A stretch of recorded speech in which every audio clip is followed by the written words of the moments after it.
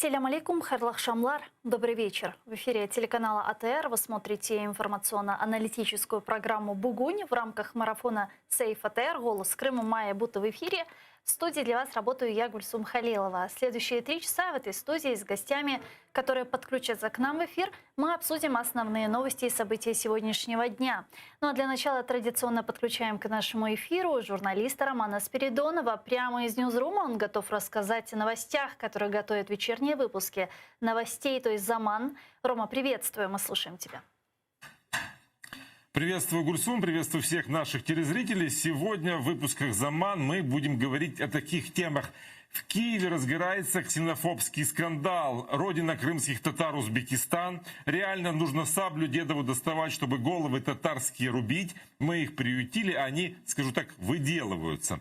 Это только часть ксенофобских высказываний преподавателя истории искусств Национальной академии изобразительного искусства и архитектуры Игоря Дудника. Их он опубликовал на своей странице в Facebook.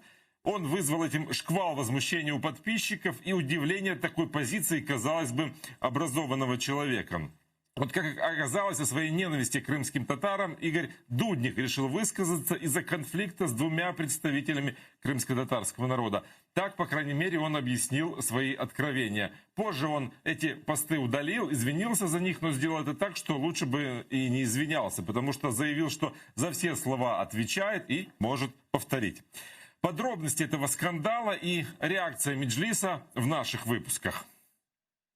Украина не хочет войны, но готова к ней, и на танках мир не привезешь. Об этом президент Владимир Зеленский заявил в своем видеообращении, где прокомментировал эскалацию агрессии России, наращивание войск агрессора у границ и в оккупированном Крыму. Президент заверил, что Украина никогда не перестанет бороться за мир дипломатическим путем и всегда будет защищать себя. Он отметил поддержку Украины со стороны международного сообщества и отдельно на русском языке обратился к Владимиру Путину, предложил президенту России встретиться на Донбассе. Никому не позволит перейти красную черту, а где она будет проходить, Россия будет определять сама. В послании к Федеральному собранию президент России Владимир Путин угрожал миру ракетными комплексами «Авангард», лазерными установками «Пересвет», которые уже якобы поступили на вооружение российской армии. Опять назвал революцию достоинства в Киеве переворотом, а вспомнил беглого президента Януковича, которого якобы чуть не убили, как и самопровозглашенного президента Беларуси Лукашенко, против которого тоже якобы готовили государственный переворот и собирались убить. И ни слова не сказал о наращивании своей военной группировки у границ с Украиной. Решил повеситься на собственном киоске. В Ялте незрячий предприниматель протестовал против закрытия своего лотерейного киоска. Он привязал шнурок к козырьку ларька и пытался надеть петлю на шею. Он требовал уволить оккупационного мэра города Янину Павленко. По решению оккупационной администрации киоск начали разбирать, не дав предпринимателю возможности обжаловать это в суде.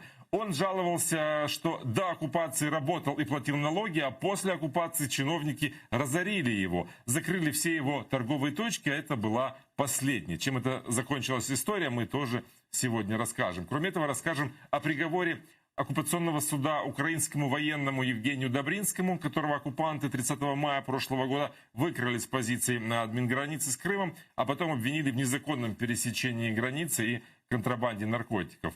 Будем говорить о ситуации в зоне ООС и с коронавирусом в оккупированном Крыму. Вот об этих новостях и не только мы будем говорить сегодня в наших выпусках в 19:00 на украинском и в 21:00 на крымско-татарском. Гульсум.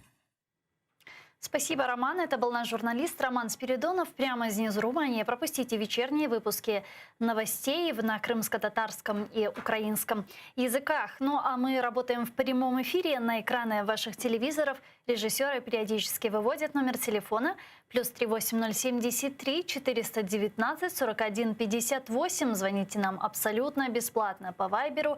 Присоединяйтесь по скайпу atr.tv. Это наш адрес.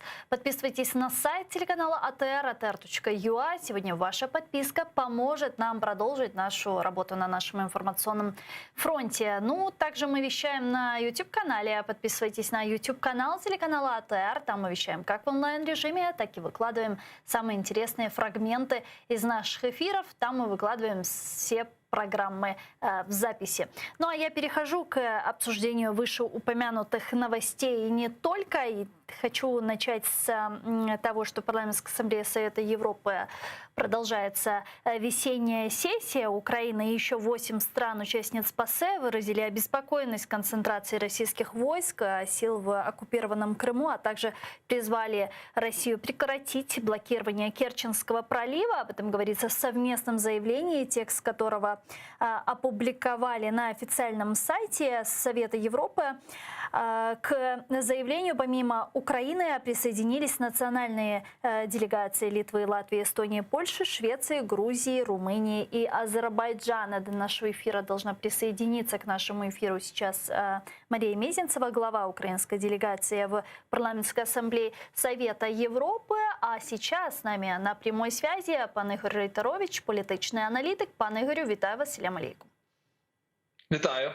Пане Игорю, чего нам ожидать от весенней сессии Парламентской ассамблеи Совета Европы? Ну, я думаю, что, к сожалению, нам следует ожидать на какие-то протокольные заявления, которые, с одной стороны, будут в пользу и в поддержку Украины. Понятно, российская агрессия, аннексия Крыма, нарушение прав граждан, скажем, на этой оккупированной территории. Где-то это все в фокусе внимания будет, но, к огромному сожалению, я не думаю, что будет какой-то прорыв, то есть или введение каких-то новых санкций, или, помните, был период, когда российская делегация, например, была вообще отстранена, то есть исключена на определенный период. Сейчас мы такое вряд ли увидим, потому что, с одной стороны, международная повестка поменялась, с другой стороны, изменился расклад несколько сил непосредственно в Парламентской ассамблее Совета Европы. Он изменился не в пользу Украины, хотя тот минимум, который мы должны делать и который должна делать наша делегация, по состоянию на сегодня это все делается. Посмотрим, возможно, им удастся выкрутить гораздо больше, чем просто какое-то протокольное заявление в поддержку территориальной целостности и суверенитета Украины, и все-таки россиян призвут к ответу по большому количеству вопросов, по которым они должны отвечать и должны понести наказание за те действия, которые они совершают. Вчера разразился скандал в ПАСЕ между народным депутатом Украины Алексеем Гончаренко и президентом ПАСЕ из-за демонстрации украинского флага. Это является как раз-таки результатом изменения этих сил, о которых вы говорите, и возможного увеличения пророссийского лобби? Да, безусловно, это такой своеобразный маркер, потому что ранее господин Гончаренко, тут ему надо отдать должное, он устраивал прекрасные перформансы, если можно так сказать, но в границах допустимого. То есть он не сделал ничего такого, что не может делать, например, депутат, который присутствует на сессиях Парламентской ассамблеи Совета Европы. Он и раньше таким образом привлекал внимание к той ситуации, которая складывалась в Украине, и реакция на это всегда была достаточно благожелательной, если можно так сказать. То, что сейчас попытались ему сразу сходу, если можно так сказать, закрыть рот, убрать флаг и грозили даже какими-то санкциями, свидетельствует о том, что новое руководство ПАСЕ просто не хочет, наверное, лишний раз драконить Россию, поскольку Россия нашла эту болевую точку. Будете нас критиковать, мы не будем платить взносы, или будем что-нибудь еще устраивать. Но это шантаж, это откровенный шантаж.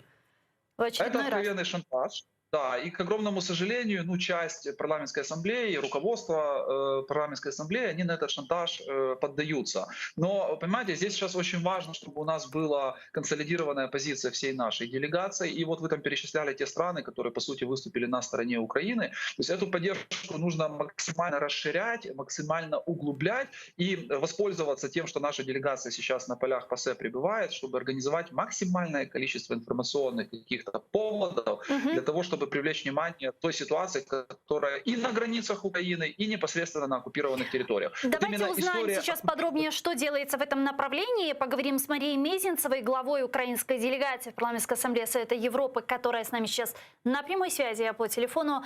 Пани Мария, витаю вас, селям алейкум. Салам алейкум, мираба. Мираба. Пани Мария, расскажите, как проходит весенняя сессия в ПАСЕ, о чем сегодня говорила украинская делегация?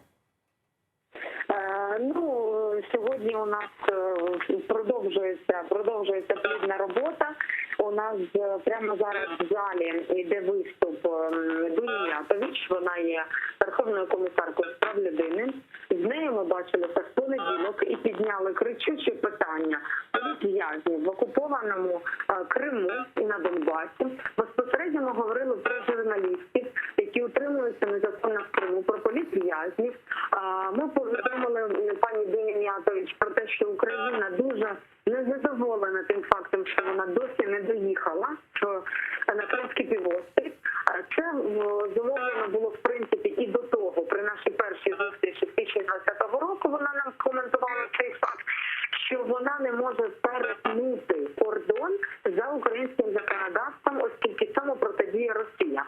Ми вбачаємо, що треба звернутися потенційно до практики 2017 року і використати так звані Special Envoy, які стають третьою стороною для того, щоб гарантувати такий перетин, щоб українська сторона була абсолютно задоволена, ну і не створювали перепони окупанти росіяни. Додатково хочемо зазначити, що такі перемовини відбулися також з президентом асамблеї паном Ріксенбергом, і він особисто мене упевнив в тому, що буде робити всі можливі дії для того, щоб вона потрапила, як Верховна комісарка з прав людини, на окуповані території і Донбасу, і Криму. Зараз питання це буде узгоджуватися.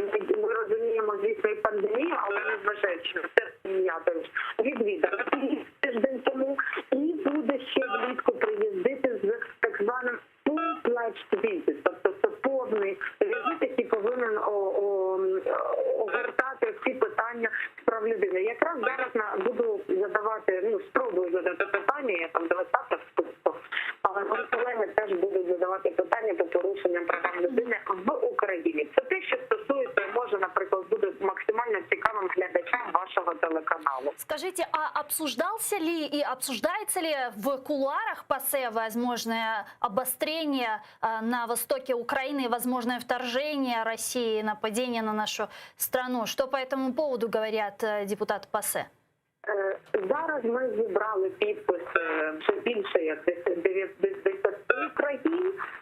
Також Туреччина, мені здається, долучилася до цього переліку. Це Швеція, Грузія, Литва, Латвія, Естонія, Україна, звісно, Румунія і Молдова. Ми говоримо про те, що наш стейтмент, тобто заява, яка буде публічна на сайті ПРЄ в якості 300 слів, це 4 абзаці, які дуже чітко окреслюють ставлення парламентарів, які представляють різні країни асамблеї Ради Європи, стосовно того, стосовно присутності, мілітарної присутності Російської Федерації на кордонах України. Дуже нас потішив виступ сьогодні зранку президента Європейського парламенту.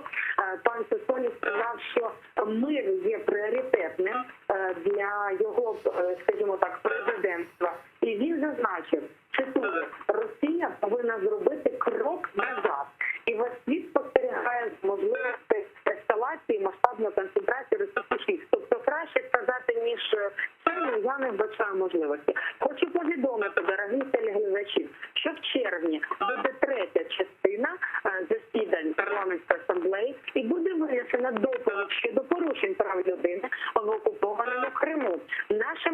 Нашими спільними зусиллями наших колег з комітету недискримінації рівності були просунуті і підтверджені всі українські практики. Документ вийшов досить жорстким, незважаючи на те, що репортерка по цьому файлу була вагітна протягом підготовки репорту, але вже народилася маленька ісландка, поки ми його чекали. Але в червні будемо його голосувати на теренах ПАРЄ. І ще раз це додатковий пазл, додатковий важливий документ, який ми інкорпоровуємо в Кримську платформу.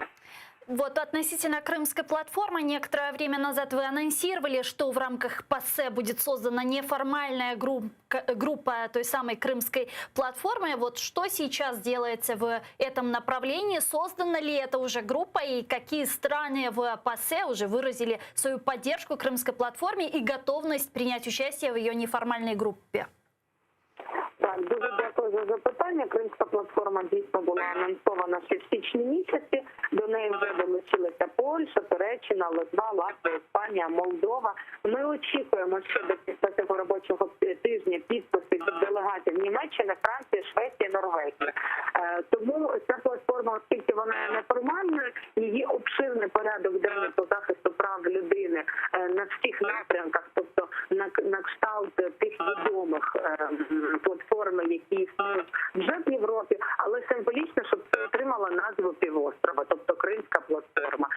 Я хочу зазначити, що колеги, вибачте, ще Азербайджан сьогодні долучився, не встигла повідомити про них. Тому нам дуже приємно, що якраз цей процес іде активно. Впевнена, що якраз на голосуванні резолюції в червні місяці всі підписанти обов'язково підтримують ці резолюції, поправки. Ну і звісно, ми будемо розвивати цю тематику поза графічних меж Криму, тому що, повірте, в 47 країнах-членах по правам людини, і які направлені на всі, як ми говоримо, dimension, на всі напрямки, є чим займатися.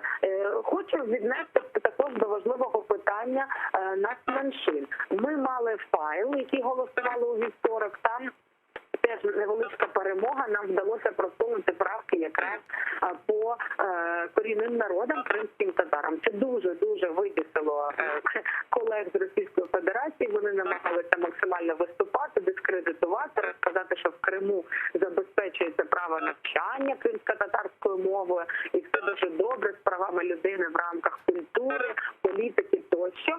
Ми цьому заперечили, але є документи, є проголосована правка. І це теж, я вважаю, нашим досягненням. Дякую дуже, пані Марія Чохсагол. Нас Марія Мезенцева була з нами на прямому зв'язку. Народний депутат України, фракція «Слуга народу», голова української делегації в парламентской ассамблее Совета Европы. Пане Игоре, затронули тему Крымской платформы. Мы видим сейчас, что в работе Министерства иностранных дел этот вопрос занимает приоритетное место.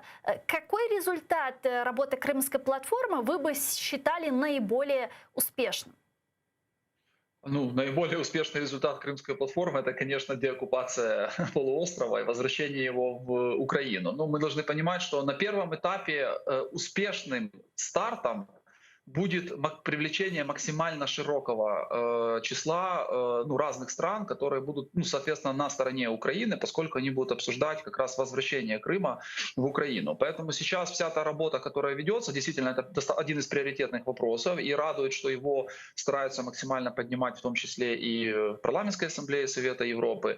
Работа идет как раз на том, чтобы максимально большое количество лидеров ведущих стран мира приехало, или, как вариант, они могут прислать своих каких-то полномочных представителей. Главное, чтобы там достаточно много было стран. А уже по результатам первой встречи и по той повестке дня, которую будет предлагать Украина, можно будет сделать выводы, насколько успешной либо неуспешной будет деятельность этого нового, по сути, института, вот этой Крымской платформы. То, что он нужен, я думаю, что это уже ни у кого не вызывает сомнения. То есть дополнительная площадка, где можно будет обсуждать ту ситуацию, которая сложилась в оккупированном полуострове. И если это даст какой-то дополнительный импульс, чтобы активизировать процессы там, или внедрения новых каких-то санкций, или помощи, скажем, людям, которые остались на оккупированной территории и преследуются со стороны Российской Федерации, это будет уже успехом, но успехом только на первом этапе. Еще раз подчеркиваю, что финальный успех должен измеряться именно тем, что Крымский полуостров вернется в состав Украины. Мы с вами уже несколько раз затрагивали обострение ситуации на востоке Украины и стягивание российских войск к нашим границам. Я бы хотела продолжить эту тему и остановиться на ней подробнее, учитывая, что министр иностранных дел Украины Дмитрий Кулеба сообщил о том, что Россия через 2 недели уже будет готова напасть на Украину. Вместе с тем, точно ли она пойдет по такому сценарию, спрогнозировать невозможно, сказал глава внешнеполитического ведомства. Вот его цитата. Кількість російських військ біля українських кордонів наразі більша, ніж була у 2014 році. Це означає, що ми не можемо виключати будь-що. Ми не можемо бути впевнені, чи вирішила Москва розпочати нову стадію агресії проти України. Але очевидно, що вони будуть готові зробити це за кілька тижнів. Ми не можемо назвати точну дату чи час, коли вона перейде лінію розмежування, спричинивши нову хвилю ескалації. Але ми точно бачимо стратегічну підготовку Росії, військову підготовку. В России заговорили о возможности широкомасштабной войны с Украиной. Депутат Госдумы РФ и лидер КПРФ Геннадий Зюганов считает, что нужно воевать на Донбассе. Я бы на месте верховного главнокомандующего официально заявил, что мы будем защищать свой мир, свою родину, свой язык. Признать Донецкую и Луганскую республику – это воля наших соотечественников. Надо официально заявить, что мы их признаем и будем их защищать, включая и военные средства. Пане Игорю, для начала стоит ли серьезно относиться к словам господина Зюганова?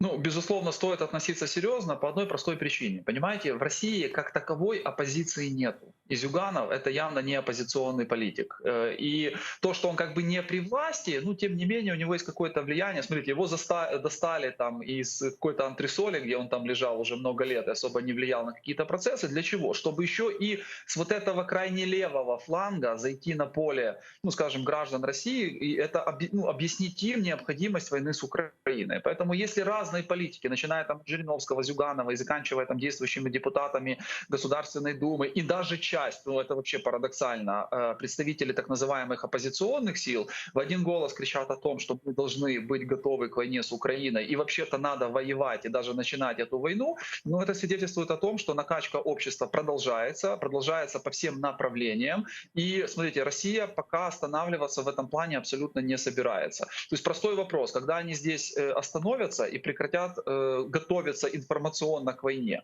До тех пор, пока это будет продолжаться, Украина себя в безопасности однозначно чувствовать не может. А до каких пор это будет продолжаться? Чего сейчас этими демонстративными действиями пытается добиться Путин? Или же все-таки вы допускаете возможность полномасштабного вторжения в нашу страну?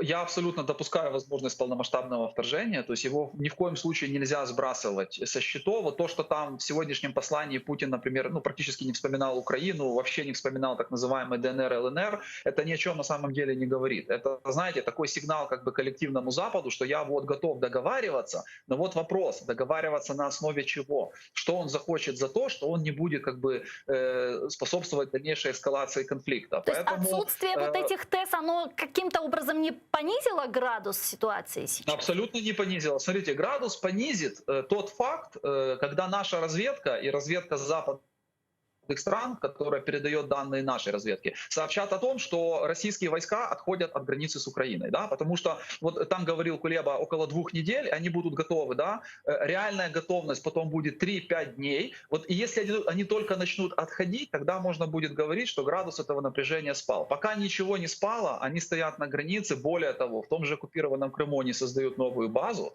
Поэтому по состоянию на сегодня у нас угроза вторжения с севера, угроза вторжения с востока и, что самое опасное, это угроза вторжения с юга. Причем не только на территорию Херсонской области, но и, например, территорию Одесской области, там Одесса, Белгород, Днестровский. То есть, и мы должны это четко понимать. Путин пока не собирается останавливаться. Он где-то ставки поднял, потом чуть-чуть понизил, потом опять поднял. И он ждет теперь реакции со стороны не Украины, потому что он не считает Украину себе равным партнером. Хорошо, а реакции какой? Вот чего он пытается этим добиться? Вот этим шантажом, блефом и запугиванием, если так можно сказать. Правда, наши чиновники и наш президент вчера в своем обращении сказал, что Украина не боится.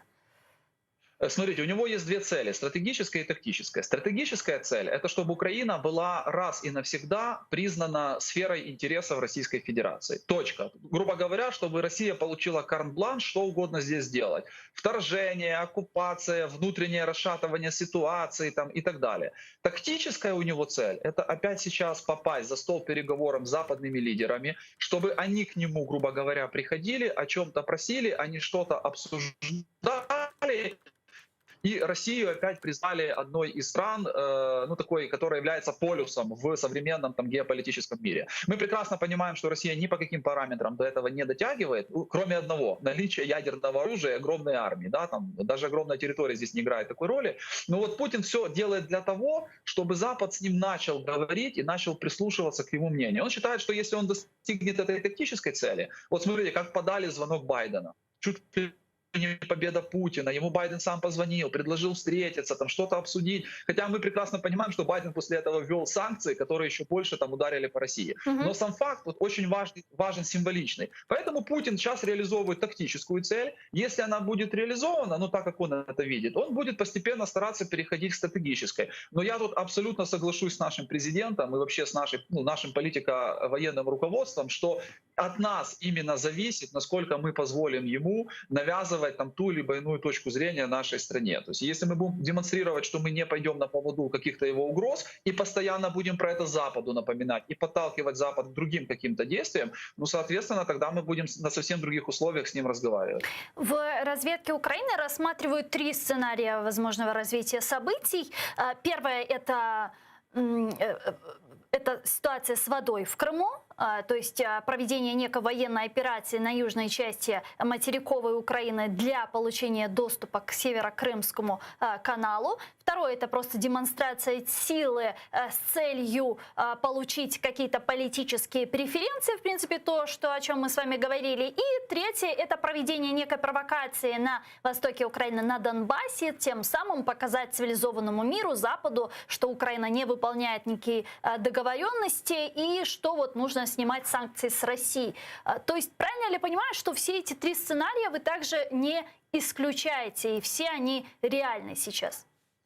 Они абсолютно все реальны, с разной степенью, конечно, вероятности. Я бы добавил сюда, наверное, еще 4-й сценарий. В принципе, мы можем получить скоро еще один дополнительный фронт со стороны Беларуси, к сожалению. Да? Это возможно, то есть там появится больше российских войск. Сегодня этого заявления о создании какого-то там союзного государства не прозвучало, но это может пройти и в каком-то, знаете, там другом формате. Поэтому сценарии все реальные, нам надо быть ко всем готовыми. Ну, наиболее реальным, как мне кажется, я, конечно, не военный эксперт, но вот все мои коллеги военные эксперты и товарищи, которые в вооруженных силах служат, они почему-то считают, что все-таки вариант с югом, он является более реальным. Причем я еще раз отмечу, это даже не столько вторжение на материковую Украину, сколько попытка создать дополнительный анклав вот там вот в районе границы там с Молдовой, да, вот со стороны там Черного моря. Для чего это России надо? Она уже сейчас перекрыла Керченский залив, и, по сути, это ударит по экономике Украины. А так они установят контроль вообще над всем Черным морем, отрежут все наши порты, и тогда мы будем иметь колоссальную просто проблему с экспортом зерна. Да? А давайте не будем забывать, что мы краина-экспортер, то есть мы от этого зависим, и это важно в том числе для нашей национальной безопасности и обороны. Поэтому Путин прекрасно все эти сценарии держит как бы на контроле, и я думаю, в любой момент, там, буквально там, до недели времени, любой из сценариев может быть реализован. Радует, что у нас есть соответствующая реакция. В принципе, уже мы отдаем себе отчет, чего ожидать там от Российской Федерации, и ограничиваемся не просто заявлениями, а реальной подготовкой к отражению этого вторжения. Я предлагаю підключити к нашій бесіді Миколу Маломужа, колишнього голови Служби зовнішньої розвідки України. Пане Миколо, вітаю вас. Салям алейкум. Добрый вечер, салам алейкум. Добрый вечер. Пане Миколо, допускаете ли вы возможное полномасштабное вторжение России в нашу страну? На цьому етапі, я думаю, що широкомасштабного вторгнення не буде, але буде загроза такого вторгнення з метою, так сказати, психологічного і військового тиску на Україну і на наших партнерів із НАТО і Сполучених Штатів Америки. Я думаю, що буде продовжена конфронтація, будуть окремі відповідно провокації, в першу чергу напрямку Донецької, Луганської області, можливо, на розмежування із територією нашого Криму. Тому передбачаємо ряд провокацій буде, тому що Росія намагається реалізувати свій сценарій, тобто встановити і політичний, в першу чергу, економічний, а в перспективі і цілому контроль над Україною. Але зрозуміло, що ми на цей сценарій не йде навіть через Мінські угоди, але в редакції Росії. Зрозуміло, що вона буде нас тиснути і політично, і дипломатично, економічно, і особливо військово, провокуючи на лінії розмежування і, можливо, на розмежуванні із нашей территории на перешейку с Крымом. А с какой целью? Вот что преследует этими действиями руководство Кремля? Росія передбачає, що все-таки їм не вдалося сформувати якийсь анклав на території Донецької, Луганської області, контрольований Росією. як вони це пробивали через Нормандську четвірку, через тиск і домовленість, наприклад, США намагалися це зробити. Зрозуміло, що вони розширюють зону військових операцій, і це обстріли із жертвами. З іншого боку, бачу, що цей механізм не до кінця працює, тому що після обстрілів, після жертв зразу виходить на Ангелу Меркель, на Макрона, вказує, бачите, тут радикальні відповідно дії, гинуть люди, давайте тиснуть на Україну, нехай виконує політичну частину Мінських угод. Зрозуміло, що це російський сценарій, тому що не передбачав, щоб вибори їх пройшли під контролем Росії, зміни до Конституції були проведені під тиском Росії, відповідно, все в російському сценарії для того, щоб тиснути на Україну. Ми не пішли на цей сценарій. Зрозуміло, вони піднімають ставки. Що це? Новий конференційний сценарій. Це проведення навчань, це загроза можливого вторгнення, тобто такий вже глобальний тиск. І не тільки на нас, а й на наших партнерів. Але звинувачуючи, зрозуміло, українську сторону, що ми начебто нагнітаємо, ми готові якісь військові операції, тому Росія буде проводити свої операції по захисту російськомовного населення. Донецькій, Луганській області. Зрозуміло, що якщо ми будемо, як вони вказують, звільняти Крим військовим шляхом, то зрозуміло, що вони будуть задіяти всю потугу військової машини Російської Федерації. Вони за цим зараз спекулюють на цьому, хоча ми неодноразово говоримо, що ми за політично-дипломатичний шлях. Тобто ми готові вести діалог разом з нашими партнерами, це перше Німеччина, Франція, але й Великобританія, і США, і НАТО, і Євросоюз, вже і Туреччина підключаються. В цій ситуації важливо, що об'єднати зусилля потужних гравців світу, від яких залежить і Росія.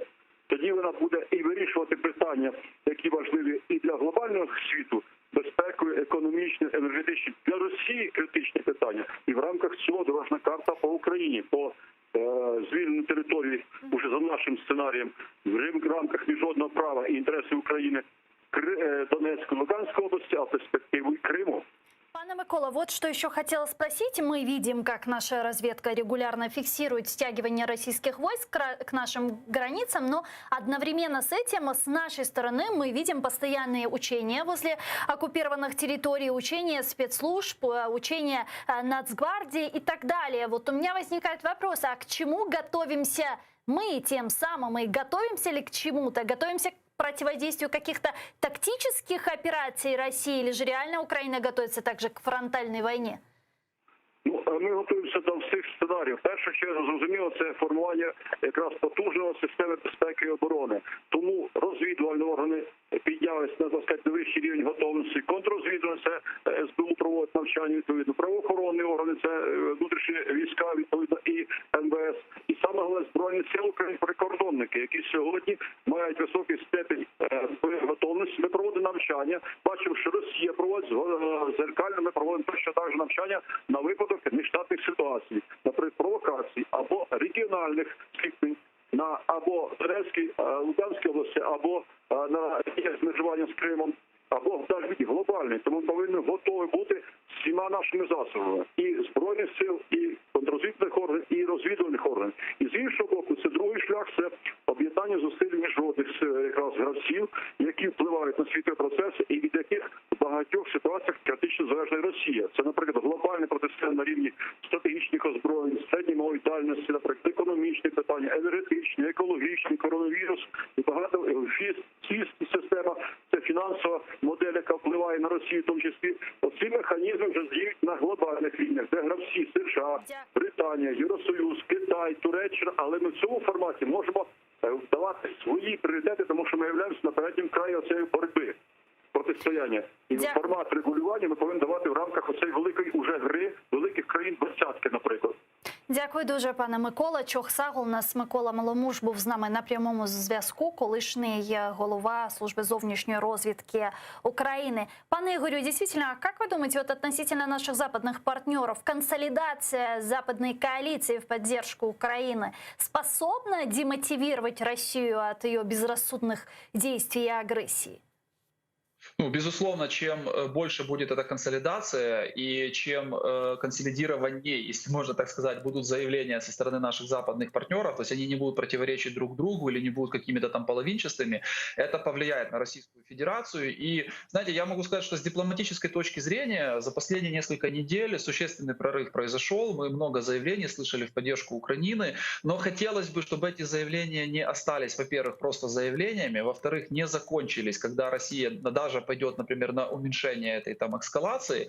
Ну и в-третьих, привели к каким-то практическим последствиям, начиная от запуска той же крымской платформы, про которую мы уже говорили, и заканчивая усилением, с одной стороны, помощи военно-технической, финансовой, там, гуманитарной, информационной Украине, ну и также усилением санкционного давления по каким-то конкретным кейсам, да, которые будут касаться непосредственно Российской Федерации. Ну, я думаю, что вы не хуже меня знаете, там есть за что карать, да, и в принципе этим инструментом надо пользоваться, потому что Россия очень нагло себя ведет, нарушает права и свободы там людей, и, соответственно, ну, они должны за это нести ответственность. Дякую дуже, пане Ігорю. Чохсагл, у нас Ігор Рейтерович був з нами на прямому зв'язку, політичний аналитик. Президент Зеленский заявил, что готов встретиться с российским президентом Путиным в любой точке украинского Донбасса и заверил, что Украина не боится России. Вот его прямая речь. Украина и Россия, несмотря на общее прошлое, по-разному смотрят в будущее. Мы – это мы, а вы – это вы. Но это не обязательно проблема. Это возможность, как минимум, возможность, пока не поздно, остановить убийственную математику будущих военных потерь. Вчера и сегодня на заседаниях советников Нормандской четверки и подгруппы по безопасности в трехсторонней контактной группе обсуждалось восстановление режима полного прекращения огня. Но несмотря на поддержку всех сторон, Россия отказалась поддержать общее заявление. При этом прозвучало предложение встретиться на линии разграничения, чтобы максимально точно увидеть и понять ситуацию. А что же мне понимать? Я прекрасно все понимаю, я каждый месяц там бываю. Господин Путин, я готов пойти еще дальше и предложить вам встретиться в любой точке украинского Донбасса, где идет война. Слава Украине! С нами сейчас на прямой связи Олександр Кондратенко, політтехнолог. Пане Олександр, вітаю вас, селям алейкум. Салам алейкум, добрый день. Пане Александре, есть ли целесообразность в такой встрече? Как вы оцениваете это предложение Зеленского вот с политтехнологической точки зрения? Смотрите, с точки зрения политтехнологии, в принципе, заявление, оно имеет место быть, но существуют протоколы, и если брать тот видеосюжет, который записали офис президента для Зеленского, это не более чем разговор. Потому что никакой реакции спустя вот уже сколько там сутки, ну, может, чуть меньше, чем сутки, со стороны Российской Федерации не было. И если бы это было на официальном уровне, по всем протоколам, которые необходимо, тогда, может быть, мы какую-то реакцию видели. С точки зрения политтехнологии, каких-то политических баллов это все-таки Зеленскому добавит, потому что мы крайне редко слышим от него столь, скажем так, такую риторику, которая заходит электорату. Потому что мы все уже устали от войны, уже 7-й год, и она никак не заканчивается. Хорошо написали спич. Зеленский хорошо его прочитал с суфлера. Что-то здесь больше комментировать, если рассмотреть все его вот это выступление, то какой-то конкретики для себя я, к сожалению, не увидел. Ну а если говорить о целесообразности такой встречи, она сейчас нужна, она что-то даст, и может ли на нее пойти Путин? Она абсолютно ничего не даст, потому что необходимо понимать следующее. Российская Федерация рассматривает Украину с точки зрения распределения геополитического баланса. И вот, к сожалению, все наши и западные партнеры, европейские партнеры, они исключительно с такой точки зрения смотрят на Украину. Простой пример. То, что заявила Ангела Меркель буквально вчера. То, что Северный поток будет достроен. Ответ очень простой. Ангела Меркель достраивает Северный поток, и, как говорили коллеги, тоже мои коллеги, идет, как говорится, на заслуженный отдых. И здесь ничего такого нет, это исключительно экономика. Вопрос остается открытый другой. Почему наши политические элиты, которые говорят о чем угодно, только не говорят о том, что в случае, если он достроится, что мы будем делать с нашей ГТС? Никто сейчас этот вопрос не поднимает. А все-таки транспортировку газа в бюджет Украины поступает от 2 до 3 миллиардов долларов. Это немалые деньги на самом деле. И если брать по всем остальным нашим так называемым партнерам, если брать тех же британцев, они точно так же преследуют свои исключительно геополитические интересы. И в случае какой-то полномасштабной военной кампании со стороны Российской Федерации, я вас уверяю, мы сами один на один останемся с нашими проблемами с этой войной. То есть, получается, спасение утопающих – это дело рук самих утопающих. С этим мы столкнемся. Ну, скажем так, потому что вы поймите, что все политические элиты западных стран, они же прекрасно понимают, что у нас продолжается та же самая торговля с Российской Федерацией. Поднимите документы там, за 2019-2020 год, как увеличится товарооборот Российской Федерации. Он в каких-то моментах просел, а в каких-то других позициях он вырос. И они это прекрасно точно так же понимают. Вот. Что еще хотелось бы отметить?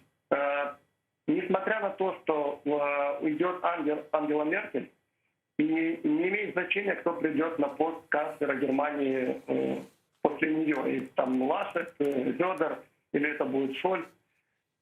Сейчас важно будет понимать, какое решение именно будут принимать именно немецкие элиты. Вот. Я опять повторюсь, возвращаясь к тому же ГТС и транспортировке газа. Мы уже 30 лет имеем одних и тех же людей у власти. Колода карт тасуется, абсолютно ничего не меняется. И сейчас, к сожалению, у нас люди, наши политические элиты, которые приходят во власть, они приходят зачем? Первое, либо же сохранить свой бизнес, либо же получить какие-то преференции для своего бизнеса, либо же просто заработать денег.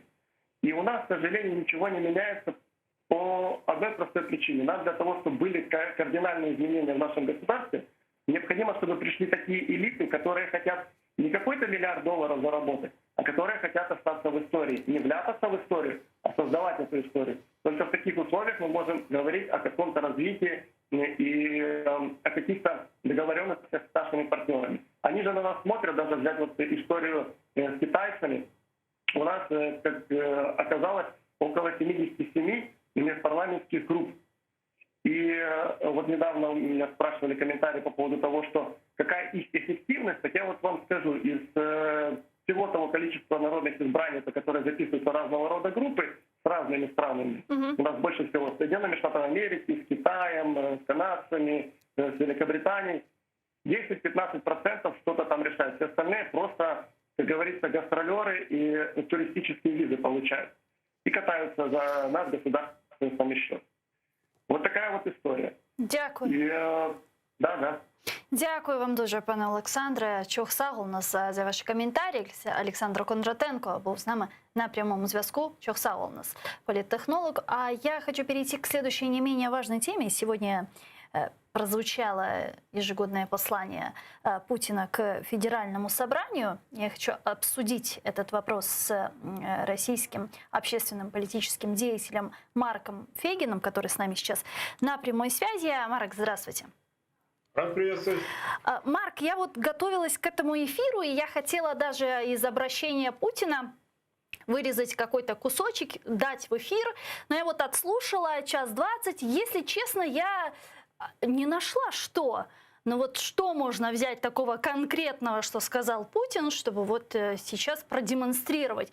Возможно, я не заметила, не услышала, а вы услышали какую-то конкретику, что-то важное в этом послании?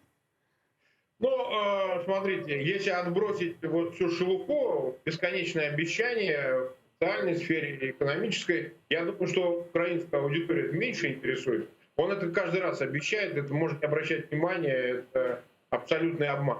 А вот там есть одно место, где он говорит, что мы ответим в случае провокаций так, что, значит, это почувствуют. И фраза про красные линии, о том, что, значит, мы сами будем определить красные линии.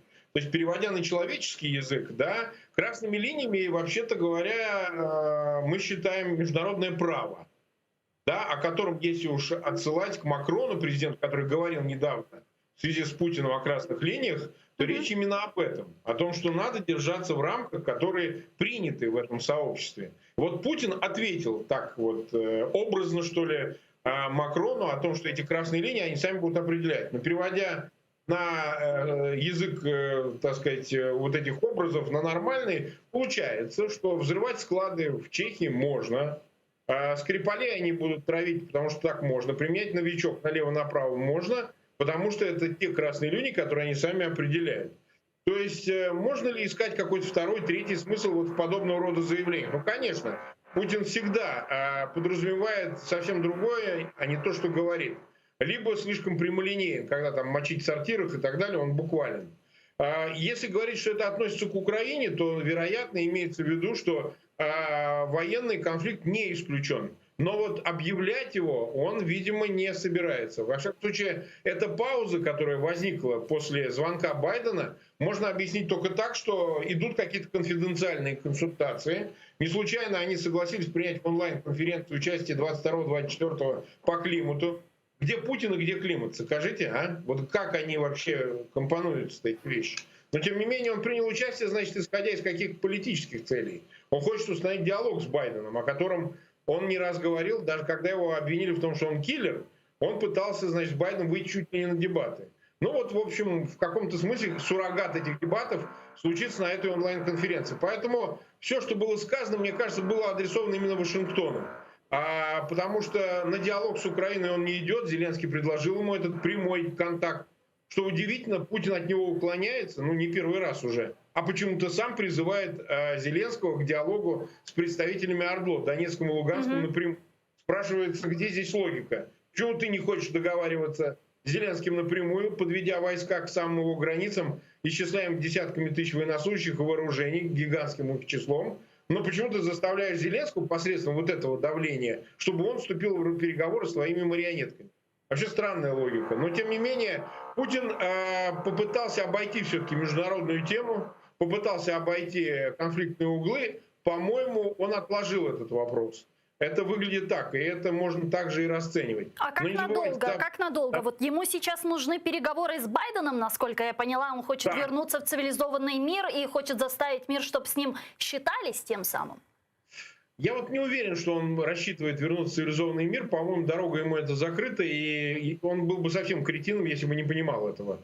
Вот. Мне кажется, что он хочет просто определенной линии поведения Запада по отношению к нему. Чего он хочет? Чтобы не было санкций, чтобы дали воду в Крым, там условно говоря, да, чтобы в Киеве, значит, не уничтожали промосковскую агентуру, он точно этого хочет, да, чтобы вернули позиции Медведчука и в медиаресурсах, и там в политических, и так далее, и так далее. А что касается самого Байдена, то он согласен обмениваться символическими жестами, потому что как не символически можно расценить договоры об СНВ, климатические сотрудничества, да, ну глобальное. Это же все больше на бумаге, больше показное. В реальности договариваться с Путиным, в общем-то, не о чем. Я вот не очень себе представляю в условиях, когда высылают взаимно дипломатов, когда послы, Антонов, например, посол России в Вашингтоне сейчас находится в Москве, а послу Салливану предложено уехать обратно в Вашингтон, сложно, вообще говоря, договариваться о чем-то серьезном. Ну, только вот изображать, что все более или менее, так сказать, находится в рамках дипломатических. А как бы вы объяснили вот эту картину, которая подвергла многих когнитивному диссонансу? С одной стороны, Байден назвал Путина убийцей, потом ему сам позвонил, потом предложил встретиться, на следующий день ввел санкции против России, да, и вот сейчас вот такой вот сейчас взаимная высылка дипломатов. Как это объяснить? Все очень просто. Все очень просто.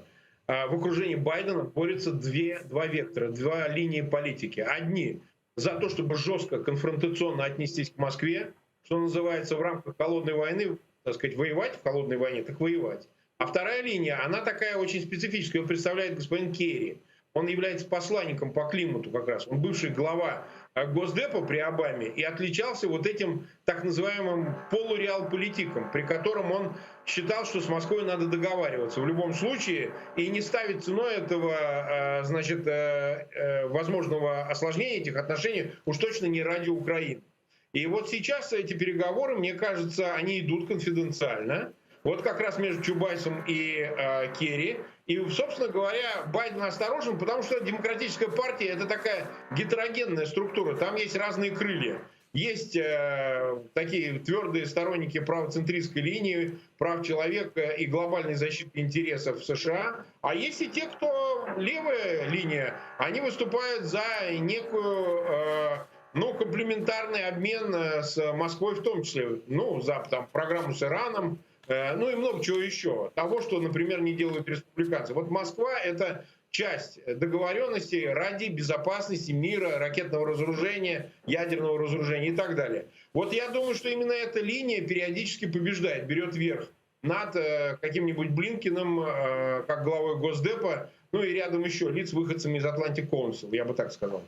Мы видим, как сейчас западный мир, Европейский Союз, Соединенные Штаты Америки поддерживают Украину, предостерегают Россию от агрессивных действий. Завтра в Бундестаге должно состояться заседание, слушания по обострению ситуации на востоке Украины. Вот как вы думаете, консолидация международной коалиции в поддержку Украины, она может как-то демотивировать Россию от ее агрессивных действий сейчас? Нет, конечно, может демотивировать, но только если это будет получать практическое выражение. Не просто символический жест, не просто риторика в парламентах, призывы и так далее, на это они не реагируют. А вот когда летят из базы в Рамштайне самолеты с неизвестными грузами и садятся в Киеве, вот это напрягает Генштаб российский, очень напрягает.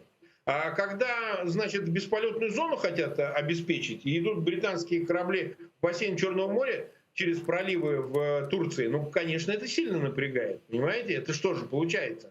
Мы сейчас двинем войска, а нас, так же, как в Закавказье пройдет война, с беспилотников просто превратят в мясо. Или как это было в Дер-аз-Зоре в Сирии, если вы помните, когда практически в течение получаса исчезли, как говорил прямая цитата главы бывшего Госдепа, о том, что они исчезли с лица земли, их больше не живет на этой планете.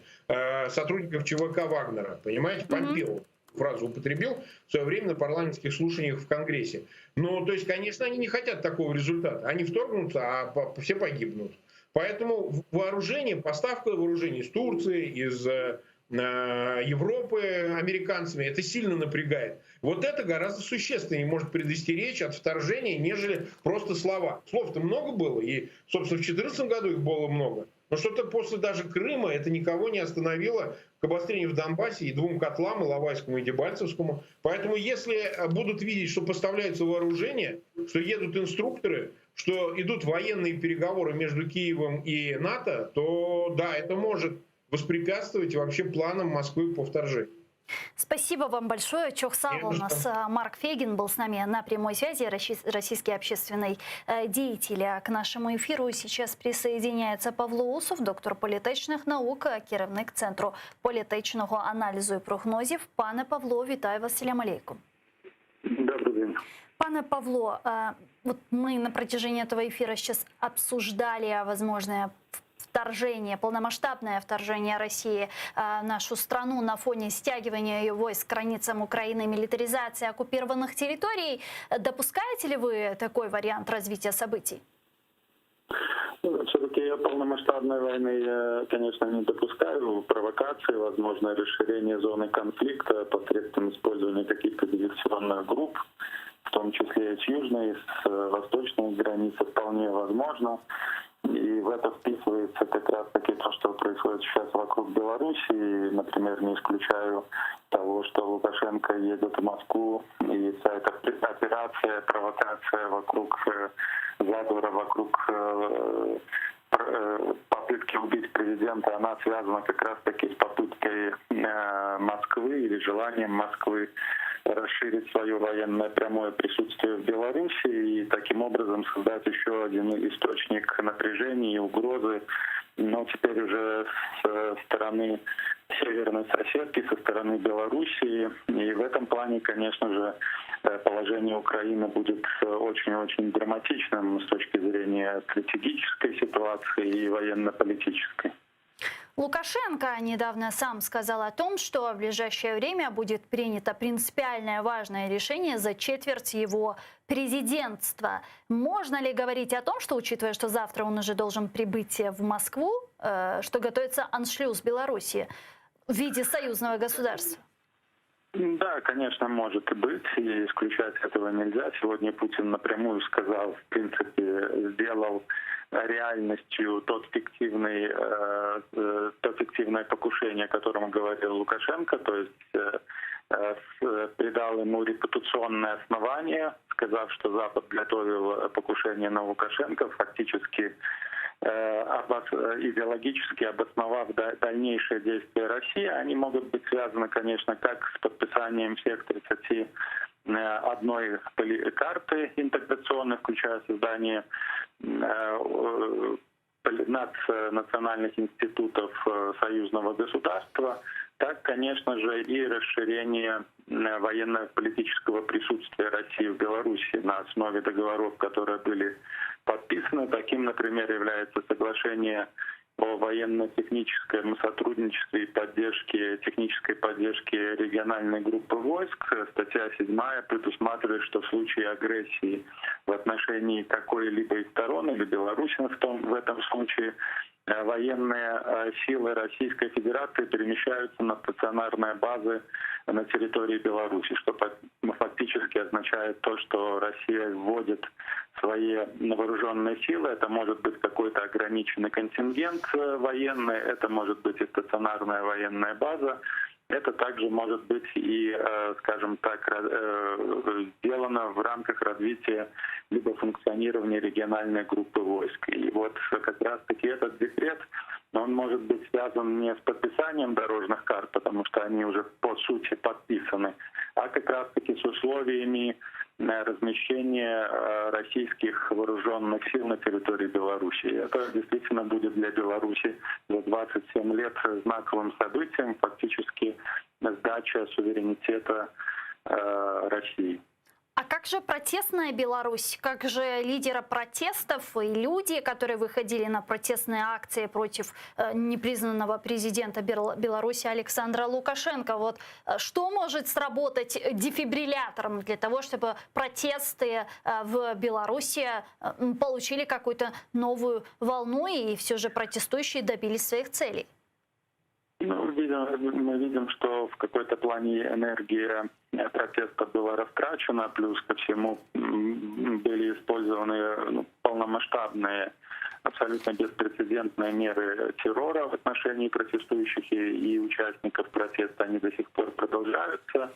И, конечно, энергия протеста, она подорвана. И если политические центры различные выступят с активным призывом белорусов выходить на улицу, если все-таки еще эта энергия где-то осталась с тем, чтобы защитить суверенитет страны, то можно ожидать, конечно же, протестов, и надежда только на протесты белорусов, в том плане, что только протесты могут каким-то образом притормозить процесс оккупации, но ожидать и давать стопроцентные гарантии того, что такие протесты, тем более в массовой форме во всех городах Беларуси, пройдут и будут организованы в кратчайшие сроки, крайне трудно. Я бы не брался прогнозировать и не брался утверждать, что протесты и вот эта вот оккупация российская будет иметь место, тем более, что это будет все реализовано в форме правовой, конституционной, без такой конфронтации, как это было в Украине, где практически агрессия России стала катализатором для формирования и консолидации национального самостоятельного.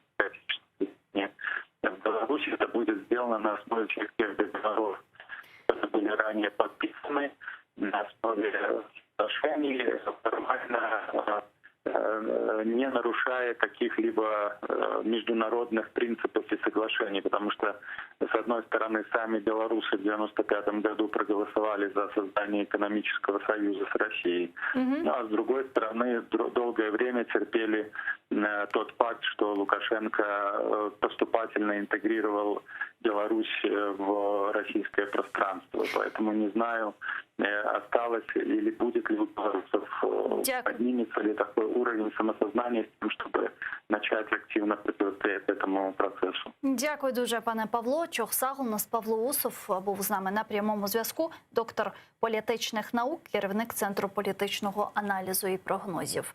Но я с вами не прощаюсь, я говорю вам корошкенджа, то есть до свидания, буквально через час увидимся. А сейчас эфир телеканала АТР продолжает программа «Рамазан Берекета» с моим коллегой Ситумером Ситумеровым.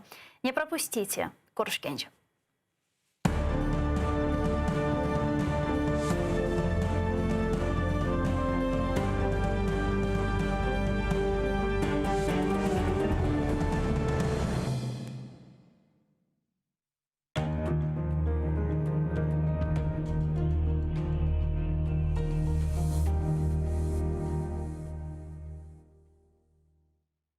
Маарифчы, нешырчы, драматург ве публицист Асан Сабри Айвазов Алупка көйінде майысының 6-сында 1878 сенесі дүнияға келді. О елке тасыны иптидаи мектепте алды.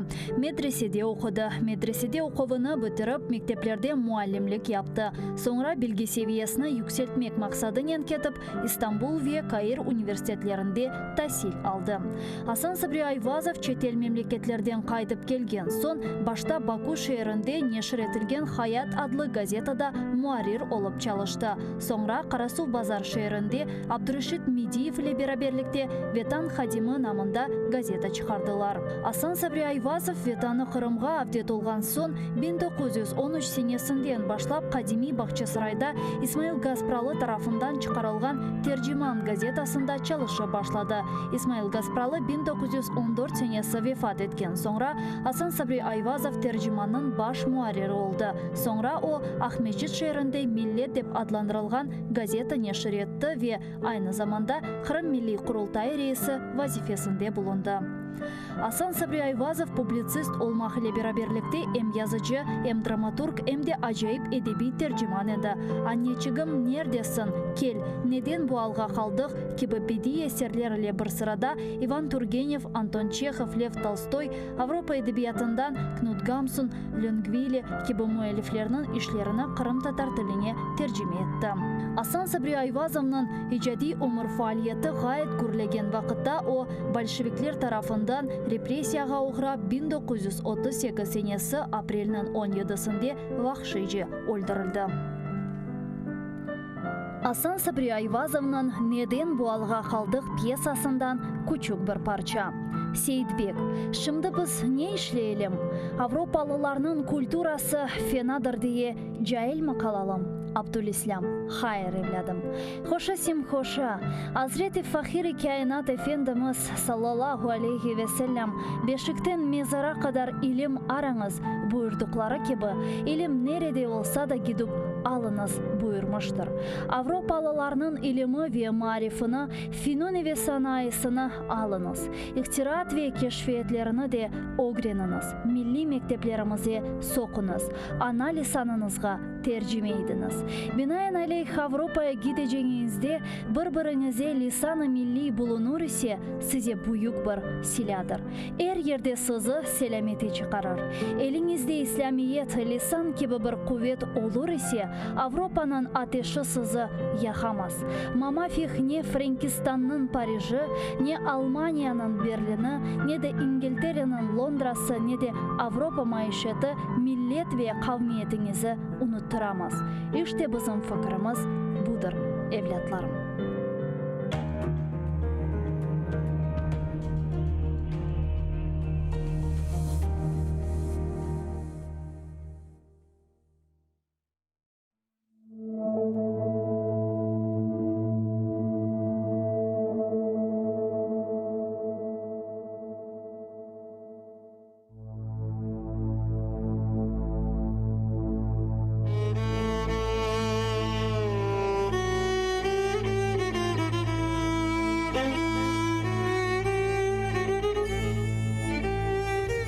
Bulutlar, bulutlar, ketici bulutlar, çoңғарға Қытайға, етіде бұлытлар. Алыңыз мені де, көңілім açılсын. Көзімден яшларым, yurtuma saçılsın. Bulutlar, bulutlar, ölmek isteymen. Ölgen son köklerde, gülmek isteymen. Alınız, keteyik deryalar çetine, karayık yakından, çolpanның betine. Bulutlar, bulutlar, Хамышлық гөллерде yıldızlar titregen, uçsuz çöllerde. Meni de alınız, gürüldep yağganda, tavlarga sıypanıp, deryaga avganda. Bulutlar, bulutlar, kayerden kelesiz, koyumden, anamdan, ne haber bilesiz? Айтыңыз, beraber туйдурмай жылайық. Yollarga tökülüp, sararıp solayıq. Bulutlar, bulutlar, yaylaga ketіңіз. Esmamны көрсеңіз, selamlar etіңіз. Yıkыңыз anamның yaşlı gözlerin. Kollarım opыңыз, unutsun kederim.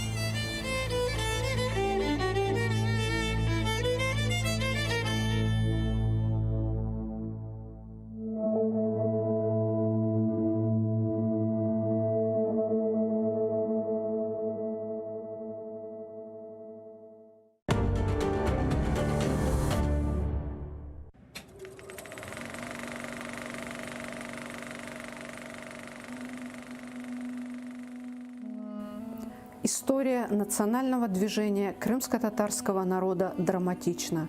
Участники движения, люди разных возрастов и профессий, самоотверженно боролись за возвращение своего народа в Крым. Объединенные единой целью вернуть свой народ в Крым, они столкнулись с советской репрессивной системой, жестокой, коварной и хитрой, чрезвычайно близко.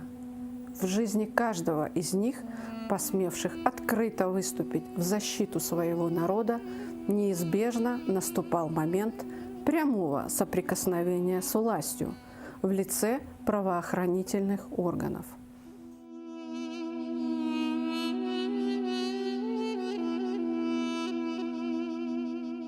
Смотрите выходные в 18:00 в программе «Тарих Седасы» с Гульнарой Бекировой на телеканале АТР.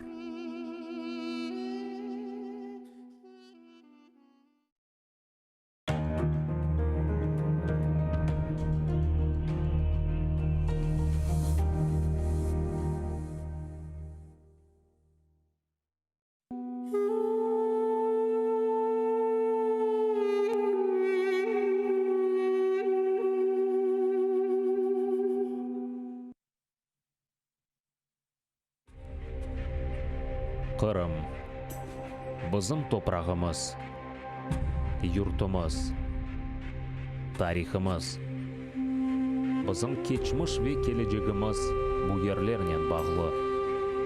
Қырымда яшаған халқлар ислам діні есасында бірлешті. Асырлар деваманда бұл топрақларда біздің ечдатларымыз яшады. Бұл минарелерден ezanlar çağırıldı. Bu camilerde namazlar kılındı.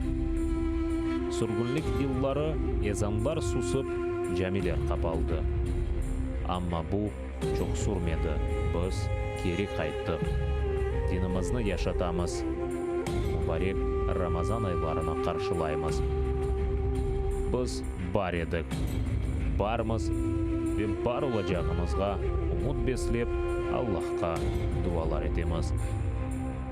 Yüce Rabbimiz bizni dinimiz, ana toprağımız ve tilimizden ayırmasın. Селам алейкум, сайғылы телесерджилер. Хайырлы ақшамлар олсын. Рамазан берекеті программасыны сейір етесіз ве сізнен бері берлікте мен Титумер Ситумеров бұл задевамында олажам. Әлбетті ки Рамазан айы біздерге чоқ дерслер бере, чоқ шейлерге огрете.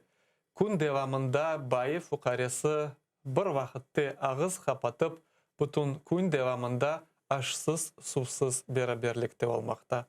Байы фухаресі жамиге жаяу келгені яды ең сон Мерседесте келгенлері эпісі бір-бірінен омызларынен яқынлашып намазларда туралар. Рамазан айы бұл ай ойлы айки қайсы бізні эпімізні бір-бірімізге данда яқын, данда бірлешмеге ярдым еткен айдар. Ве Рамазан айында мұсылманлар бұл Аллахны неметінен құланып, бір-біріне данда яқын олмаға имканлары бар. Ве бүгін программамыздың мевзусы олacak сайғылы телесерджилер Рамазан айында бір-бірімізге ярдым еліні ұзатмақтыр. Асылда бұл мевзуны біз студиямыздың мұсафері Қырым мұсылманлары дини идариясының муфтисі Айдар Ожа Рустемовнен бұл мевзуны музакер етежеміз. Селам алейкум, Айдар Ожа, хайырлы ақшамлар. Алейкум, жүмлемізге ватанымызға. Ве айтқаным кебе бүгін ярдым ақында сізнен сөбетлешмек истередім. Айны Рамазан айында да бір-бірімізге ярдым етмесек қайсы айларда етежеміз. Ама Рамазан айындан огрені башласақ, умут етем ки, башқа айларға да бұл güzel әдет біздерден кечер. Ve birinci sualım Ayдар hocam, Peygamberimiz aleyhissalatu vesselam aytqаны кеби gecesi toq yuxlağanның konşusu aç yuxlağan bizlerden degildir деген hadisi şerifede. Asılda bu hadis bizge neni açıqlay ve neni ogretmekte? Euzubillah, bismillah, salatu vesselamu ala Resulillah. Daim gibi Peygamberimiz aleyhissalatu vesselam en güzel şekilde bu hadiste anlattı ki kim böyle sıfatha layık olmasa demek ki o Peygamberimizin Muhammed sallallahu aleyhi ve sellem sünnetinden uzaktır. Yani demek ki bu sıfat cömertlik, yakınlarga dikkat etmeye, yakınlarga yardım etmeye, sen toksun da onlar açlar. Yani bu sıfat Müslümanın sıfatıdır. Bu mühim bir sıfat. Ve biliriz ki Peygamberimiz sallallahu aleyhi ve sellem ayıttı ki "Mama bu'istu illa liutemmime mekarimal ahlak." Yani benim bütün yüce davam, İslam davası en esası nedir bu? Bütün olğan müsbet sıfatlarını, ahlaklarını tamamlamağa. Да, я был направлен к людям лишь для того, чтобы усовершенствовать благую нравственность. Да, благую нравственность. Получается. Ve bu hadiste işte bu sıfat açıklanan. Ama ben gene de kaydettim. Bu sıfat yani bu hadisten biz böyle hulasa çıkartmayız ki eğer bu insan böyle yapmasa İslam'dan çıktı mesela. Aynen bu sualını sizden şimdi soramak istedim. Çünkü hadiste ayta bizlerden değil demek. Bu sözleri nasıl doğru anlamak? Bizlerden değil demek ki далек от совершенства, далек от сунны в полном смысле этого слова. То есть это несовершенные мусульмане, несовершенство веры. Ama meraklı olan şey Peygamberimiz daim sallallahu aleyhi ve sellem keskin ifadelerini kullanır. Keskin. La yu'minu mesela. La yu'minu. Başka hadislerde işte. Leysel mu'min. То есть не является верующим, не верует. В ахире. Чаще türlü sıfatlar hakkında. То есть там, где речь идет про какие-то другие положительные нравственные качества. И как ученые всегда это подчеркивают, что речь идет про совершенство веры. Но примечательно, что пророк саллаллаху алейхи ва саллям использует именно такую формулировку. Не верует ни от нас, ни из нас. Для чего? Для того, чтобы это было как шок, удар. Чтобы мусульманин задумался. Demek ki sen uzak olacaksın. Gerçekten de uzak olacaksın. Evet sen İslam dininden çıkmadın ama demek ki sen boşsun. Yani. У тебя только форма, у тебя сути нет. А будешь ли ты спасен без сути в судный день, только один Аллах знает. Ve programımızın devam etemiz. Bizning yoshlarimiz o'qigan Qur'oni Karim oyatlarining ve bugungi Baxçısaraydan yo'llangan video lavhani sizga ko'rsatmak istaymiz. Keliniz seyretaylik. Assalamu alaikum sevgili cemaat. Ramazan ayı hayırlı ve mübarek olsun. Allah subhanahu ve teala Kur'an'da dedi. Bismillahirrahmanirrahim. Ya eyyühellezine amanu kutibe aleykumus siyamu kema kutibe alellezine min qablikum leallekum tattakun. Manası böyle. İnangan insanlar oraza sizin için emir edildi.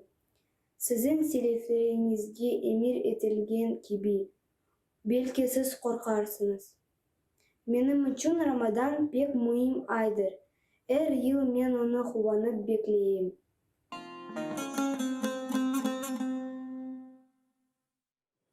İşte sevgili teleseyirciler, çok sağ olsun yaşlarımız böyle öz iştirakinen bizim programımızı, akşamlarımızı yaraştıralar. Allah hepinizden razı olsun ve teklif etem eğer de ballarınız şiirler bilse, Kur'an-ı Kerim okumağa isteseler yollarınız bizge, biz mutlak onların gösterip bu programımızı beraberlikte daha da güzel yapmaya tırışacağız.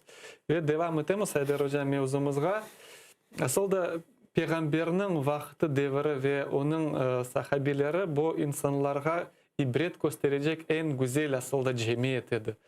Eğer de yardım meselesine baksak, onların yaşayışında da var idi. Baylar, fukareler, bu münasebetler yardım nasıl gösteriliydi? Misaller getirebilirsiniz mi? Elbette ki o devir, o vakitte tam bambaş vakittır. Yani o vakitte insanlar hem aç kalaydılar.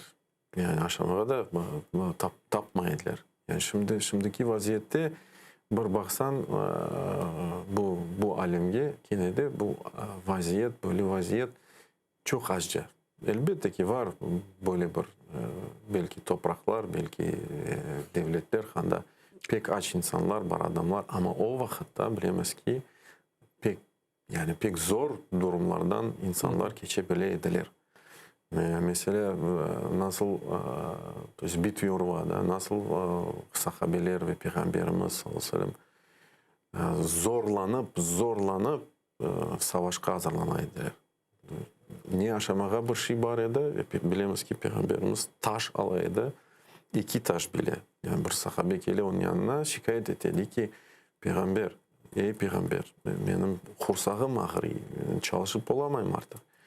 Peygamberimiz sallallahu aleyhi ve sellem gösteriyor öz harasını ve anda 2 tane taş.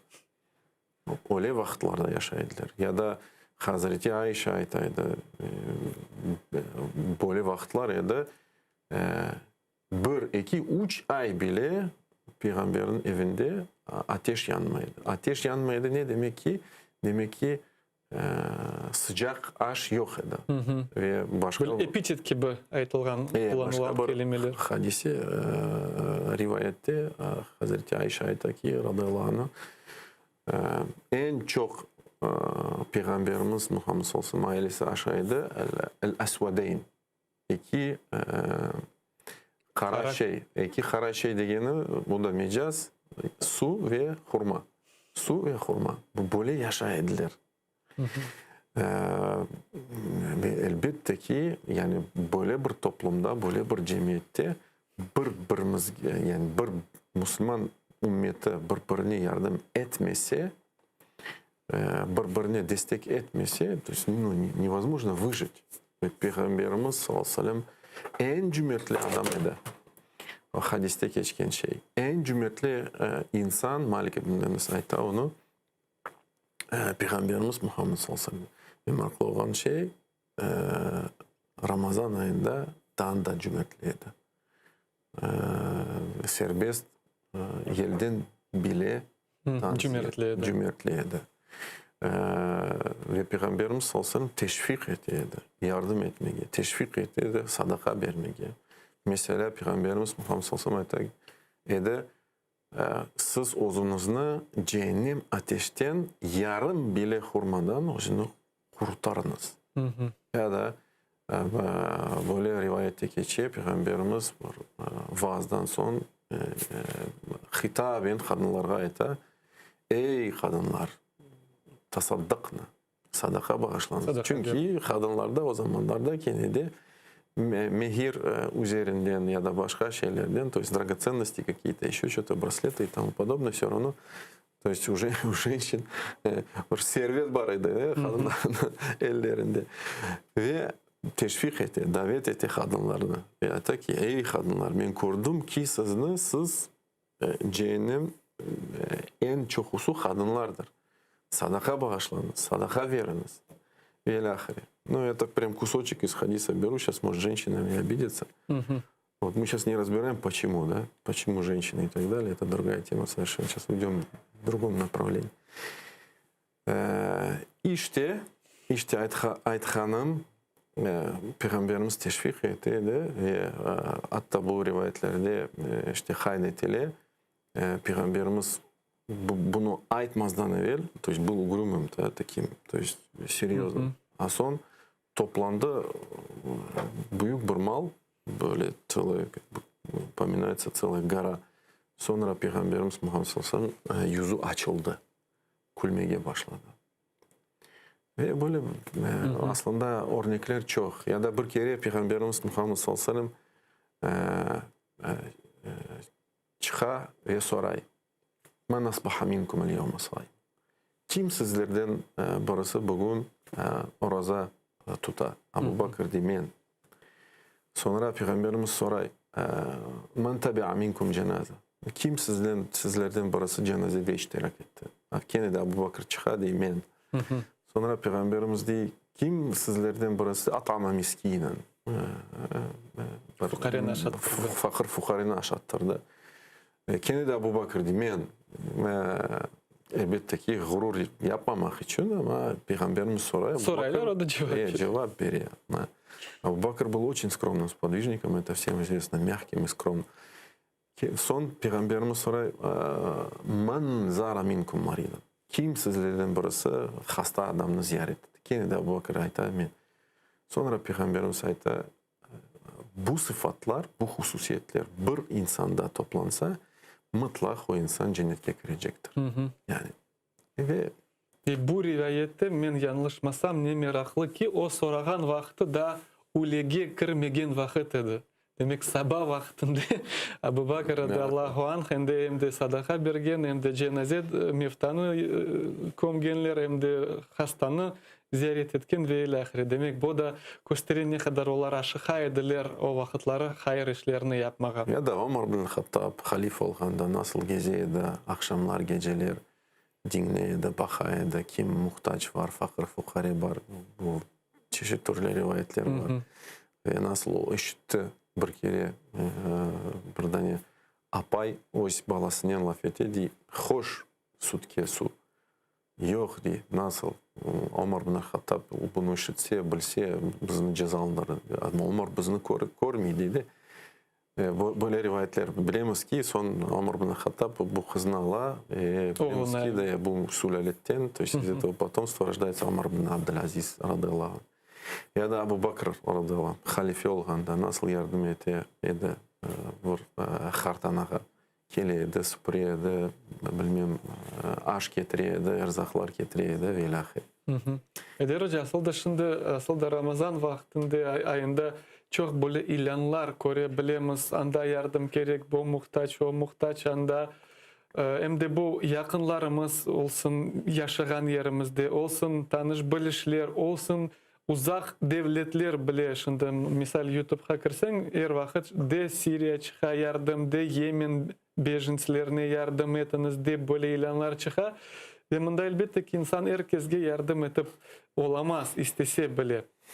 Ama nasıl kriteriyalardan ve nasıl prioritetler koymak gerekmez, ana kimden başlayık da kimge yardım eteyik deyip.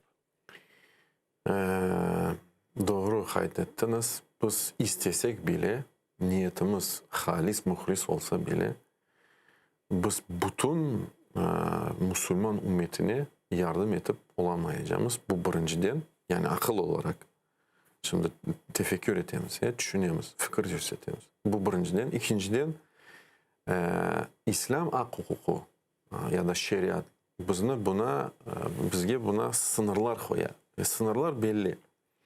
Yani bir sadaka ya da zekat toplansa, bir toplumdan toplana, bunu işte genişletmeye mümkün, bir halka, işte ve bu toplum ya da bu halk bu sadakalarını, bu zekatlarını ilk evvela öz aralarında muhtaç, fakir, fuqarelerinin ihtiyaçlarını kapatmaya gerekler.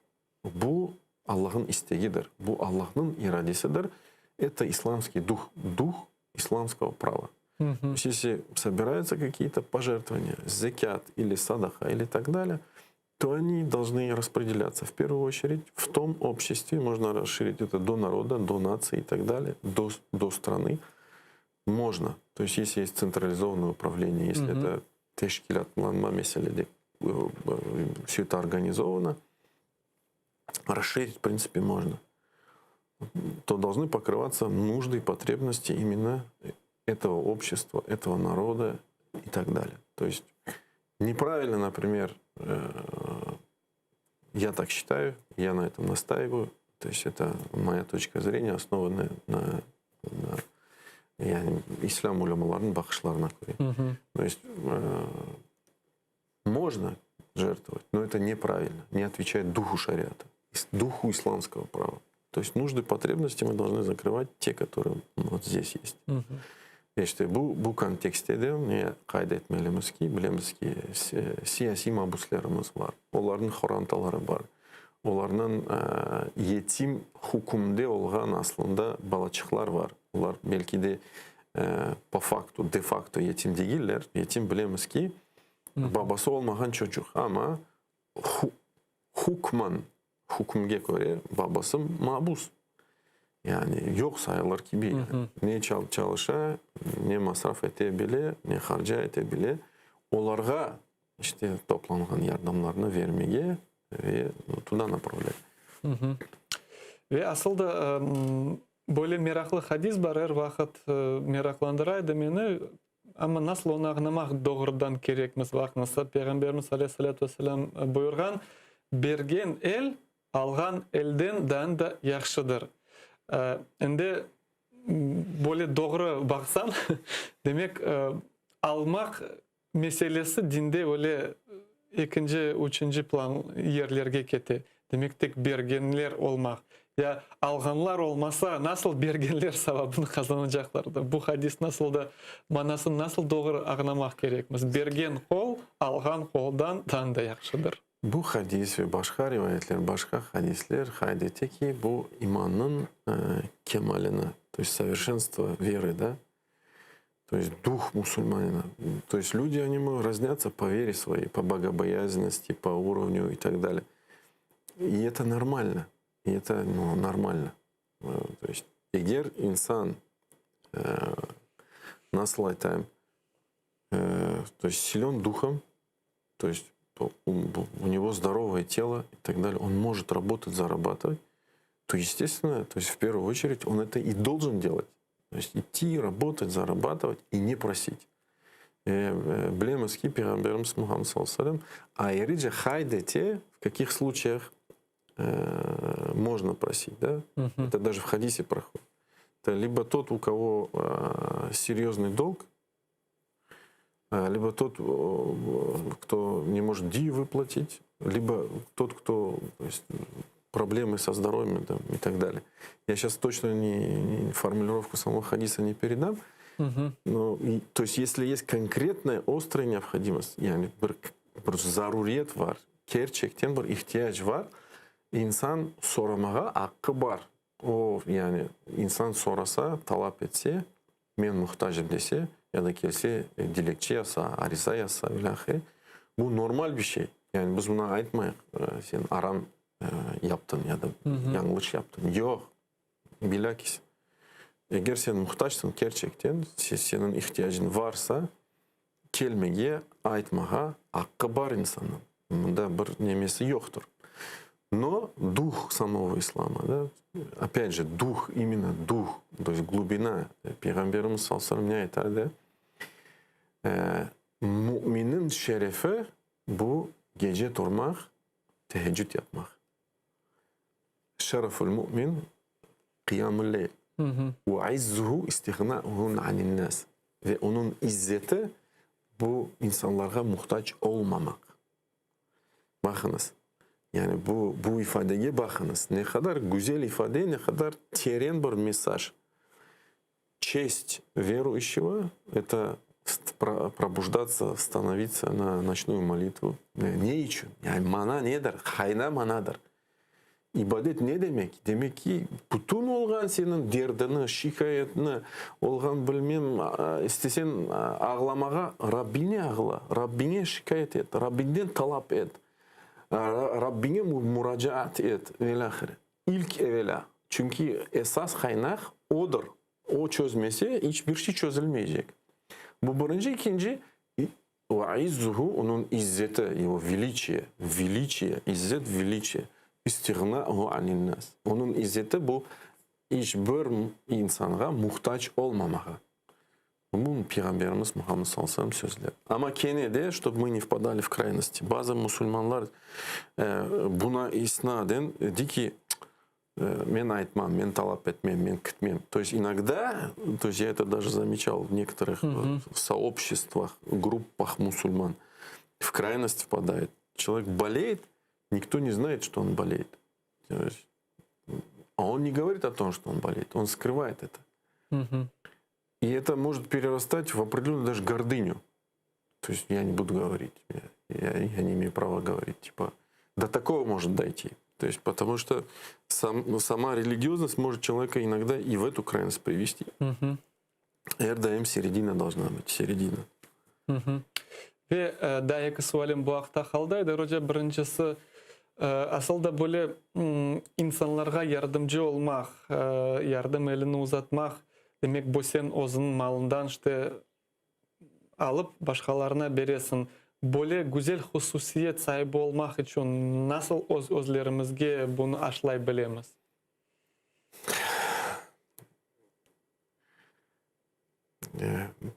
Bir zor bir sual. Bu cihad-ı nafs. Yani koparmak gerek. Alıp koparmak ve bağışlamak gerek. İnsan öyle bir mahluktur. То есть сам по себе человек, он по натуре своей, он скупой. Bunu Rabbimiz хайдете. То есть он скупой. То есть и на основе этой скупости, наверное, есть, формируется чувство права собственности, да, или право собственности. Тек хопарып.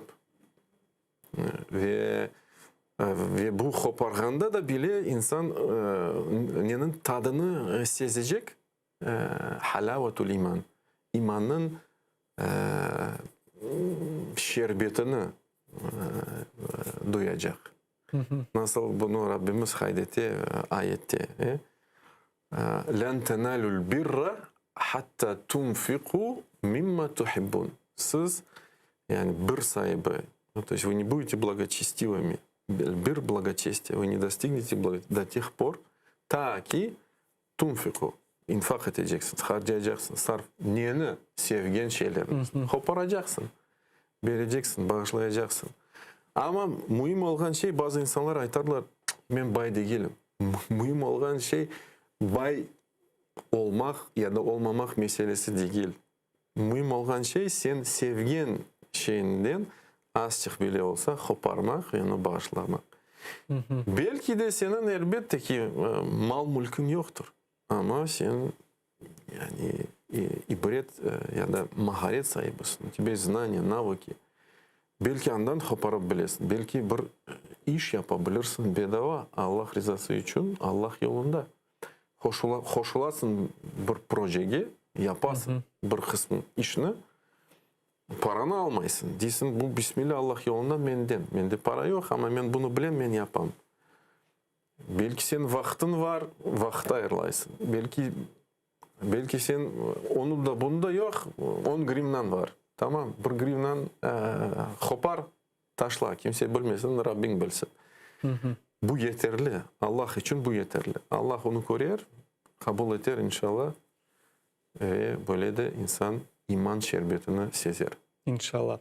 Ve sonki Aydar Hoca sizden soracağım, sonki günleri sizin Facebook sayfanızını etkenler ko'rgandirlar. Bütün Ukrayna'nın Garp vilayetlerini ziyaret etip... Çok ayttınız bütün Ukrayna'daki. Aytan da Ukrayna'nın Garp vilayetleri. Lvov, Dragobich, Lutsk ve ilahre o şehirlerge barıp Diyanet'nin beraberlikte Ramazan böyle produkt naborlarını tarqatkansız. Nerelerde buldunuz? Nasıl bu teşebbüs geçti ve planlarınız belki de daha devam edeceğiz? İyi, Allah'a şükür. Elhamdülillah. İlk evvela Türkiye Cumhuriyeti'ne, Diyanet Vakfı'na, Diyanet İşleri Başkanlık'la bütün Türkiye vatandaşları, Kırım Tatarları kim anda iştirak ettiğe bağışlay, toplay bu paralarını, bu projelerini gerçekleştirmek için hepsilerge biz aytamız Allah kabul makbul eylesin. Evet, her daimki işte Ramazan ayı, bu cümletlik ayı divizin altında böyle bir projelerini biz alıp baramız. İşte bu sene Garp tarafından başladı. Hayda işte Kırım Tatar toplumları var. Hayda bizim din cemiyetlerimiz var. Andan başladık. İşte Lutsk, Dragobiçi, sonra Lvov'da geçirdik. Sonra buna Kiev'de de geçirdik. Bila Cerkve eyaletinde de anda bir koyçike bardık. Allah kısmet etse devam edecek bu aksiya, bu proje. İşte Kherson taraflarında da gitmeye niyetimiz var. Anda da tarqatmağa niyetimiz vardır. Kısaca böyle. Çok sağ olun Aydar Hoca. Öz fikirlerinizden bu cömertlik hakkında, yardım hakkında paylaştınız. Umut etem ki hepimiz bu ayda en azından tek arançık zerre gibi böyle duygular özümüzün yüreğimizge oturtup olsak inşallah gelecek aylarda da bunu devamını görürüz inşallah. Saygılı teleseyirciler, yayınımızı devam etemiz ve Kur'an'da çok hikmetli rivayetler ola, kele ve onlardan birisi Allah subhanahu wa ta'ala İbrahim aleyhisselam peygamberimizle bağlı çok meraklı sübetler, onun başkalarının konuşkanı münasebetler hakkında eşite bilemiz. Ve bugünkü programımızda göstergen hikayemiz nasıl İbrahim aleyhisselam Allah'ını yani kim onu yaratkanını kıdırdı. Geliniz bu video levhanı seyredeyik. Selamun aleyküm. Muhterem cemaat, Allah Teala bizge akılımızı işletip, yaratılgan mahlukatlara, tabiatlara, etrafımızda olgan nimetlere bakıp Allah Teala'nın varlığını anlamağa emir ete. Akılımızı işletip, Allah Teala'nın varlığını bilmege, Allah Teala'nın varlığına inanmağa bizge emir ete. İbrahim aleyhisselam ve başka peygamberler ve başka kavimler bu aynı yoldan kete ediler. Çünkü aklını işletmegen insan, Allah Teala'ya gerçek inanamaz. Kur'an-ı Kerim'de İbrahim aleyhisselam nasıl düşüngenini, Allah Teala'nın arağanını bizge açıklay. Bismillahirrahmanirrahim. فَلَمَّا جَنَّ عَلَيْهِ اللَّيْلُ رَآ كَوْكَبًا قَالَ هَذَا رَبِّي فَلَمَّا أَفَلَا قَالَ لَا أُحِبُّ الْآفِلِينَ.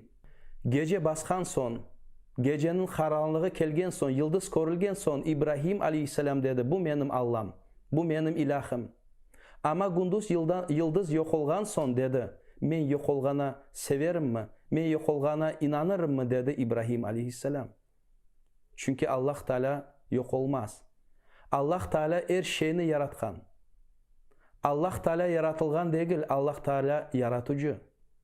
İnsanlarga, yıldızlarga, yok olgan mahlukatlarga okşamaz. Ayetin devamını Allah Teala bizge açıklay. Bismillahirrahmanirrahim. فَلَمَّا رَأَى الْقَمَرَ بَازِغًا قَالَ هَذَا رَبِّي فَلَمَّا أَفَلَا قَالَ لَئِن لَّمْ يَهْدِنِي رَبِّي لَأَكُونَنَّ مِنَ الْقَوْمِ الضَّالِّينَ. Ayni ko'rgan so'ng İbrahim aytdi: "Bu ilah" dedi. Ama kunduz ay yo'qolgan so'ng o aytdi: "Allohim meni doğru yo'la qo'ymasan, men sapmışlardan olacağım." Ay da yıldıza o'xshayib bir muddatdan so'ng yo'qoldi. Ve İbrahim aleyhisselam anladı, ay bu yaratılgan mahlukattır. Allah Teala'nın yaratılgan nimetidir. Devamını Allah Teala buyura. Bismillahirrahmanirrahim. فَلَمَّا رَأَى الشَّمْسَ بَازِغَةً قَالَ هَذَا رَبِّي هَذَا أَكْبَرُ فَلَمَّا أَفَلَتْ قَالَ يَا قَوْمِ İnni bari'um mimma tuşrikun. Güneşni ko'rgan so'ng İbrahim aleyhisselam dedi: "Bu benim ilahım. Çünkü bu bütün mahlukatlardan en büyüğüdür." Ama gece gündüz yo'qolgan so'ng aytdi: "Men Allah'a ortak koşkanlardan değilim." Çünkü anladı, güneş, ay, yıldız bu yaratılgan mahlukatlar ve Allah Teala'ya bunlar koşulmazlar. Allah Teala'ya yardımcı olmazlar. Onların Allah Teala yaratkan, bir nizama çekken, bir tertibe çekken. İbrahim aleyhisselam düşünmeye devam etti. Akılını işletmeye devam etti. Mahlukatlarga, güneşlerge, aylarga, yıldızlarga, insanlarga bakıp arar edi. Hakikatını arar edi. Akılını işlete edi. Ve Allah subhanahu wa ta'ala ona peygamber vasıtasını gönderdi. İbrahim suresine Allah Teala bizge kene bir ibret getire. Bismillahirrahmanirrahim. Allahu'llezî halakas semâvâti vel arda ve enzele mines semâi mâ'an fe ahrace bihi mines semerâti rizqan lekum ve sahhara lekumul fulke litecriye fil bahri bi emrih ve sahhara lekumul enhar. Allah yerini ve göknü yaratkan. Gökten sizge su endirgen, yağmur endirgen. Yerin üstünde olgan meyveleri size aş olarak osturmak için. Suvun üstünden gezgen, sizin rızanız için gezgen gemiler onun emrinden. Ve arıklar da sizge boysunalar. Bu ayeti kerimede Allah subhanahu wa ta'ala etrafa bakıp Allah Teala'nın varlığına inanmağa bizge emir ete. Akılımızı işletmeye bizge emir ete. Yerini ve göknü yaratkan dey. Demek yerinin üstünde ve göknün üstünde olgan mahlukat Allah Teala'nın yaratılganıdır. Allah Teala'nın bizge vergen nimetidir. Allah Teala'nın varlığını gösterir. İbret olarak bizge yağmurunu açıklay Allah Teala. Suv buv ola, buvdan bulut ola. Yel bu bulutlarını yerin etrafına tarkata. Son olar suvuyup yağmur olarak yerin üstüne tokuleler. Tokulgen son yerin üstünde otlar, terekler ose. O otlarını, tereklerini, nimetlerini, bu bereketini biz aşayımız ve bizim osturgen hayvanlarımız aşay. Bunu kim yaratkan? Bunu kim bir tertibe çekken? Allah subhanahu wa ta'ala bizge bu meseleyi anlamağa, derin idraklamağa, derin düşünmeye emir ete. Suvunun üstünden bizim rızamız için gezgen paraxotlarını da açıklay. Suvunun üstünden gezgen paraxotlar nizama uyalar. Onlarını yel itere, onlarını su kotere. Bu paraxotlarını yaratılgan bu ağaçlar, bu demirlerini kim yaratkan? Allah Teala bizge bu meseleyi de derin düşünmeye emir ete. Arıklarını sizin rızanız için yarattık dey Allah Teala. Bu arıklardan biz su alamız. Arıklar olmasa su olmay, su olmasa yaşayış olmay. Allah Teala bu meselelerini ve başka meselelerini bakıp derin düşünmeye bizge emir ete. Başka ayeti kelimede Allah Teala buyura. Bismillahirrahmanirrahim. Ve sahhara lekumus şemse vel kamera daibayni ve sahhara lekumul leyle ve nehar. Güneşni ve ayını yarattık dey. Güneş ve ay o'zining vaqtida yureler, o'zining yerinde turalar. Geceden gündüzünü yarattık dey Allah Teala. bizim üçün yaratdı. Güneş parıldayıp yana ve bizge güneşnin nuru aydınlıklata, kunduz ola. Güneşnin nuru bizni kızdıra. Güneş biraz yakın olsa biz yanarıq. Güneş biraz uzak olsa biz buzlayıp kalırıq. Geceden gündüzünü yarattık di Allah Teala. Yer özünün üzerine alana 24 saatin içinde gece ola gündüz ola. Bu geceye ve gündüze biz uyamız. O sümlükler uya, hayvanlar uya. Mahlukat bu nizama uya. Bu nizamını kim yarattı? Geceden gündüzünü kim yarattı? Güneşini, ayını kim yarattı? Onları bir tertibe kim çekti? Bu meseleleri akılımızı işletip derin düşünmege ve Allah Subhanahu wa Taala'nın varlığına inanmaga bizge Allah Teala emir ete. İbrahim suresinin 34. ayetinde Allah Teala bizge buyura: "Ve atakum min kulli ma sa'altumuh ve in ta'uddu ni'metallahi la tuhsuha ve innel insana la zalumu keffar." Endi sizning istagenizni Allah Teala verdi. Ve onun bergen nimetlerini sayacak olsanız sayısını tapamazsınız. Hakikaten insan zalim ve şükürsüzdür. Allah Teala bu ayeti kerimede insanlar için, cemaat için etrafımızda yaratkan nimetlerini bizge açıklay. İnsan yaşamak için aşlar yaratılgan, yeryüzünde olgan bereketler yaratılgan, nimetler yaratılgan her şey insana boysunadır. İnsan hasta olganda soray ve Allah Teala ona şifa verir. İnsan derde uğrasa Allah Teala ona derman verir. Düşüncelerinin çıkış yolunu gösterir. Ve Allah Teala insanlarga değil, bunu anlamagan insan zalim ve şükürsüzdür. İbrahim suresine o zamanlarda düşüngen, nasıl insanlar düşüngenini bizge Allah açıklay. Nasıl insanlar Allah Teala'nın varlığını anlaganlara bize Allah Teala açıklay. Akıllarımızı işletip Allah Teala'ya inansak biz iman etmiş sayılırıq.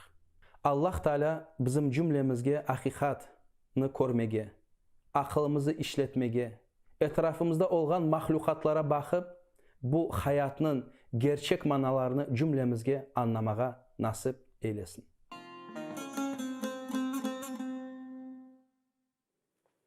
İşte saygılı teleseyirciler, çok sağ olsun Molla Ömer ağamız böyle meraklı hikayeni bizge, Kur'an'da kelgen hikayeni anlattı. Hakikaten Müslüman, özünü saygan insan her vakit ağlamak gerektir. Biz hepimiz Müslüman olganımız, biz Müslüman doğanımız sebebi değil. Biz Müslüman olamız ne vakit akılımızla, fikrimizle, kalbimizle Allah bizni yaratkanını tanıganda, o bütün dünyanın sahibi olganı tanıganda ve bu akılla bu meselelerge kelgende ve buğa işanganda o vakit biz Müslüman olamız. Onun için bizim imanımız kavi böyle bir delillerde esaslana.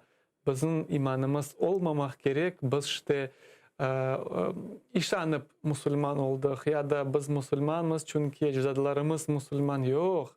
Afsus ki bizim imanımız kavi, akılga layık uygun olan delillerden ibarettir.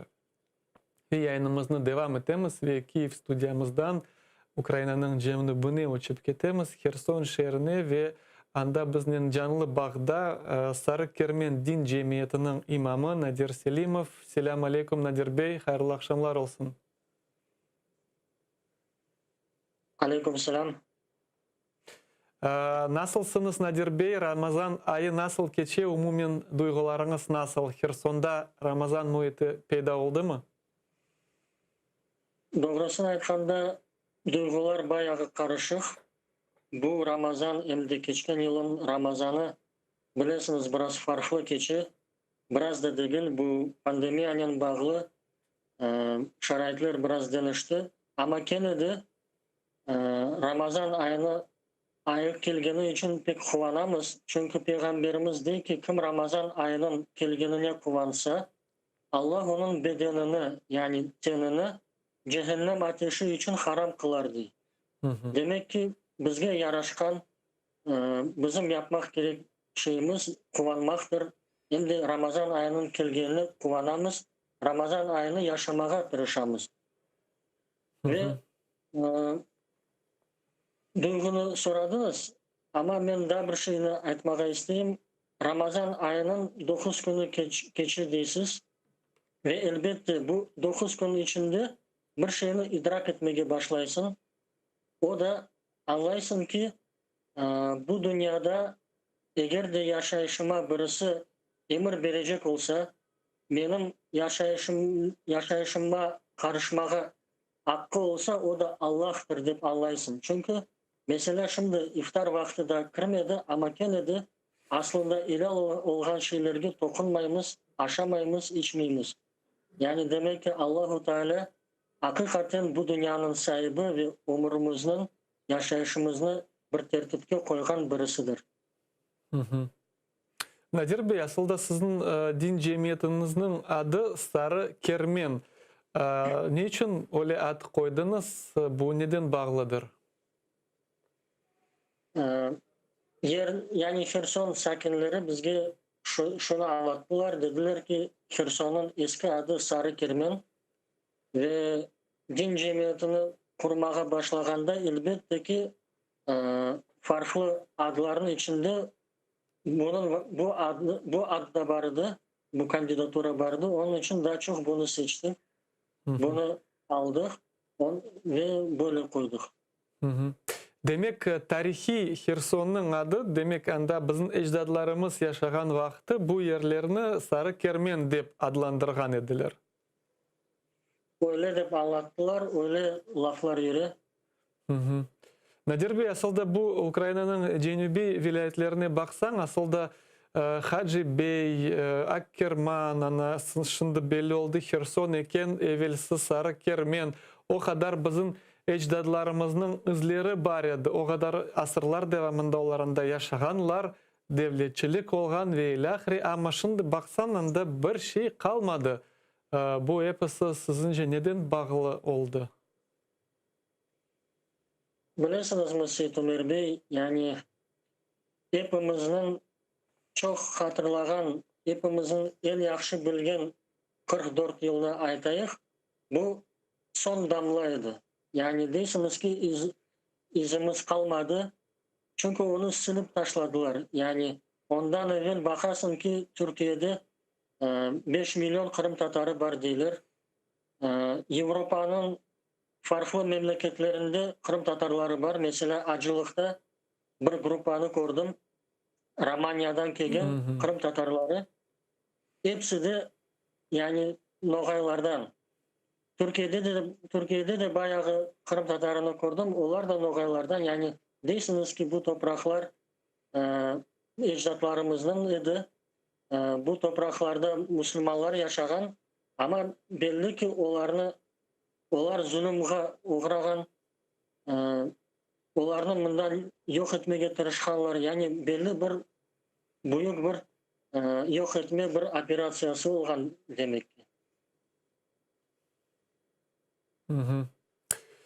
Yazıklar olsun ki öyle tarihte edi ama umut etem ki geleceğimizde bu hatalarını eslep, anlap, endi bugünkü günlerden başlap yaşayışımızı doğru kurup Allah böyle vaziyetlerden bizni, halkımızı, ümmetimizi muhafaza etsin inşallah.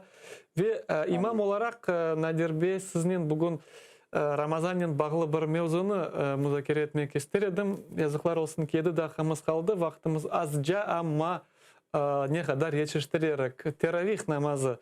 Tek 12 ay içerisinde, başka 11 ay içerisinde teravih namazı yok.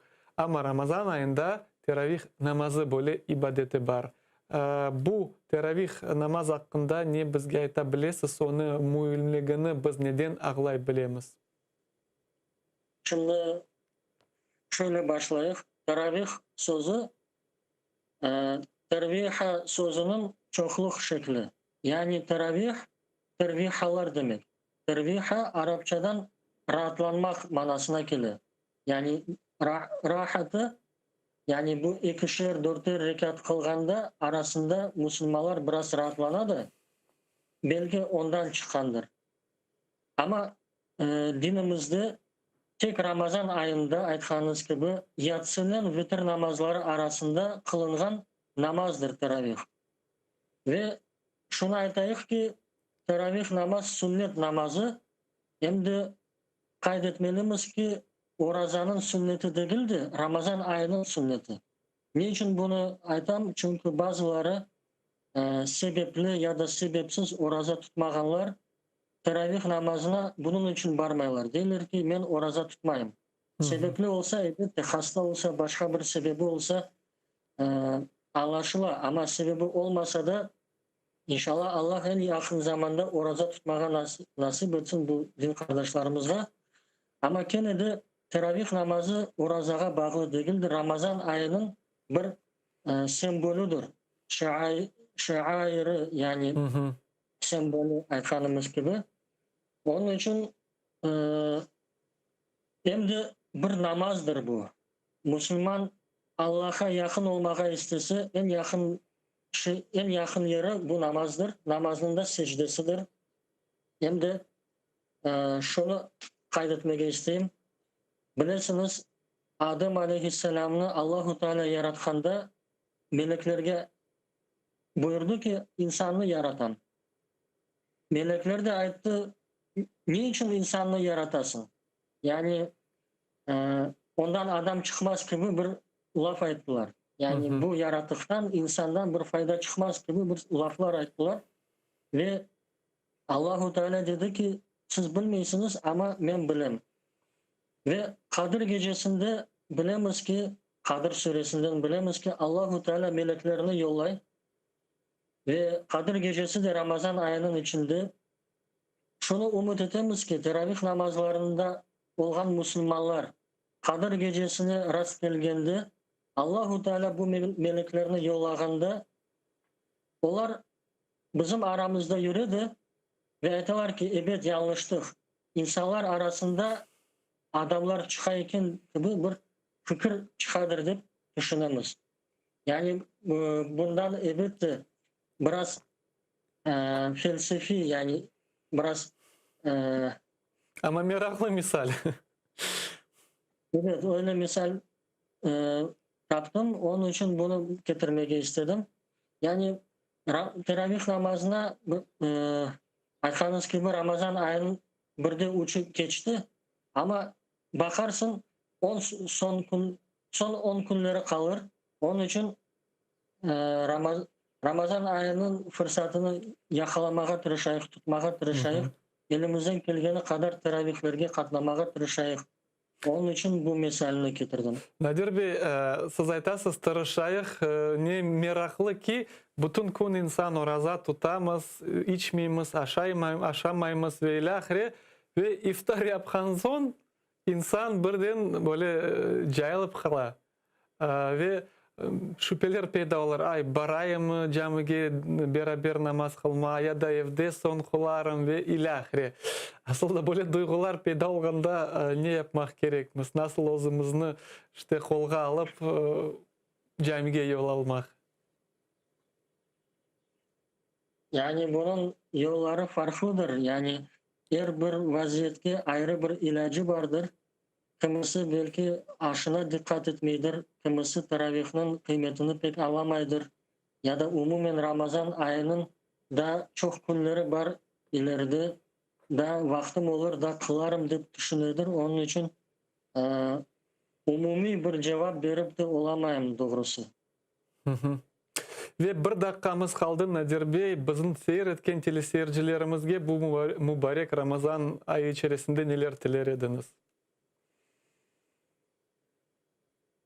Bu Ramazan ayı içerisinde geliniz bizler nasıl ki kunduz gecesi Allah rızası için gayret gösteremiz ve özümüz için bir netice çıkaramız deymiz ki baksa benim takatım yeti iken, benim gücüm yeti iken degen elbette her birimizin fikirlerinde öyle netice vardır. Öyle fikir doğadır. Onun için Ramazan'dan sonra öz kimligimizni, dinimizni böyle şekilde saklamaya tırışayıq. Nasıl ki Ramazan'da takatımızı yani mышцada göremiz ki bayağı şeyini yapıp olamız. омызларымызға баяғышы yüklеп боламыз. Демек ки қалған айларда да бұны девам етмеге тырышайық. Өзімізге бір алышқанлық yapayық. Çok sağ olun Nadir Bey, bizden bağlanğanınız için. Allah tutkan orazalарыңызны, yapkan ibadetlerimizni kabul ve maqbul eylesin. Sayılı telesverciler, hatırlatan bizden canlı Bağda Херсон şehrinin Sarı Kermen din cemiyetinin imamı Nadir Selimov bulundu. Yazıklar olsun ki programımız sonuna gelmekte. Unutmayıq ki iftarlar yakınlaşa ve iftardan evvel yapılgan dualar mutlaka kabul etili. Bu dualarda tek özlerimizin anıp da halkımızın, ümmetimizin de anmağa, şındaki günlerde ağırlıklarda zalimlerini zulümün tübünde kalganların da anmağa unutmayıq ve devam edeceğimiz programımızın endi yarın saat 18'de. Şimdi ise ATR telekanalının Zaman programması ile yayınları devam edilecek. Eliklerde görüşeyik.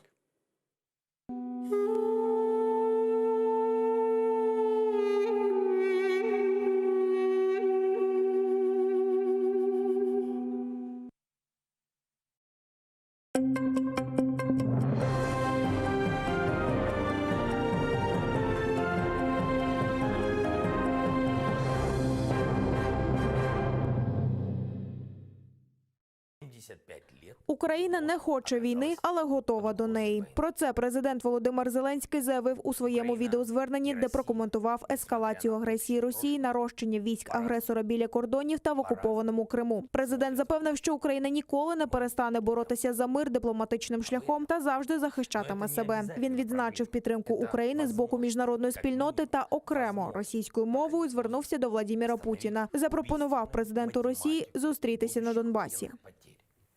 Вчера и сегодня на заседаниях советников Нормандской четверки и подгруппы по безопасности в трехсторонней контактной группе обсуждалось восстановление режима полного прекращения огня. Но несмотря на поддержку всех сторон, Россия отказалась поддержать общее заявление. При этом прозвучало предложение встретиться на линии разграничения, чтобы максимально точно увидеть и понять ситуацию. А что же мне понимать? Я прекрасно все понимаю, я каждый месяц там бываю.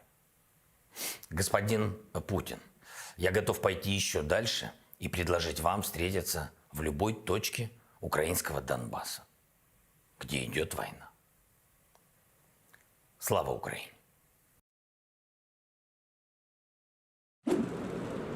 Росію чіпляють без всяких причин. Так Володимир Путін у своєму посланні до Ради Федерації Російської Федерації бідкався надій міжнародної спільноти стосовно агресора. Мовляв, Росія буцімто поводиться надзвичайно стримано, не дивлячись на недружні акції. Потім очільник Кремля почав погрожувати світу ракетними комплексами «Авангард» і лазерними установками «Пересвіт», які вже нібито надійшли на озброєння російської армії. Він порівняв Захід із Шерханом та пообіцяв жорстку відповідь всім недоброзичливцям. При цьому ні слова не сказав про нарощування військового угрупування на кордоні з Україною, а дії Росії назвав добрим наміром.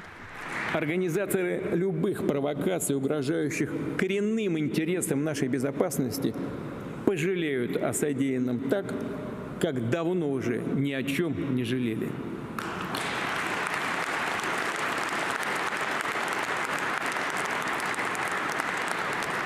При этом у нас, я просто вынужден это сказать, при этом у нас хватит терпения, ответственности, профессионализма, уверенности в себе и своей правоте и здравого смысла при принятии любого решения. Но надеюсь, что никому не придет в голову перейти в отношении России так называемую красную черту. А где она будет проходить, это мы будем определять в каждом конкретном случае сами.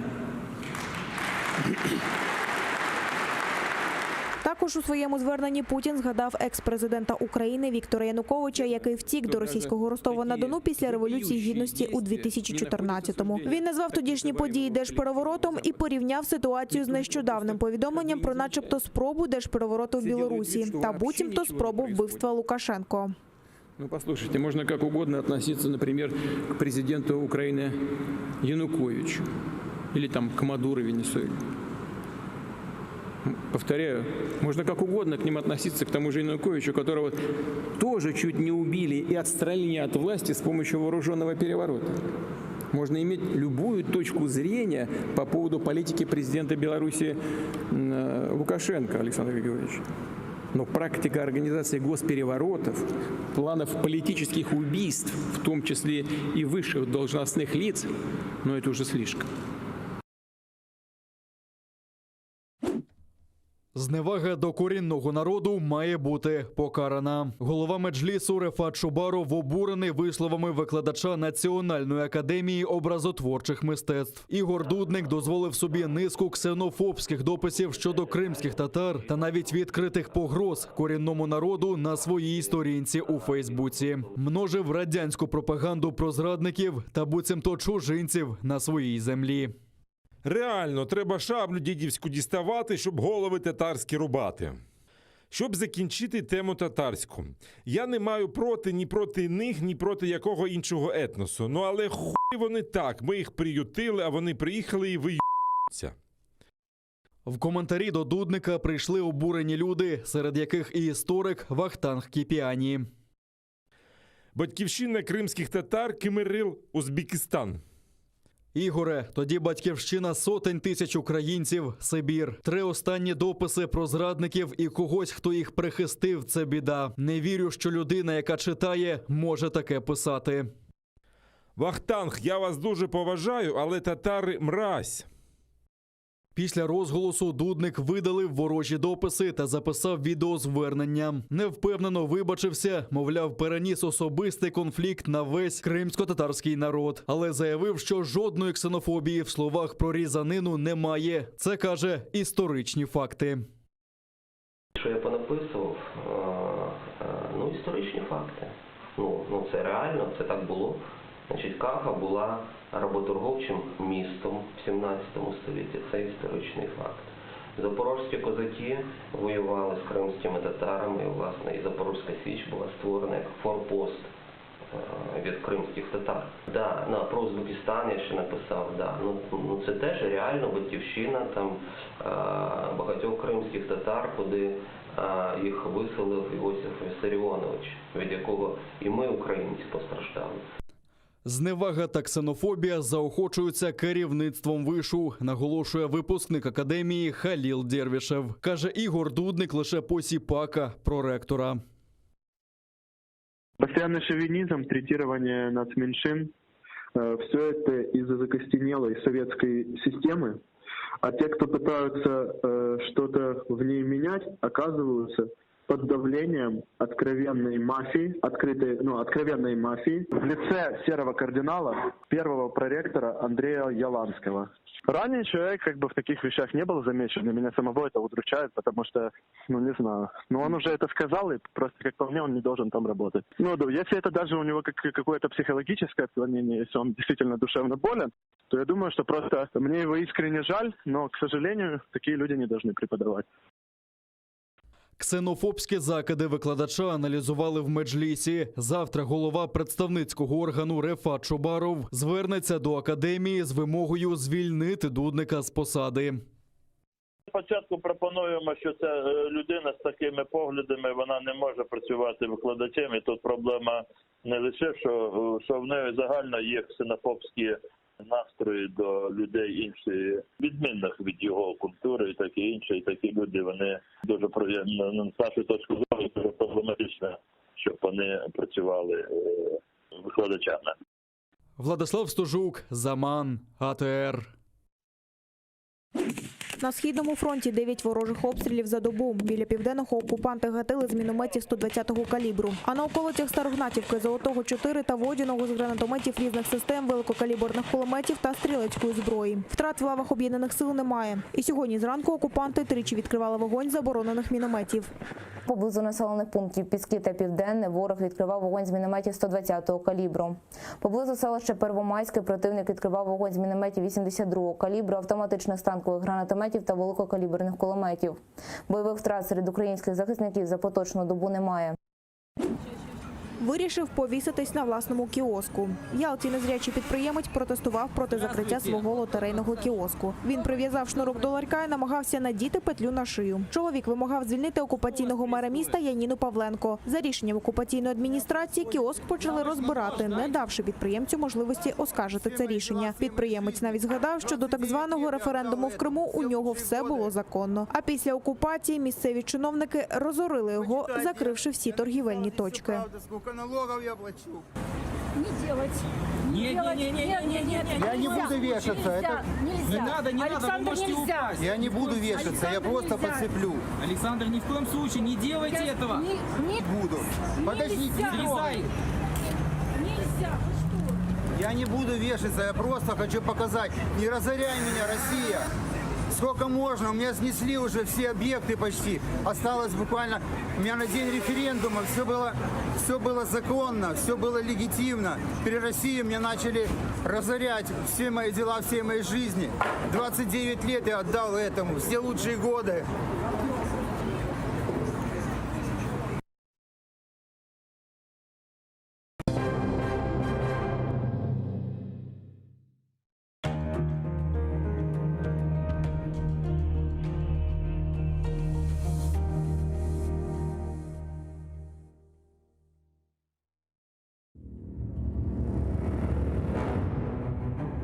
Хаджи Герай Қырым ханлығыны тізгенде 29 yaşında еді. Тахминен 350 ел девамында Қырым ханлығы девлет оларақ үкім сүрді.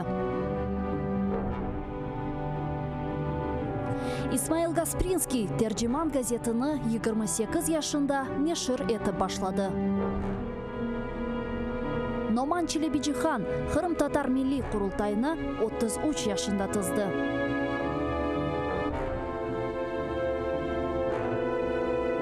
Бекир Чобанзаде 27 yaşında профессор olarak Latin әлифбесini Türkiye devletlerге teşviqat etті.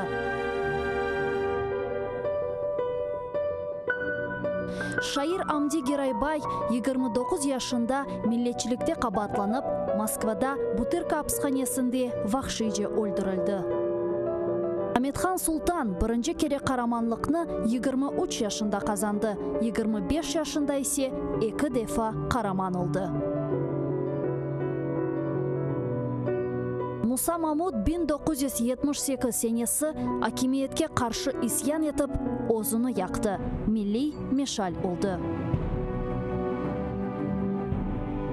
Ayşe Setmuratova 27 yaşında adalet күрешіне кірішті ve bütün ömrünü Kırım Tatar milli hareketine bağışladı. Genç ve yaşlar, fedakarlık ve kahramanlık için күреш meydanı açıktır.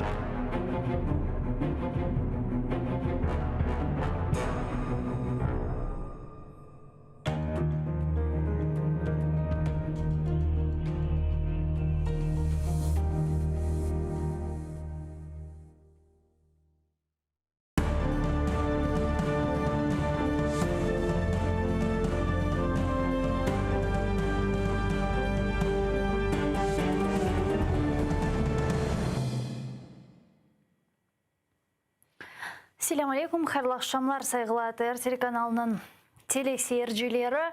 Бүгін информацион программасының сейретесін студияда сізлер үшін мен Гүлсум Халилова çalışам ve Nevbet'teki 35-40 dakika devamında Kırım ve Kırım etrafında yüz bergen sonki haberlerini, umumen Ukrayna'da yüz bergen bugünkü kun tertibimizde olgan haberlerini müzakere edecekmiz. Siz de bizim yayınımızға қосыла білесіңіз, экранларыңызға режиссерларымыз телефон номерасын тақдим еті 073-419-41-58 Viber vasıtasıyla студиямызға қосылмаға imkanınız бар.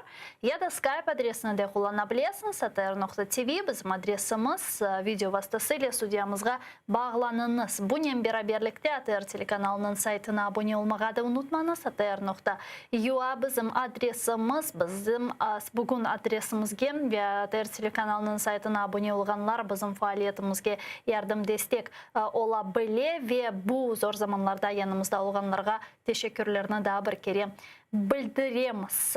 Ve men Бүгін бойле мұйым бір хаберден яйнымызны башламаға істер едім. Асылында бүгін бір чоқ Қырым татарларына, асында бүтін Қырым татар халқына бойле бір ақарет олған хабер пейда олды өзінің Facebook сайфесінде. Мимарчылық ве Санат Милли Академиясының çalışanlarından бірі, ожалардан бірі, Қырым татарларға қаршы бойле ксенофоб çıkışlarda bulundu ve Kırım Tatarlarını toprağı, vatanı Uzbekistan deyip böyle çıkışta bulundu. Kırım Tatarlarını hainlikte kabahatlap çeşit türlü hakaretlerini seslendirdi özünün Facebook sayfasında ve sonradan açuvlar böyle emosyonel reaksiyalar hem Kırım Tatarları hem Ukrayna siyasetçileri tarafından yüz bergenden sonra bu yazılganlarını özünün Facebook sayfasından sildi ve afu tiledi özünün videosunda bu Игорь Дуднюк деген менсуп bizleşimde canlı bağda Halil Bey Dervişov бар ve o bizlerge bu meselenin tavsiyatlarını tarif etmeye hazır. Rekamut İdare Platformasının tesisçilerinden biri Halil Bey. Selam aleyküm. Selam aleyküm Gülsüm Hanım. Halil Bey, siz bu Igor Dudnyuk degen insanın şahısını benim anlağanıma göre tanıysınız. Çünkü okuğanınız vakit bu akademiyada onun bir böyle şeylerini eşitken ediniz mi, görgen ediniz mi? Neden şimdi böyle çıkışlarda bulunup başladı? Nasıl düşünüyorsunuz, nasıl kıymet kesiyorsunuz? Ну, смотрите, прецедент данный появился в ситуации обсуждения выборов, которые должны произойти в Академии уже долго, они оттягиваются. Это выборы ректора Национальной Академии изобразительных искусств и архитектуры. В полемике Игорь Дудник сказал, что исполняющего обязанности ректора Остапа Ковальчука поддерживают евреи и крымские татары. Дальше он сказал, выразил возмущение, его это якобы возмущало. Но я как бы очень деликатно, дипломатично его переспросил, а что вы имеете в этом в виду? Он дальше, в принципе, озвучил свою позицию.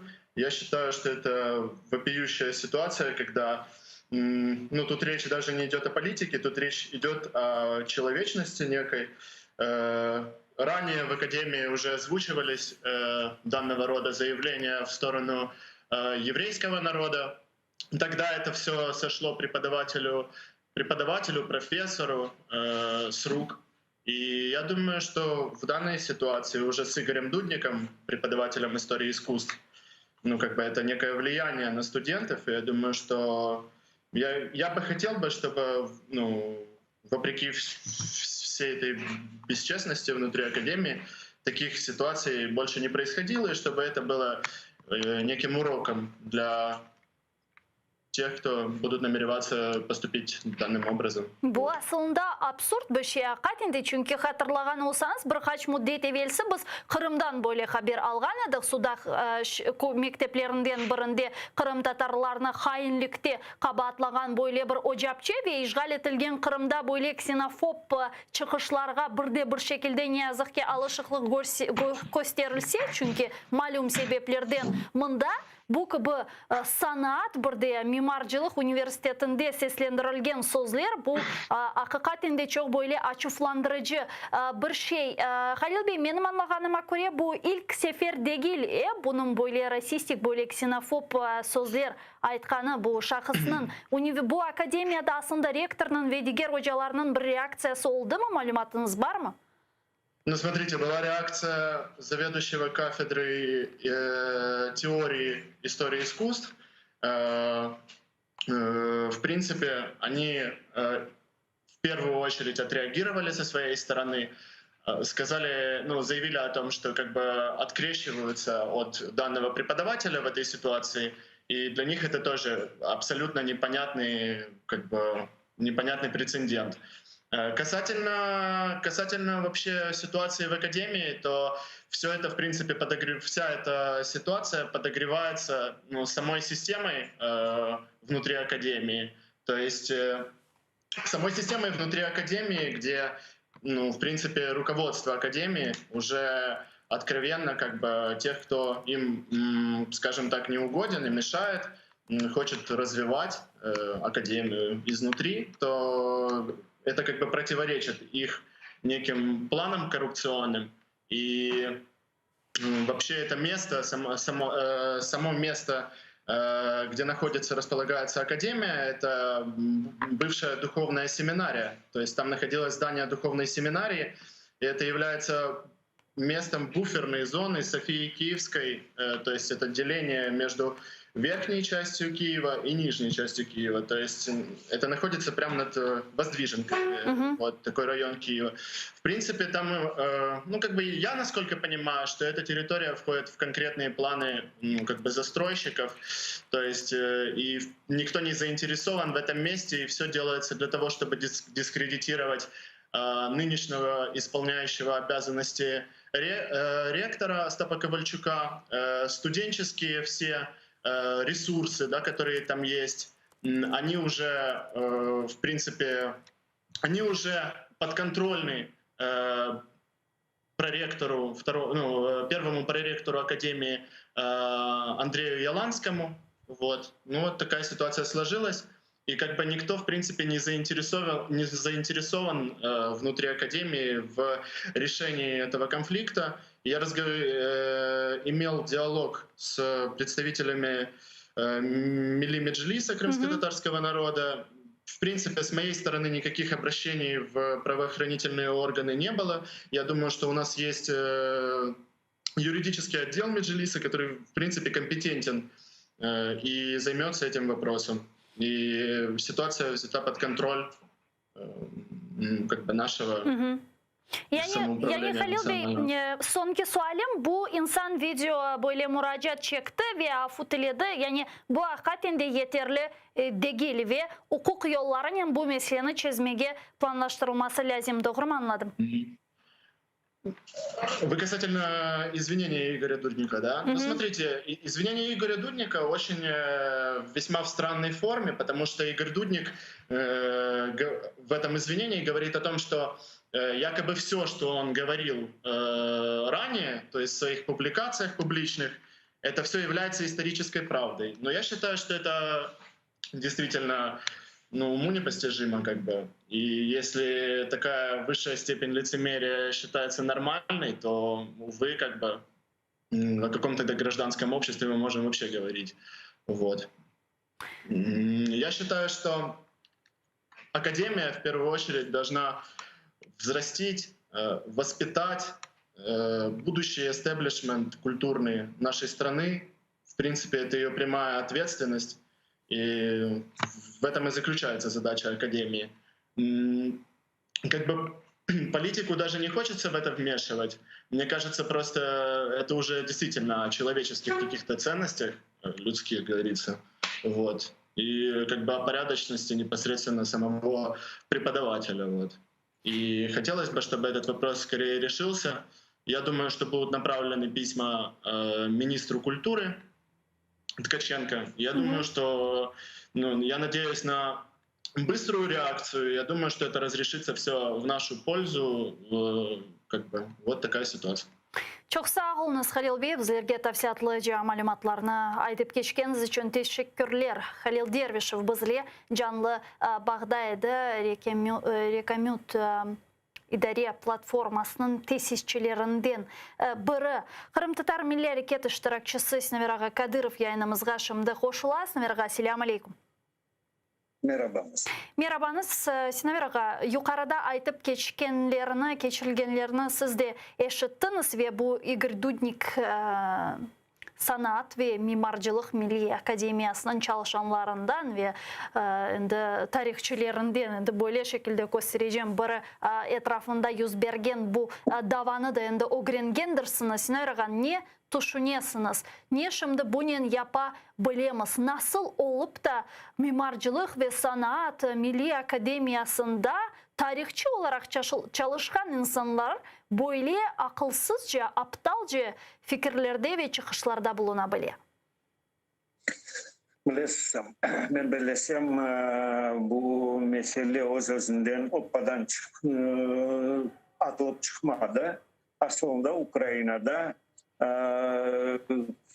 nisbetten tarihçiler Kırım Tatar halkının tarihine gelgende aslında ularning özün bir men bilsem özün bir nesi var ko'rinishi ve o ko'rinishning neticelerinde biz Ukrayna'da basılıp çıkarılgan mektep talebeleri için derslikler, tarih dersliklerini görebiliriz.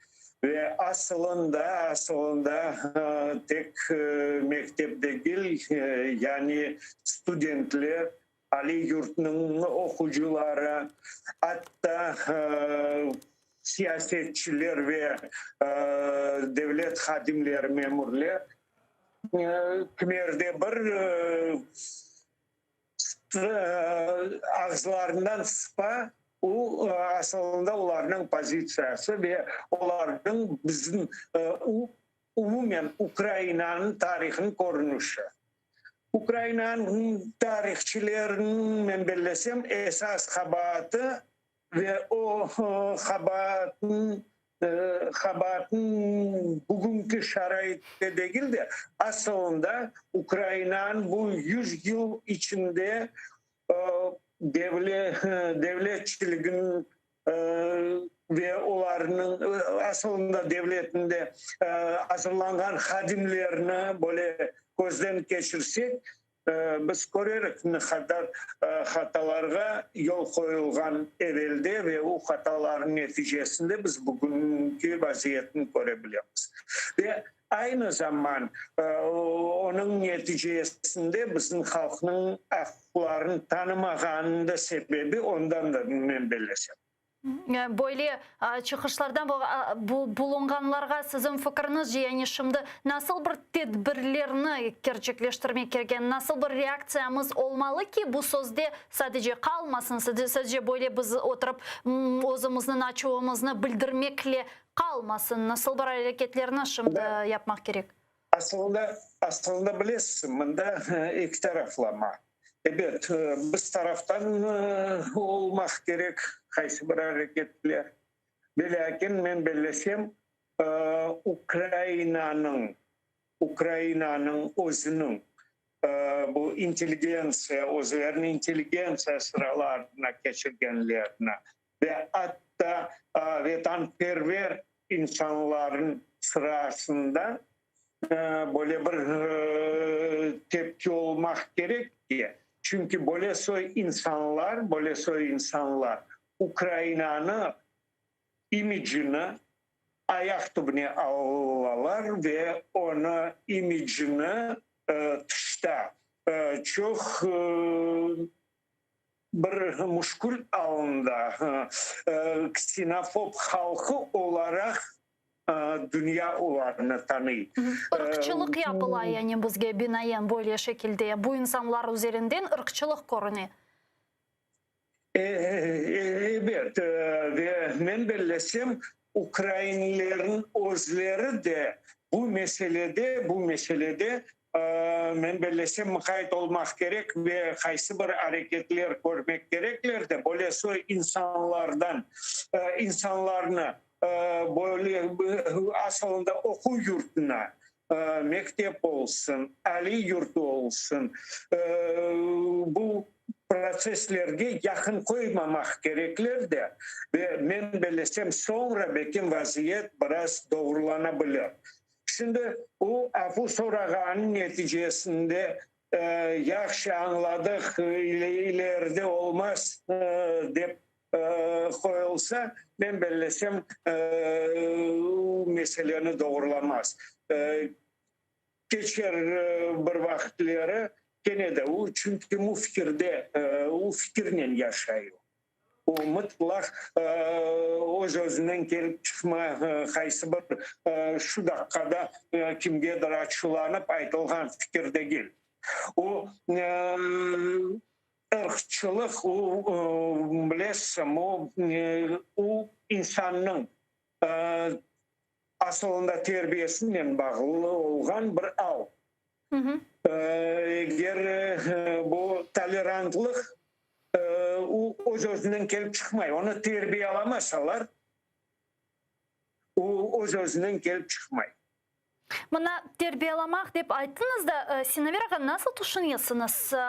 Бұл ilk defasında olmay böyle bir şeyler biz çoktan eşitemiz. Eğer böyle akaret şekilde olmasa da tarihini biraz değiştirip, onun menfaatına, tarihi hadiselerini, tarihi böyle mühim sanlarda olup geçken vaziyetlerini özünce böyle interpretasiya yapıp takdim etilgenini biz defalarca ende gördük.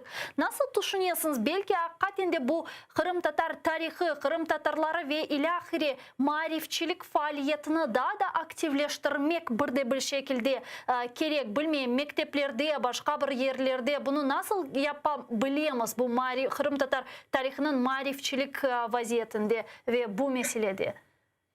Білесің, мен білесем, біздер алайық боле. Бұл хатире институты, Украин халқының хатире институты. Esas bu stratejiyana, bu Ukrayna halkının tarihini ve dünya bakışını işlep çıkarılacak yani enstitü. Ben bilesem o enstitünün yanında bölge olmak gerek. Kırım Tatar halkının Kırım Tatar milletinin tarihinin bağlı olan bölge olmak gerek. Ve o bölge işlep çıkarmak gerek. Bu Ukrayna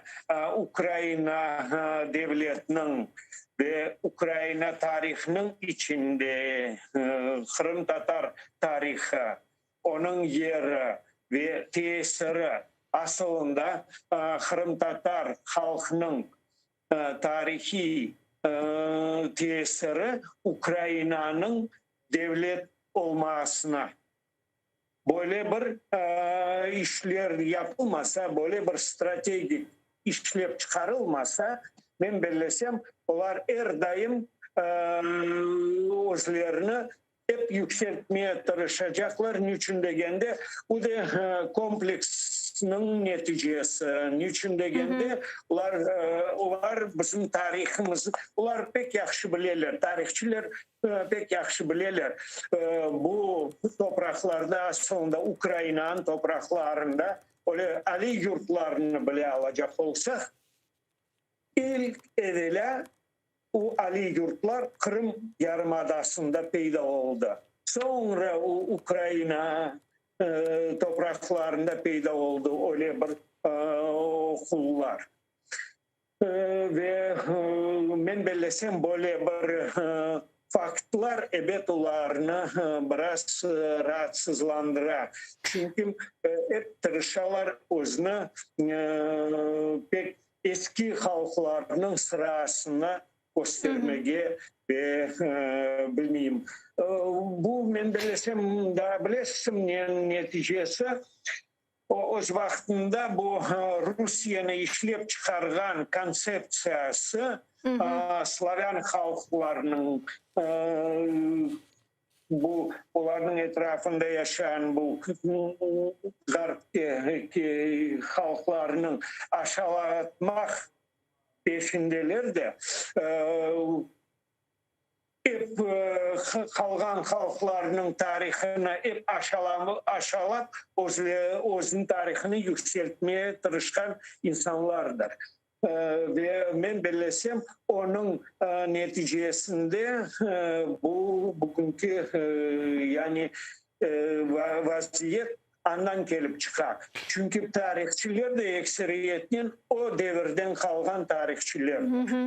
Mına Sinaver kadar şunu sormağa istemiyorum. Bu mesele etrafında nasıl düşünüyorsunuz? Eğer Ukrayna hükümeti, Ukrayna iktidarı Kırım Tatarlarına destekini kanunlar şekilde kabul etip böyle ağırlığını koysaydı, Kırım Tatar meselesinde destegini gösterseydi ve Kırım Tatarlarının yeri farklı ayrı olganını, kanunlarını kabul etip ve ilakri böyle herkeske gösterseydi, sizin fikrinizce bu gibi işte ksenofob fikirlerinin, ırkçı fikirlerinin çok şekilde peyda olmamasına bir fayda ve tesir eter, edimi değiştirir, edimi yüz bergen bu vaziyetini?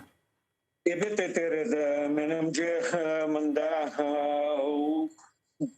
tamam deyende ular etse o'zara konuşkanda ular devletinin pozitsiyasını bakalar.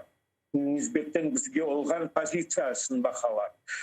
Ama devletin pozitsiyası ne şekilde bizim meselemizin çözmek değil de aksine onu çözmemek ve lakin nasıldır etip gene de özlerin kabahat tanımamak için kaysı bir yollarını, usullarını işleteler de hep unutturmaya tırışalar bu meselenin bizge, nisbetten bizge, özümüzge unutturmaya tırışalar.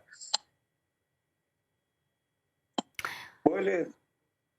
Bunun birlikte de şunu laf etmege istedim. Sizin Sinaveraga da 5-6 dakikamız var. Şimdi biliyorsunuz Ukrayna'da çok faal şekilde ihtimallar müzakere ediliyor. Ukrayna Rusya sınırlarına yığılgan Rus askerleri ve teknikası sebebinden Rusya'nın Ukrayna'ya hücum ihtimali ve bu ihtimallar içerisinde Kırım'ın su temini problemini çözmek var. Nasıl bakasınız bu meseleye? Koruyorsunuz mu böyle şimdi tehlikeni? Tehlike aslında ben belesem 2014 senesinden başlayıp bugüne kadar hiç gayb olmadı. Ve lakin onların aslında bu hücumuna karşı alıp bargan hareketler Ukrayna tarafından çok zayıf. Ben bilesem Rusya devleti ve aynı zaman Putin gibi rehberler yani prezidentler o tek güçlü tanıyor. Ve ben bilesem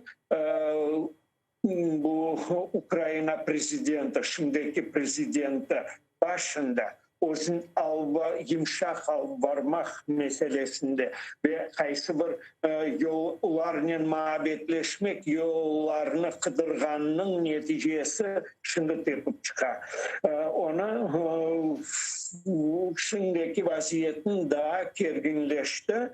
Bu aynı zaman Amerika'nın pozisyası. Şimdi keskinleştirgen pozisyasının neticesinde şimdi Putin aksine başladı hareketler ve ona baş maksadı Kennedy Amerika prezidentine özünü tanıttırmak ve mecburi halde işbirlik olmaganın özünde de nasıldır birleştirilgen sahalar tapıp yavaş yavaş özara münasebetlerini doğrulatmak ve Amerika'nı ve aslında dünyanı kondurmak bu Ukrayna'nın iç meselelerini öz pozisyasından kondurmak. Onun için ben belirlesem bunda Putin için bu Kırım suyu o kadar mühim değil. Su gerek Kırım'da yaşayan halkta. Daha çok böyle taktik ve siyasi bir neticelerini kazanmak maksadı ne şimdi bu? Onu ben belirlesem gene de ben aytkan edim. Humanitar şekilde, humanitar siyasetinde işletilgen kaysı bir delil. Ukrayna'nın ne şekilde devlet olganını göstermeye tırışalar. Çünkü Garip Kırım'da su yok. insanlar çekse ama Ukrayna onlara hiçbir yardım göstermeye hazır değil bile. Aksine daha beter vaziyetini ağırlaştırmak peşinde degen bir mesaj gibi çalışılar bu halkara meydanlarında. Çok sağ olun Синавираға бізле бағланып мерақлы субет алып барғаныңыз үшін. Синавир Кадыров, Қырым-Татар Милли Әрекет иштиракчысы бізле жанлы бағда еді. Teşekkürler. Мен ise Rus тіліне keçем ve nevbeteki musafirimizni davet edeceğim. Canlı yayınımızға bağlanacak. Я перехожу на русский язык, и мы продолжаем информационно-аналитическую программу «Бугунь». Министр иностранных дел Украины Дмитрий Кулеба заявил, что через несколько недель Россия будет готова к нападению на Украину. Вместе с тем, точно ли она пойдет по такому сценарию, спрогнозировать пока что невозможно. Кількість російських військ біля українських кордонів наразі більша, ніж була у 2014 році. Це означає, що ми не можемо виключати будь-що. Ми не можемо бути впевнені, чи вирішила Москва розпочати нову стадію агресії проти України. Але очевидно, що вони будуть готові зробити це за кілька тижнів. Ми не можемо назвати точну дату чи час, коли вона перейде лінію розмежування, спричинивши нову хвилю ескалації. Але ми точно бачимо стратегічну підготовку Росії, військову підготовку. России заговорили о возможности широкомасштабной войны с Украиной. Депутат Госдумы России РФ, лидер КПРФ Геннадий Зюганов считает, что нужно воевать за Донбасс. Я бы на месте верховного главнокомандующего официально заявил, что мы будем защищать свой мир, свою родину, свой язык. Признать Донецкую и Луганскую республику – это воля наших соотечественников. Надо официально заявить, что мы их признаем и будем их защищать, включая и военные средства. Політичний аналітик Петро Олещук зараз з нами на прямому зв'язку. Пане Петро, вітаю вас. Ассаламу алейкум. Доброго дня. Пане Петро, все, что сейчас происходит с обострением ситуации на Донбассе, милитаризация Крыма, стягивание, концентрация российских войск у наших границ, похоже на то, что Россия готовится к войне, или же это просто вот такая демонстрация силы, блеф, шантаж? Ну, ви розумієте, в чому специфіка ситуації, що, безперечно, будь-яка підготовка до війни, вона одночасно є і демонстрацією сили. І, звичайно, що достатньо дивно, що, наприклад, Росія настільки демонстративно все це робить, причому тривалий час буквально показує всім, дивіться, ми готуємося до війни. Справді, на реальну підготовку до війни в цьому контексті це не дуже схоже. З іншого боку, багато необхідних атрибутів цієї саме підготовки до війни ми так само можемо спостерігати. Тобто це, знову ж таки, і військові провокації, і черговий виток роботи пропагандистської машини Російської Федерації, яка вчергово повертається до теми про те, що начебто Україна має якісь агресивні наміри по відношенню до Росії. Тобто, звичайно, що ми можемо трактувати ці всі виклики по-різному. І, звичайно, достатньо важко прогнозувати дії керівництва Російської Федерації, яке вже неодноразово показувало свою схильність до не завжди навіть раціональних кроків. Тому особисто я вважаю, що на даному етапі це швидше нагадує демонстрацію сили і спробу залякати своїх візаві, але так само виключати можливість того, що Російська Федерація, керівництво Російської Федерації в кінцевому рахунку спробує використати ті або інші силові важелі проти України, ну, мабуть, так само не варто. Давайте смоделируем. Если это демонстрация, это блеф, игра мускулами и так далее, то с какой целью? Если мы говорим о том, что Путин этим шантажом пытается добиться каких-то политических преференций, то что это может быть? Ну, я думаю, що в першу чергу вони хочуть домогтися певних гарантій не стільки навіть від України, скільки від світового співтовариства. Ну, тому що вони першопочатково як ставили питання, ще починаючи з 2014 року, що нам необхідно поділити світ на зони впливу. От наша зона впливу – це колишній СРСР, і ми там маємо повну свободу дій, і ви, відповідно, це все не втручаєтесь, не сприяєте поваленню якихось недемократичних проросійських режимів, і тоді ми заспокоїмось. От такий сигнал вони подавали досить давно. Безперечно, що це може стосуватися безпосередньо тієї кон'юнктури, яка на даний момент склалася. Ну, ми знаємо, що, наприклад, після того, як в РНБО були ухвалені санкції проти Медведчука і проти інформаційних ресурсів Медведчука, це одразу достатньо суттєво позначилось на українській політиці. Тобто ні для кого не є секрет, що рейтинги ОПЗЖ лише просідають, і сподівання політичним чином взяти владу в Україні, ну, мабуть, у Росії чим далі, тим менше. Почав діяти закон про мову, продовжується співпраця України із НАТО, з Європейським Союзом. Я думаю, що Росія хоче це все заблокувати погрозами, в тому числі і погрозами не лише для України, а для всього світу. Ну і якось стримати подальший рух України в західному напрямку, який, як на мене, чим далі, тим більш стає виразним. Тобто, як Росія розраховувала, що, наприклад, от ми будемо чекати, в Україні все розвалиться, і вона сама до нас шматками потрапить. А воно якось трапляється не зовсім так, і тому Росія, як завжди, в будь-якій незрозумілій ситуації починає тиснути в силовий спосіб. Для того, щоб примусити, ну, наприклад, примусити реалізувати Мінські домовленості в тому вигляді, як їх бачить Росія. Тобто без виведення військ, а лише із легалізацією окупантів в якості от такої собі частини Української Федерації. Я думаю, що це їх основна мета, причому вони через тиск на Україну тиснуть же не лише на нас. Вони тиснуть на все світове співтовариство, на Європейський Союз, на Сполучені Штати, що, мовляв, дивіться, ми в разі чого влаштуємо війну, і це в кінцевому рахунку позначиться і на вас з точки зору соціальному, економічному, біженці, крах світової системи і так далі. Тобто вони таким чином тиснуть ще на весь світ. На фоне этого всего, насколько Киеву удалось консолидировать международную поддержку? Я думаю, вдалося. Я думаю, вдалося на тому рівні, як це, в принципі, зараз можливо.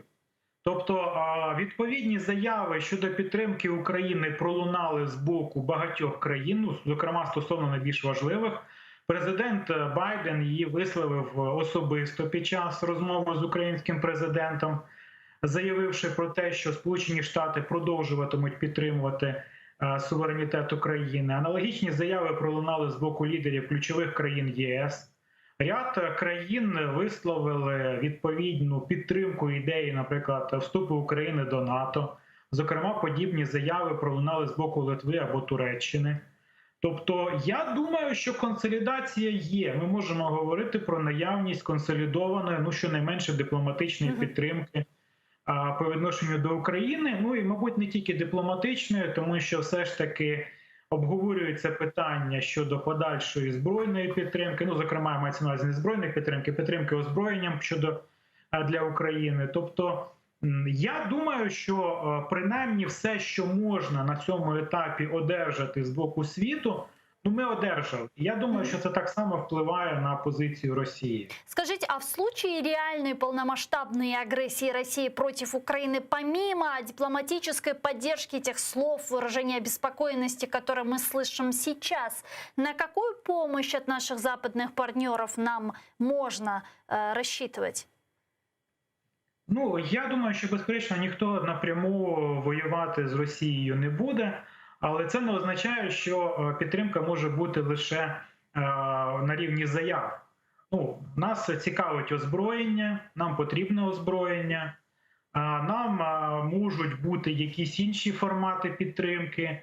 Ну, наприклад, обговорюється неодноразово, ну, я не є військовим експертом, я не хочу це особливо коментувати, але, наприклад, такі формулювання, як так звана безпольотна зона, або якісь інші відповідні дії. Тобто, насправді, способів, як підтримати Україну, окрім прямого військового втручання, їх не так мало.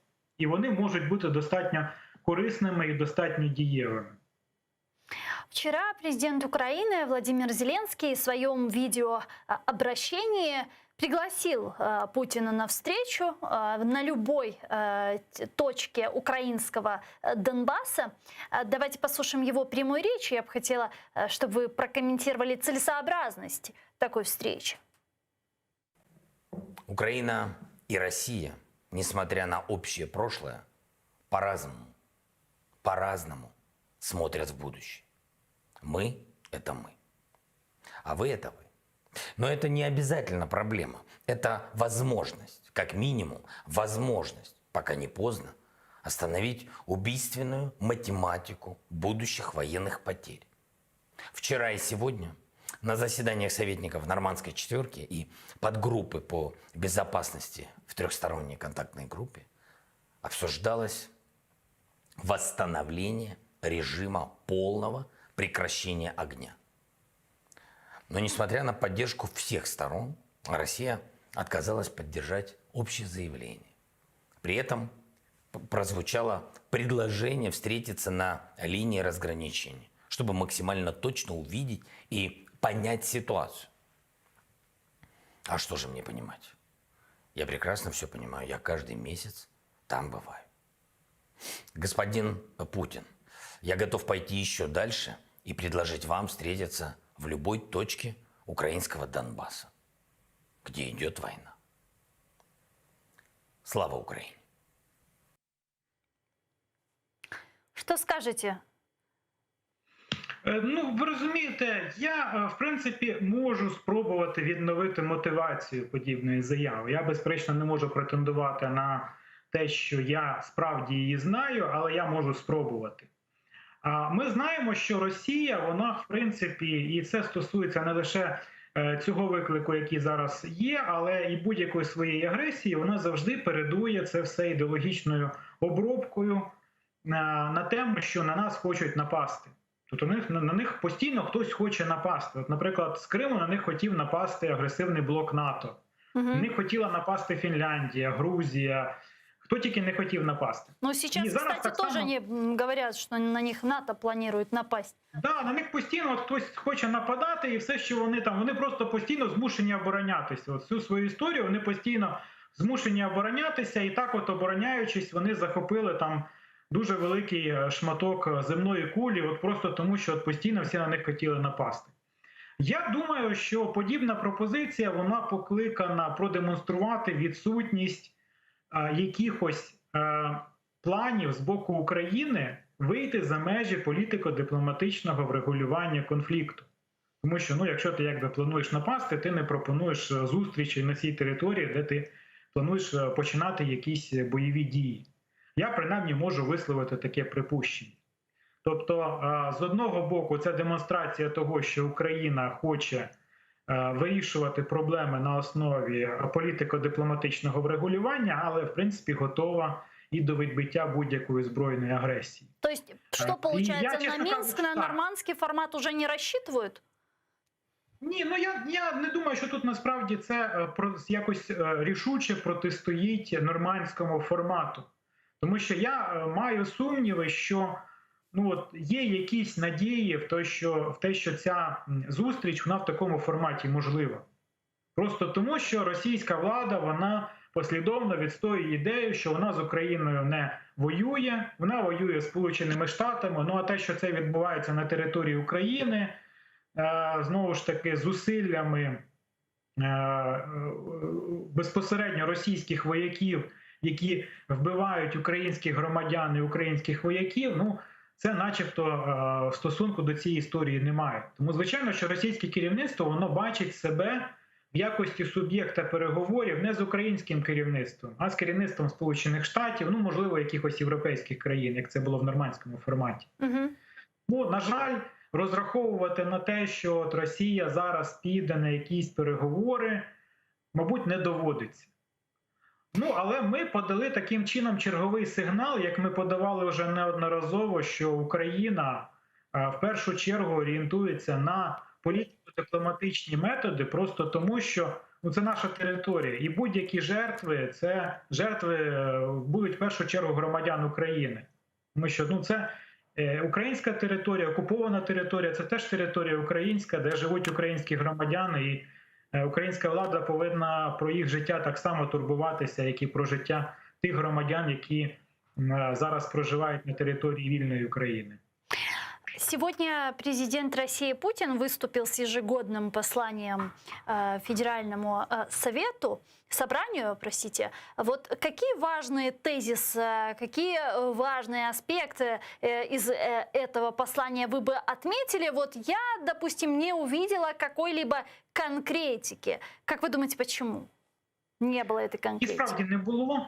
Ви розумієте, там така дуже цікава композиція, 90%, хоча всі очікували якихось геополітичних заяв, але там 90% стосувалося проблем внутрішньоросійських, причому таких дуже локальних. Там допомога якась соціальна, там вирішення якихось там проблем з інформатизацією, там я не знаю, там, ну, буквально, знаєте, як якась нарада у якогось директора підприємства. І вже під кінець він там щось почав казати про зовнішню політику, справді дуже абстрактно, говорячи про якісь недружні сили, хоча вони насправді, росіяни такі дуже сильно мирні, але якісь недружні сили постійно проти них щось замишляють, якісь там державні перевороти замишляють і тому подібне. Ну, тобто, в принципі, справді, от якоїсь явної агресії там не було. Хоча вона була дещо завуальована у форматі, що ми будемо захищати червоні лінії, і ми самі ці червоні лінії для себе будемо визначати. Але справді конкретики там було дуже і дуже мало, і я думаю, що виходячи із цього, ну принаймні моя думка, що вони поки що з якимось остаточним планом подальших кроків не визначилися. Тому вони зараз вивели оце питання зовнішньополітичне на другий план, перед соціальними проблемами, там якимось дуже, знаєте, з точки зору головного змісту, це був, знаєте, такий атракціон небаченої щедрості. Він усім пообіцяв щось, там різним соціальним категоріям, там якісь виплати, допомоги і тому подібне. Хоча багато хто припускав, що от зараз вони будуть робити акцент саме на спробі вирішити внутрішні проблеми через зовнішню політику, через там якусь чергову маленьку переможну війну.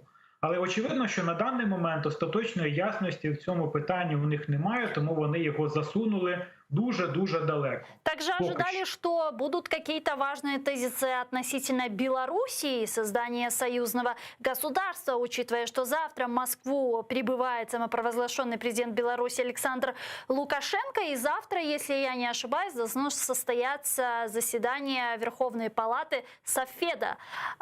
Стоит ли от этого заседания что-либо ожидать, и что можно ожидать после визита Лукашенко?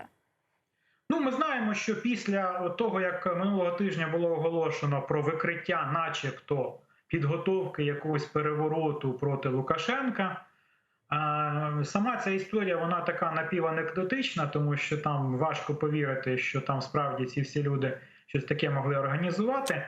Але тоді, за підсумками цієї історії, Лукашенко виступив із заявою про те, що він підготував якийсь неназваний декрет президента, який убезпечить Білорусь від будь-яких подальших спроб подібних переворотів. Що конкретно він мав на увазі, ми, безперечно, не знаємо. Але те, що він оголосив, що справді цього тижня цей декрет буде пред'явлено, те, що він поїхав в Росію, ну, мабуть, це якось пов'язано саме з відносинами з Росією. Що це конкретно? Якісь там нові формати інтеграції, там якоїсь ще глибшої інтеграції, ведення російських військ в якомусь більшому обсязі, якісь там відповідні спільні структури або... Ну, мені важко уявити, у мене якоїсь інформації немає. Але те, що це якось між собою пов'язано, і те, що справді оцей начебто переворот буде використаний з метою посилення російського впливу в Білорусі, ну, у мене особисто сумнівів немає. Дякую вам дуже, пане Петро. Чухсагл, у нас Петро Лещук, політолог-міжнародник, був з нами на прямому зв'язку. Ну, я, к сожалению, с вами прощаюсь. Мы завершаем этот блок. Оставайтесь первым крымско-татарским телеканалом МАТЭР. Буквально через несколько минут эфир продолжает информационная программа «Заман» на крымско-татарском языке. А далее в этой студии в программе «Прайм» вас поприветствует мой коллега Айдер Муждабаев. Не пропустите. Коршкин.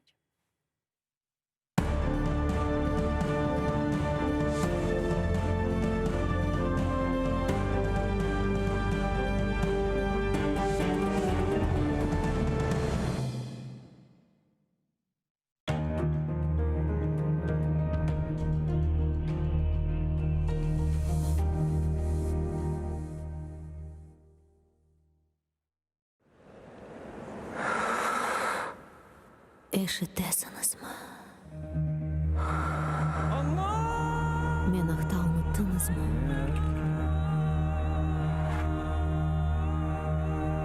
Мен мындам.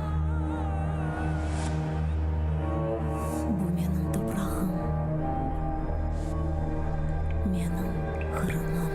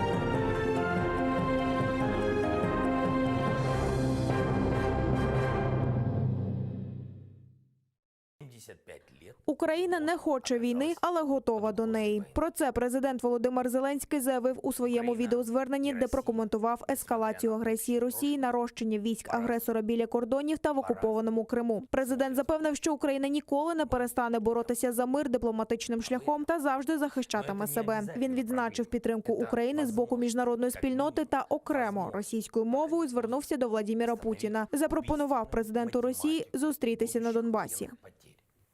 Вчера и сегодня на заседаниях советников Нормандской четверки и подгруппы по безопасности в трехсторонней контактной группе обсуждалось восстановление режима полного прекращения огня. Но несмотря на поддержку всех сторон, Россия отказалась поддержать общее заявление. При этом прозвучало предложение встретиться на линии разграничения, чтобы максимально точно увидеть и понять ситуацию. А что же мне понимать? Я прекрасно все понимаю, я каждый месяц там бываю. Господин Путин, я готов пойти еще дальше и предложить вам встретиться в любой точке украинского Донбасса, где идет война. Слава Украине!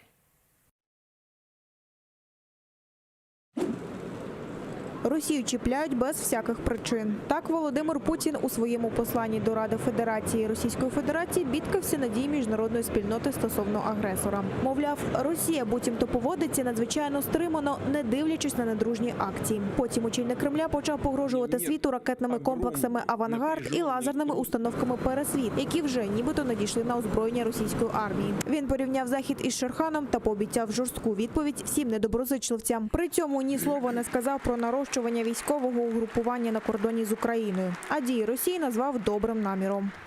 Организаторы любых провокаций, угрожающих коренным интересам нашей безопасности, пожалеют о содеянном так, как давно уже ни о чем не жалели.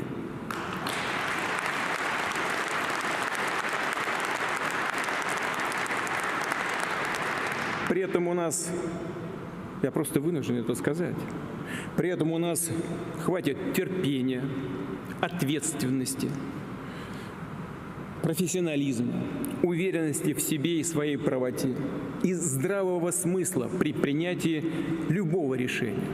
Но надеюсь, что никому не придет в голову перейти в отношении России так называемую красную черту. А где она будет проходить, это мы будем определять в каждом конкретном случае сами.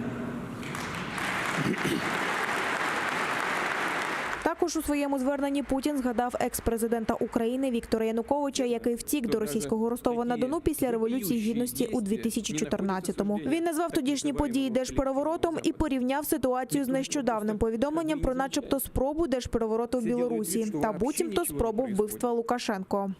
Ну, послушайте, можно как угодно относиться, например, к президенту Украины Януковичу или там к Мадуро в Венесуэле.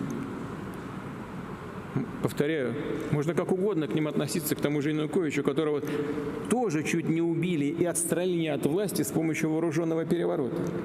Можно иметь любую точку зрения по поводу политики президента Беларуси Лукашенко Александра Григорьевича. Но практика организации госпереворотов, планов политических убийств, в том числе и высших должностных лиц, но это уже слишком. Зневага до корінного народу має бути покарана. Голова Меджлісу Рефат Чубаров обурений висловами викладача Національної академії образотворчих мистецтв. Ігор Дудник дозволив собі низку ксенофобських дописів щодо кримських татар та навіть відкритих погроз корінному народу на своїй сторінці у Фейсбуці. Множив радянську пропаганду про зрадників та буцімто чужинців на своїй землі. Реально, треба шаблю дідівську діставати, щоб голови татарські рубати. Щоб закінчити тему татарську. Я не маю проти ні проти них, ні проти якого іншого етносу. Ну але хуй вони так, ми їх приютили, а вони приїхали і виються. В коментарі до Дудника прийшли обурені люди, серед яких і історик Вахтанг Кіпіані. Батьківщина кримських татар – Кимирил, Узбекистан. Ігоре, тоді батьківщина сотень тисяч українців – Сибір. 3 останні дописи про зрадників і когось, хто їх прихистив – це біда. Не вірю, що людина, яка читає, може таке писати. Вахтанг, я вас дуже поважаю, але татари – мразь.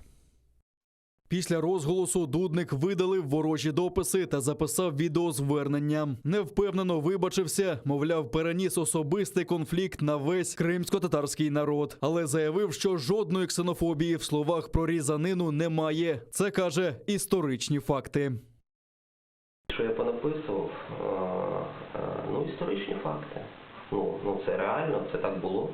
Значить, Каха була работорговчим містом в 17 столітті. Це історичний факт. Запорозькі козаки воювали з кримськими татарами, і, власне, і Запорозька Січ була створена як форпост від кримських татар.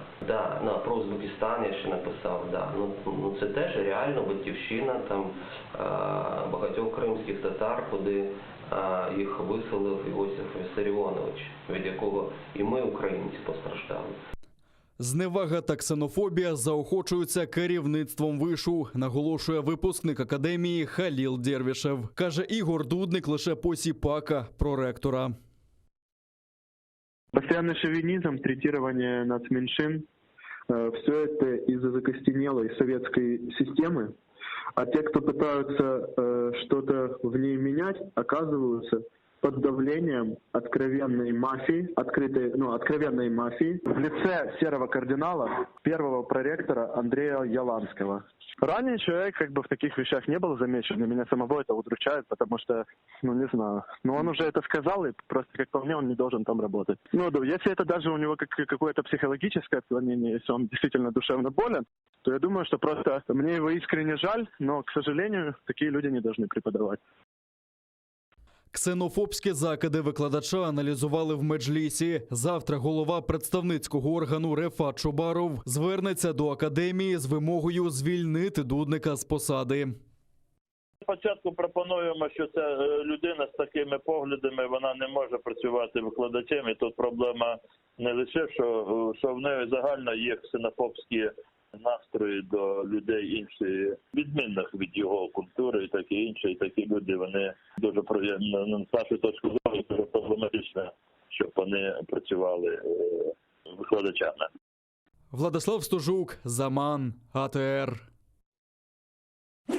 На Східному фронті 9 ворожих обстрілів за добу. Біля Південного окупанти гатили з мінометів 120-го калібру. А на околицях Старогнатівки, Золотого 4 та Водяного з гранатометів різних систем, великокаліберних кулеметів та стрілецької зброї. Втрат в лавах Об'єднаних сил немає. І сьогодні зранку окупанти тричі відкривали вогонь заборонених мінометів. Поблизу населених пунктів Піски та Південне ворог відкривав вогонь з мінометів 120-го калібру. Поблизу селища Первомайське противник відкривав вогонь з мінометів 82-го калібру, автоматичних станкових гранатометів та великокаліберних кулеметів. Бойових втрат серед українських захисників за поточну добу немає. Окупанти засудили українського військовослужбовця Євгена Добринського до 3 років та 6 місяців позбавлення волі. Сьогодні він виступив з останнім словом в окупаційному Джанкойському райсуді. Чоловік не визнає своєї вини, каже, його затримали незаконно, а наркотики підкинули ФСБівці під час обшуку. За словами адвоката Ісляма Віліляєва, захист буде оскаржувати цей вирок, а уповноважена Верховної Ради з прав людини Людмила Денісова вже засудила дії окупаційного суду та закликала міжнародну спільноту продовжувати тиск на Росію, аби зупинити незаконні переслідування та судилища. Засуджую дії підконтрольного окупаційній владі суду, адже кримінальна справа є сфабрикованою. Докази, надані суду стороною захисту під час судових засідань, свідчать про невинуватість українського військовослужбовця. Вважаю неприпустимим переслідування наших громадян за виконання конституційного обов'язку щодо захисту незалежності та територіальної цілісності України та засуджую дії окупаційної влади, яка продовжує порушувати міжнародні договори та норми міжнародного права. Нагадаємо, український військовослужбовець Євген Добринський зник зі спостережного пункту біля КПВВ «Чонгар» 30 травня минулого року. Поряд з постом тоді виявили сліди боротьби, зброю та його телефон. 2 червня ФСБ визнало, що Добринський знаходиться на території окупованого Криму. За їх інформацією, військовий буцімто сам незаконно перетнув так званий кордон. Наступного дня окупаційний суд Сімферополя заарештував чоловіка, звинувативши у буцімто в незаконному перетині кордону і контрабанді наркотиків. Вирішив повіситись на власному кіоску. В Ялті незрячий підприємець протестував проти закриття свого лотерейного кіоску. Він прив'язав шнурок до ларька і намагався надіти петлю на шию. Чоловік вимагав звільнити окупаційного мера міста Яніну Павленко. За рішенням окупаційної адміністрації кіоск почали розбирати, не давши підприємцю можливості оскаржити це рішення. Підприємець навіть згадав, що до так званого референдуму в Криму у нього все було законно. А після окупації місцеві чиновники розорили його, закривши всі торгівельні точки. Налогов я плачу. Не делать. Я не буду вешаться. Это... Не надо, вы можете упасть. Я не буду вешаться, я просто подцеплю. Александр, ни в коем случае не делайте этого. Не буду. Подождите, не трогай. Нельзя, вы что? Я не буду вешаться, я просто хочу показать. Не разоряй меня, Россия. Сколько можно? У меня снесли уже все объекты почти. Осталось буквально...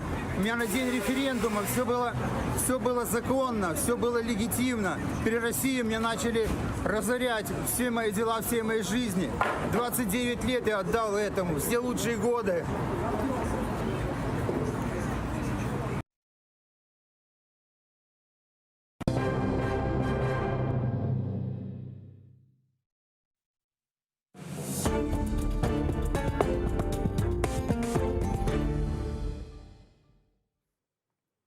Ассаляму алейкум. В эфире телеканал АТР, марафон Сайв АТР, «Голос Крыма» мая буду в эфире.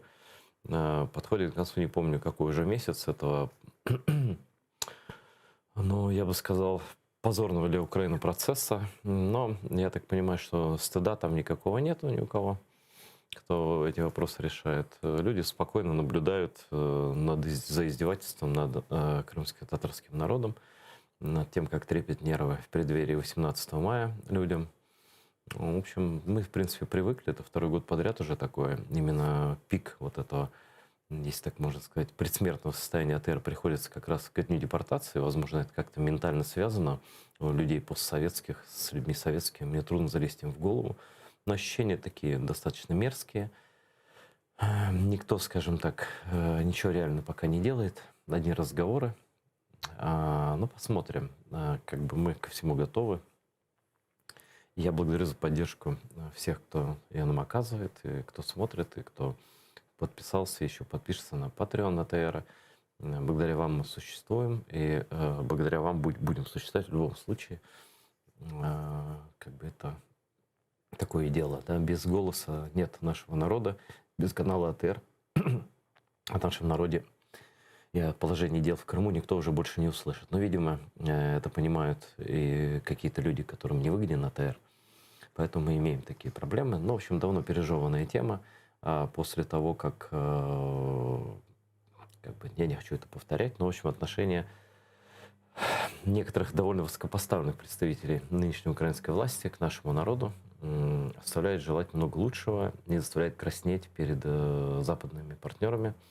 которые искренне не понимают, почему канал АТР не нужен Украине сейчас, почему именно этот канал нужно придушить, нужно отключить от эфира, чтобы он не мог транслировать на Крым. Это невозможно объяснить никому вообще.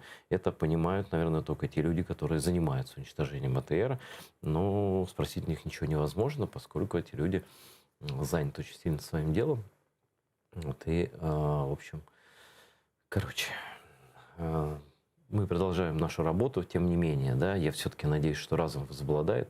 И накануне всех этих грандиозных планов Владимира Зеленского, Крымской платформы, стратегии повернения Крыма и прочего, как бы канал АТР все-таки будет необходим нашему государству в борьбе с оккупантом. Ну а если нет, тогда я буду считать эту борьбу имитацией. Вы уж меня простите, господа, пани Топанове, что как бы без АТР я вообще не понимаю, как вы будете все это реализовывать. И, то есть это будет такой фейк, но об этом тоже, наверное, это тоже будет понятно всем вокруг, потому что невозможно одной рукой делать добро, а другой рукой унижать коренной народ Украины вот такими вот вещами, да. Тем более, что никто тут ничего лишнего не просит, потому что все наши расходы, они абсолютно ясны, прозрачны, они все на экране. Вот. И наша единственная цель — это чтобы наш народ смотрел нас в Крыму. И других целей никаких нет. Вот. Мы сюда приехали только за этим. Украина — это Крым, и Крым — это Украина. И мы будем бороться до конца. К сожалению, очень много сил уходит на борьбу с бюрократизмом, с непониманием, с какими-то вещами, которые невозможно. Наверное, со школы нужно объяснять, кто такой Мустафа Джемилев, кто такие Харамлы, что это все такое. Ну, наверное, когда идешь на государственную службу, нужно почитать некоторые статьи, узнать, кто такой Джемилев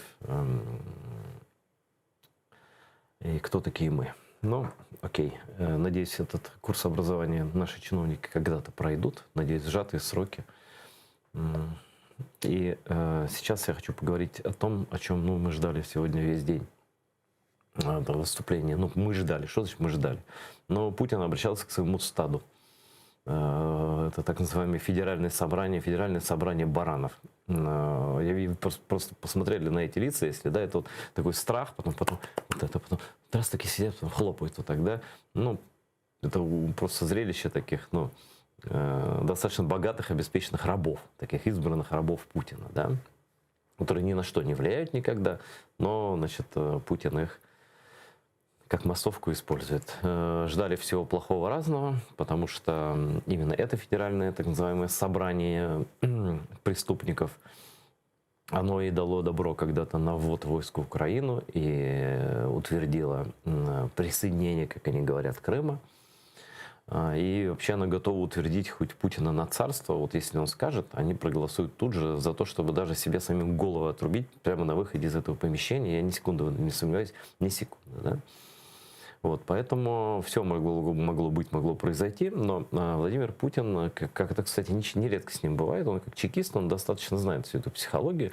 И вот когда от него чего-то ждут, как раз ничего и не происходит. Так много раз было, и вот раз так же произошло. Я так подумал, что даже и нечего цитировать, и нечего обсуждать, ну, кроме там чего, то, что мы определим, где красные линии, ну, конечно, еще чего, ты будешь, границы России нет, красную линию он определит, а восход солнца ты не будешь определять, случайный закат? Нет, конечно, это вопрос не в компетенции даже такого фюрера великого, как Путин, и это, наверное, мир будет решать, где красные линии, для России, не наоборот, но как бы никто не запрещает человеку самого себя считать кем угодно, да, и больше, ну, ничего мы там не слышали, но почему я пригласил сегодня в нашу студию человека совершенно неординарного, с которым я хочу, чтобы вы познакомились. Она была несколько раз у нас в эфире, но вот так в прямом эфире в студии нет. Это Алена Васильева, она беженец, политический беженец из Беларуси. Привет, Алена. Привет.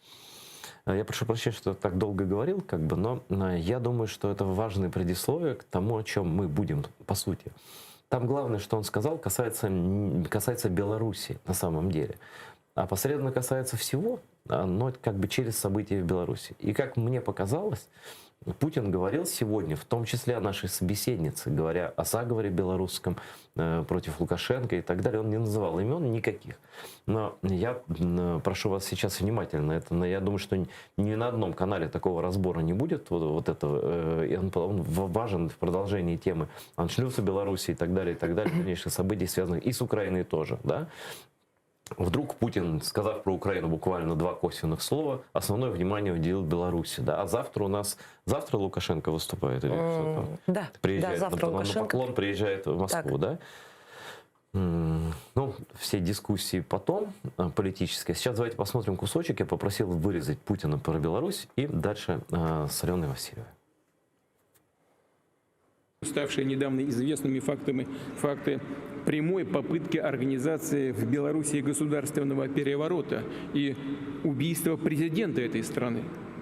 При этом характерно, что даже такие вопиющие действия не находят осуждения так называемого коллективного Запада. Никто этого просто как бы и не замечает. Все делают вид, что вообще ничего не происходит. Ну, послушайте, можно как угодно относиться, например, к президенту Украины Януковичу или там к Мадуро в Венесуэле. Повторяю, можно как угодно к ним относиться, к тому же Януковичу, которого тоже чуть не убили и отстранили от власти с помощью вооруженного переворота. Можно иметь любую точку зрения по поводу политики президента Беларуси Лукашенко Александра Григорьевича. Но практика организации госпереворотов, планов политических убийств, в том числе и высших должностных лиц, но это уже слишком. Все границы перешли уже. А ведь чего только стоит признание задержанных участников заговора в том, что готовилась блокада Минска, включая городскую инфраструктуру и средства коммуникации, полное отключение всей энергосистемы столицы Беларуси. Это значит, между прочим, что по сути велась подготовка к массированной кибератаке. А как иначе-то? Это так, знаете, просто одним рубильником не сделаешь.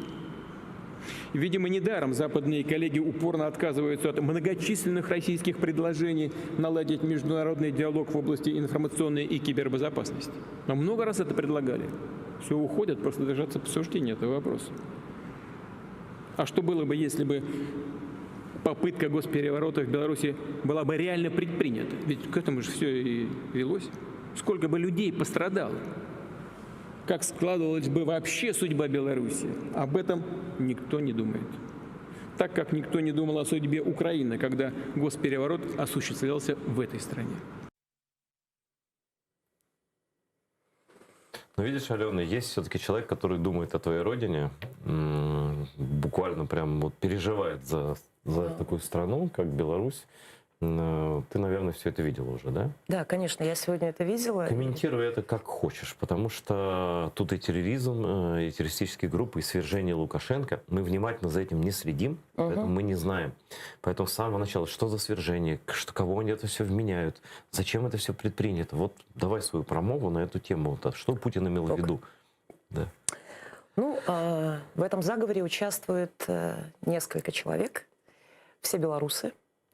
2 граждан США, ну то есть они белорусы, иммигранты в США. Ну, двойное гражданство. Двойное гражданство, да. Засветился бывший психиатр в этом заговоре, который в 2011 году опубликовал документы о том, что Лукашенко страдает мозаичной психопатией. Ну, вообще такое Лукашенко не прощает. Ну, конечно. Он был вынужден уехать, были преследования. Подожди, так он уехал? Он уехал. В 2011 году он бежал, он в США. Нет, он остался в США.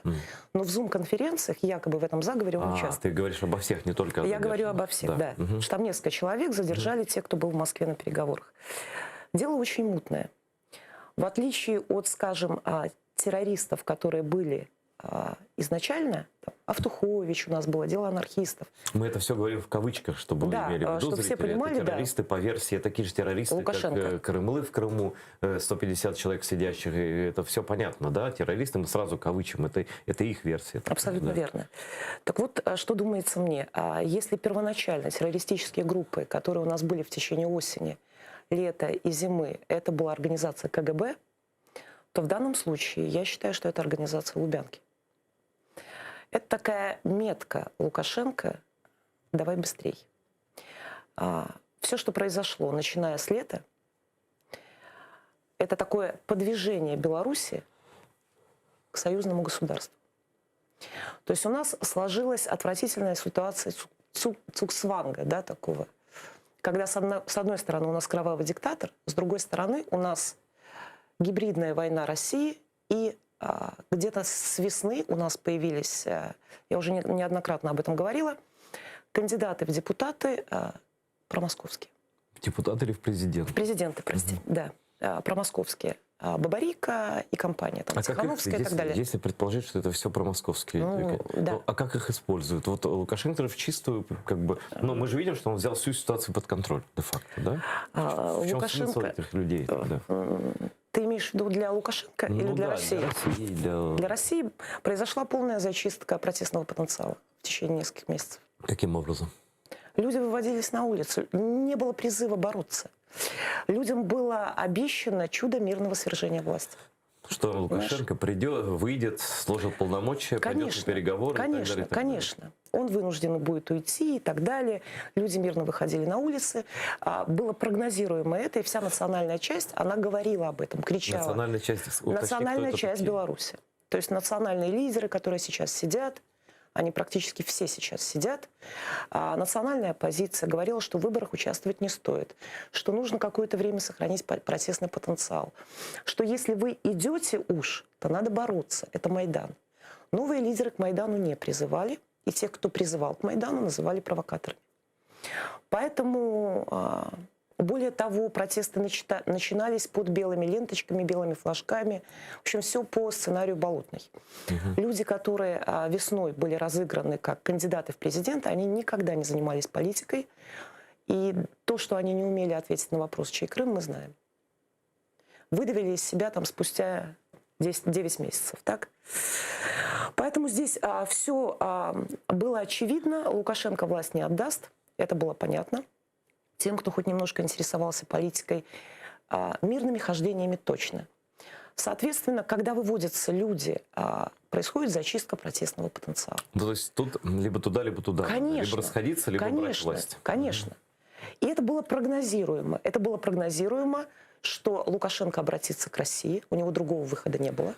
Слушай, ну Путин его признал на третий день, что ли, после так называемых выборов. Путин признал. Но Путин не может сейчас сказать: ой, извините, я ошибся. Путин его признает, безусловно. Но Лукашенко ведь он же не прогнозируемый. Он то туда, то сюда. Он не может сдать Беларусь окончательно. Он боится за себя, он боится за власть. Он не может сдать власть. А у него что, есть выбор теперь? Ну, когда он так защищен, в общем-то, Россией, и все остальные говорят, что он незаконный, Украина его не признала президентом. Да? Тут один только дурачок поехал его поздравлять. Лукашенко сейчас ездил в Баку на всякий случай и выбил себе там кредиты и большие контракты. Давайте не будем про Азербайджан. Это внутрисенговская политика, она мне вообще такая. Но дело в том, что Лукашенко обещал новую конституцию Путину. Отодвигает процесс. Обещал подписать дорожные карты. Как только подавление восстания произошло, Лукашенко опять стал делать финт в сторону. И в этот момент... Подгуливать. И в этот момент появляется вот такой вот странный террористический заговор. То есть людям что-то обещалось. Они поехали в Москву, Айдар. В Москве. Кто эти люди? Кто поехал в Москву? Федута. Федута я знаю, я был с ним пару раз в эфирах «Эспрессо» здесь. Достаточно русскомирный человек, Федута. Да? Да, в Беларуси он когда-то же был в команде Лукашенко. Слушай, ну там много кто работал. Абсолютно, да. Ну, он такой из серии «Путин плохой, российские либералы хорошие». Ну окей, мы не будем его взгляд разбирать. Все равно в любом случае он не террорист, это понятно. Ну, естественно, там уже одуванчики все травоядные. Какие-то, вот знаешь, если даже посмотреть на вот этого Александру Федуту, я второго не видел, кого задержали с ним, но это такие ботаники, какого Лукашенко в каком подвале, о чем они вообще там говорят? Нет, это, конечно, смешно. Это дело для американского спецназа, там минимум 100 человек на черных вертолетах ночью забирает Лукашенко. Какой Федута, что за бред вообще? Абсолютно верно. Но каким-то образом их записали. Я прекрасно понимаю, как белорусское телевидение делает запись, да? Там же выдают какие-то записи. Ну вот про тебя. Вот когда мы были... Про тебя сняли. Да, вот же когда ты мы были... вот Абсолютно. С Евтуховичем. Вот когда мы... Фильм. И я слушала, что мы говорим с Николаем. Я слышала свой голос и слышала голос Евтуховича. И вроде бы это наши слова. Только эти слова взяты из совершенно разных диалогов. К примеру, Николай говорит с кем-то другим, это подается как разговор со мной. Оттуда слово. Я не знаю, как технологии, да. Подожди, вот ты в этом монологе Путина есть или нет? Или это разные группы? Ну, это разные группы, конечно, разные. да. То есть ты, это террористическая группа, но... Ты по делу Автуховича? Я по делу Автуховича, да. Я по делу Автуховича. Это группа, которая по версии Лукашенко... Ну, по большому счету, тоже собиралась свергать Лукашенко. Просто это событие еще зимнее, а это вторая дело группа. Состряпал, вот как ты думаешь, КГБ Беларуси. А да. вот это дело навязал уже Путин. Он уже позвонил и сказал, вот, вот тебя хотели убить. Не хочешь ли ты стать мертвым случайно? Абсолютно верно. Так ты имеешь в виду? Да, я это имею в виду. А у нас еще есть в запасе. Ты там смотри, давай-ка побыстрее. Подписывай окончательные дорожные карты. Вот он же говорит, вот у нас, смотри, даже в этом интервью он говорит, что мы хотели бы, мы готовы предложить, а белорусская сторона отказывается. А мы ведь готовы, же, да. Такую, знаешь, такую невесту, которую вся деревня знает, что она такая, ну, немножко, да, такая, ну, слаба в моральном смысле, вот, и она все откладывает свадьбу. Это и жених такой напористый, говорит, ну, давай вообще жениться. Она такая, ну, давай завтра, давай потом, давай еще там, у меня не готово, я еще себе там не довязала там фату, да? Или что-то такое. Но мне кажется, что его фата уже, эта ниточка, она как-то уже скрутилась в клубочек. И уже дальше, ну, я не знаю, что. Вот чтобы, хотя завтра, значит, должен Лукашенко приехать в Москву, да?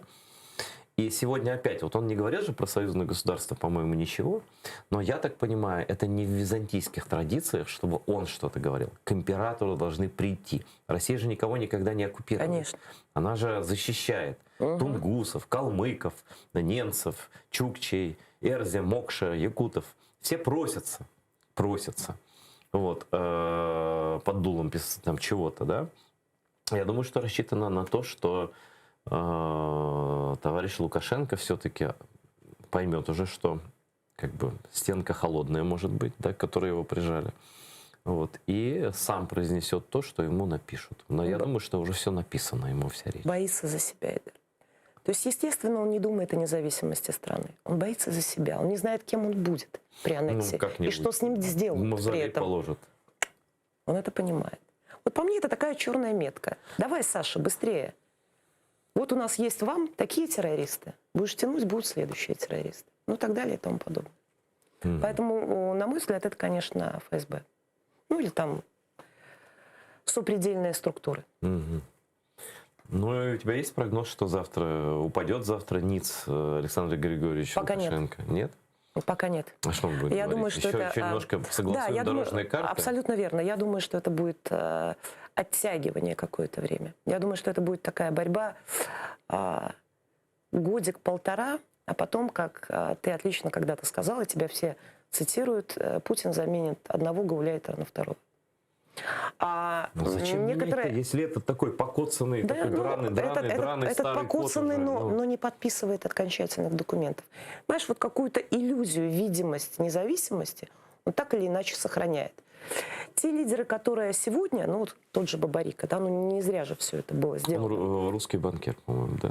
Газпромовец. Газпромовец. Это же все там, понимаешь, там, это Газпром. То есть даже те лидеры, которые сегодня есть, оппозиции, они же в той же русскомирной песочнице.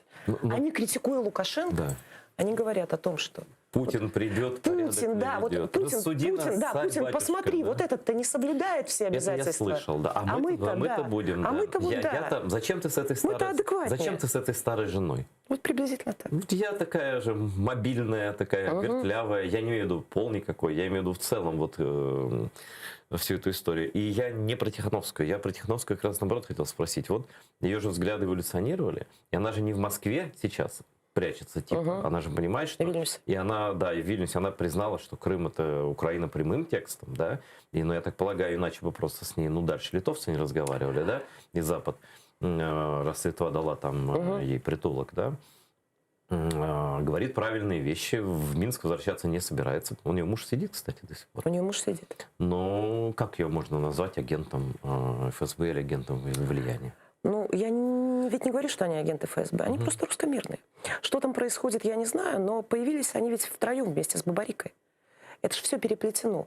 Общая платформа, общий штаб и так далее.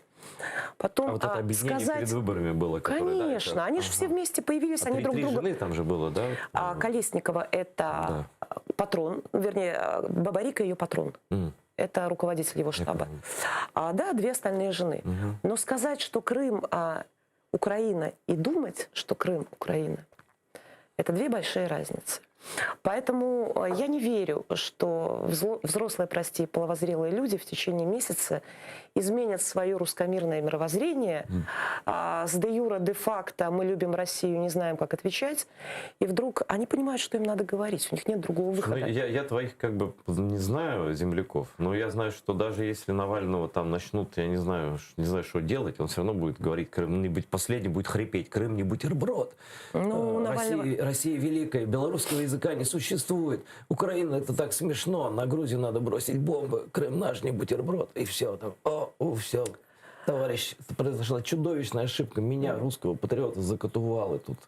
Ну, это я такой черная ирония. Я не желаю ни русской тюрьмы, ни смерти в русской тюрьме. Я просто... Вот такая упертость русскомирная, когда вот Путин плохой, но все равно мы вот в этом мире с Россией, мы к ним тянем, вот нас просто как сиськи там влечет. Мы вот просто ползем, вгрызая там линолеум, да, вот к этой, по этому скользкому русскому мирной горке, вот этой все, к этой мамке своей. Но мне кажется, мамка не очень нуждается в них. Вот мне кажется, я с тобой поспорю. Мне кажется, вполне устраивает Лукашенко, и нагнет он его. Может, не завтра. Нет, какое-то время, да. Но зачем ему... Знаешь, это любимое мое стихотворение, это монолог Гамлета. Мириться лучше со знакомым злом, чем бегством к незнакомому стремиться.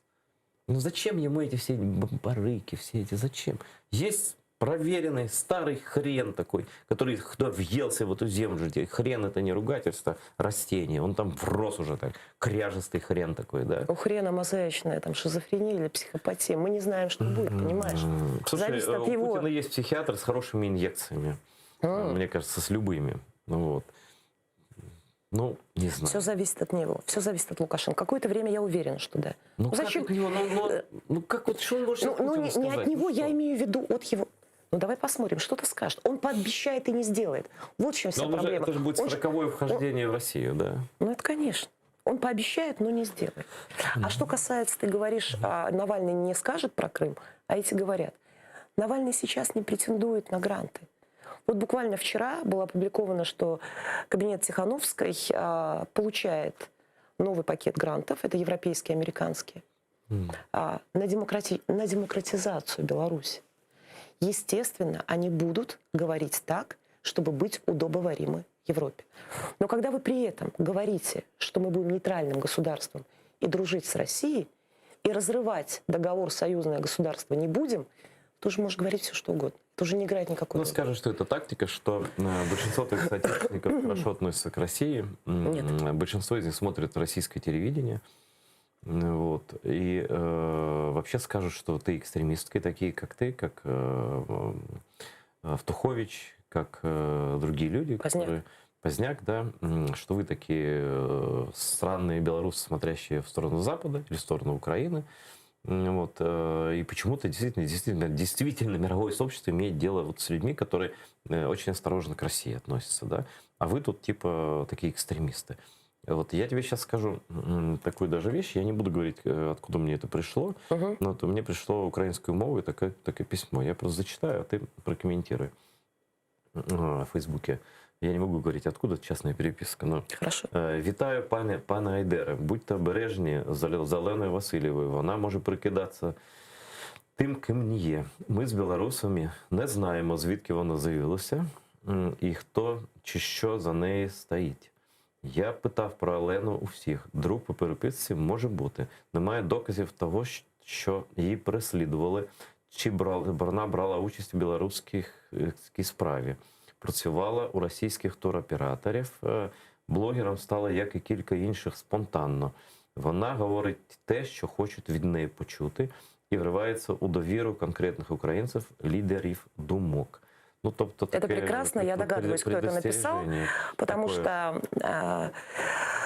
Так, могу по пунктам ответить? Да, отвечай, нет, это важно. По пунктам отвечаю. Насчет наверное, преследований не только можно, мне. конечно, писать много всего, но меня показали по ОНТ. Я видел этот фильм, совершенно, конечно, поэтому его видели, да, подрастрельный. его видели все, и здесь говорить что-то бесполезно, да? Это фильм, где Алена Васильева, одна из заговорщиков. И «Страна ОА» об этом писала и так Это далее. все про российское, да, и белорусское телевидение сняло. Алена Васильева одна из заговорщиков, одна там она женщина, по-моему. Вот, и ей принадлежит там какая-то роль связного с украинскими националистами, какими-то фашистами и так далее. И так далее. Оружие через границу и там прочие было вещи. названо, в отличие от Путина, что сказал, было названо имя, да?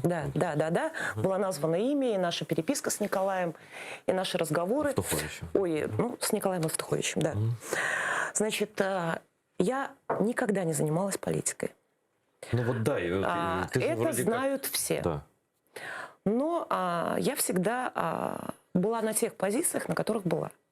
Я специально совсем недавно, вот слыша все это, не поленилась, прошла по своей ленте Фейсбука, где-то до 2014 года, и опубликовала, вот просто сделала скриншоты, что я печатала. Угу. Там, правда, в основном перепосты тебя и Бабченко. Я тогда очень мало писала. И я специально вот это все опубликовала. Значит, муж у меня известный музыкант, национальный музыкант, группа «Мясцовый час». Все ее знают. Я занималась туризмом, у меня маленькая дочка, ей 8 лет. Естественно, мою русофобию тоже все знают. Вот нет ни одного человека, который может сказать в Минске, что у меня была какая-то другая позиция по Крыму. С 2014 года у меня на телефоне стоял заставкой украинский флаг. А что касается российских операторов, это смешно. Турагентство, у меня обычное турагентство в Минске. Все операторы, ТЭС-тур, Корал, их все знают, Пегас, они все, любое агентство работает по договорам. Поэтому ребятам просто нечего сказать. А то, что произошло, Николай был моим другом. А вы давно знакомы, до еще Да, всего? мы знакомы. Мы знакомы. Я хотела его познакомить с журналистами. Он тогда хотел встретиться с тобой. Ты болел, ты это знаешь. Это когда в ноябре осенью, было, да, это было в ноябре. Николай был у меня в офисе и работал в период подполья. Сейчас уже это можно говорить. Не было никакой какой-то такой другой деятельности, но он был. Мне поэтому пришлось собрать быстро вещи. Не буду нюансы объяснять, уехать. Николай приехал к нам сюда осенью. Он встречался с журналистом Вадимом Довнером, хотел встретиться с тобой. Что касается канала «Миновито онлайн», я даже не предполагала, что этим буду заниматься. И идею и канала, и белорусского Майдана я собиралась сделать какой-то бизнес. Мне предложил и уговорил, веря в меня, наш общий друг Павел Фельдблюм. Поэтому здесь настолько все прозрачно и просто, что вот и все. Вот как бы по пунктам. Расскажи про белорусский Майдан, что это за организация и почему. А вы обращаетесь к западным партнерам с какими-то идеями продвижения европейской западной идеи в Беларуси? Да. Значит, у нас такая история. Мы хотели сделать СМИ, и до сих пор хотим. Вот «Миновито онлайн». «Миновито онлайн» — это как бы начало. Да, это YouTube-канал и Telegram. Беларусью интересуется «Миновито онлайн». Не знаю, почему так назвали, но «Миновито». Именно. А что такое? Именно. Белорусскую, да. Серьезно? Да, «Миновито» именно. это именно? Именно. Так красиво. Ну так. Ну так белорусская мова вообще сумасшедшая красиво. Да. Вот. Значит, кстати, больше всего похоже на украинскую. И, кстати, название вот это придумал Роман Скрипин. «Миновито онлайн». Ну я просто не знал, что таких слов даже не знаю. Молодец, Рома. Что сказать. Но «Миновито», ага, именно. Угу. Именно. Это Именно. На Ютубе канал и Телеграм-канал. Подписывайтесь, кто хочет знать другую точку зрения на Беларусь. Не такую, как совсем как оппозиция официальная делает. Эдер, можно я договорю тот вопрос, который тебе писали? По поводу того, что она говорит то, что от нее хотят услышать. Угу. Это очень важно. То есть, типа... Я говорю как раз то, что никто не хочет услышать. Нет, в Украине. В Украине-то ты говоришь, но вот когда ты говоришь про Майдан, когда я сразу узнал, что была за Майдан и так далее, я не знаю тебя совершенно. Ну и Скрипин тебя не знает. Но это вызывает уважение, потому что мы видим, к сожалению, что там 9 из 10 людей, которые выходили на, и, может быть, больше, в Минске, да, они, Майдан, это вот, нам это унизительно, потому что Майдан для нас это гордость, это главное событие в истории Украины, возможно, за всю ее историю. Они так говорят, только не Майдан, что только не Майдан, ты что, вообще сумасшедший?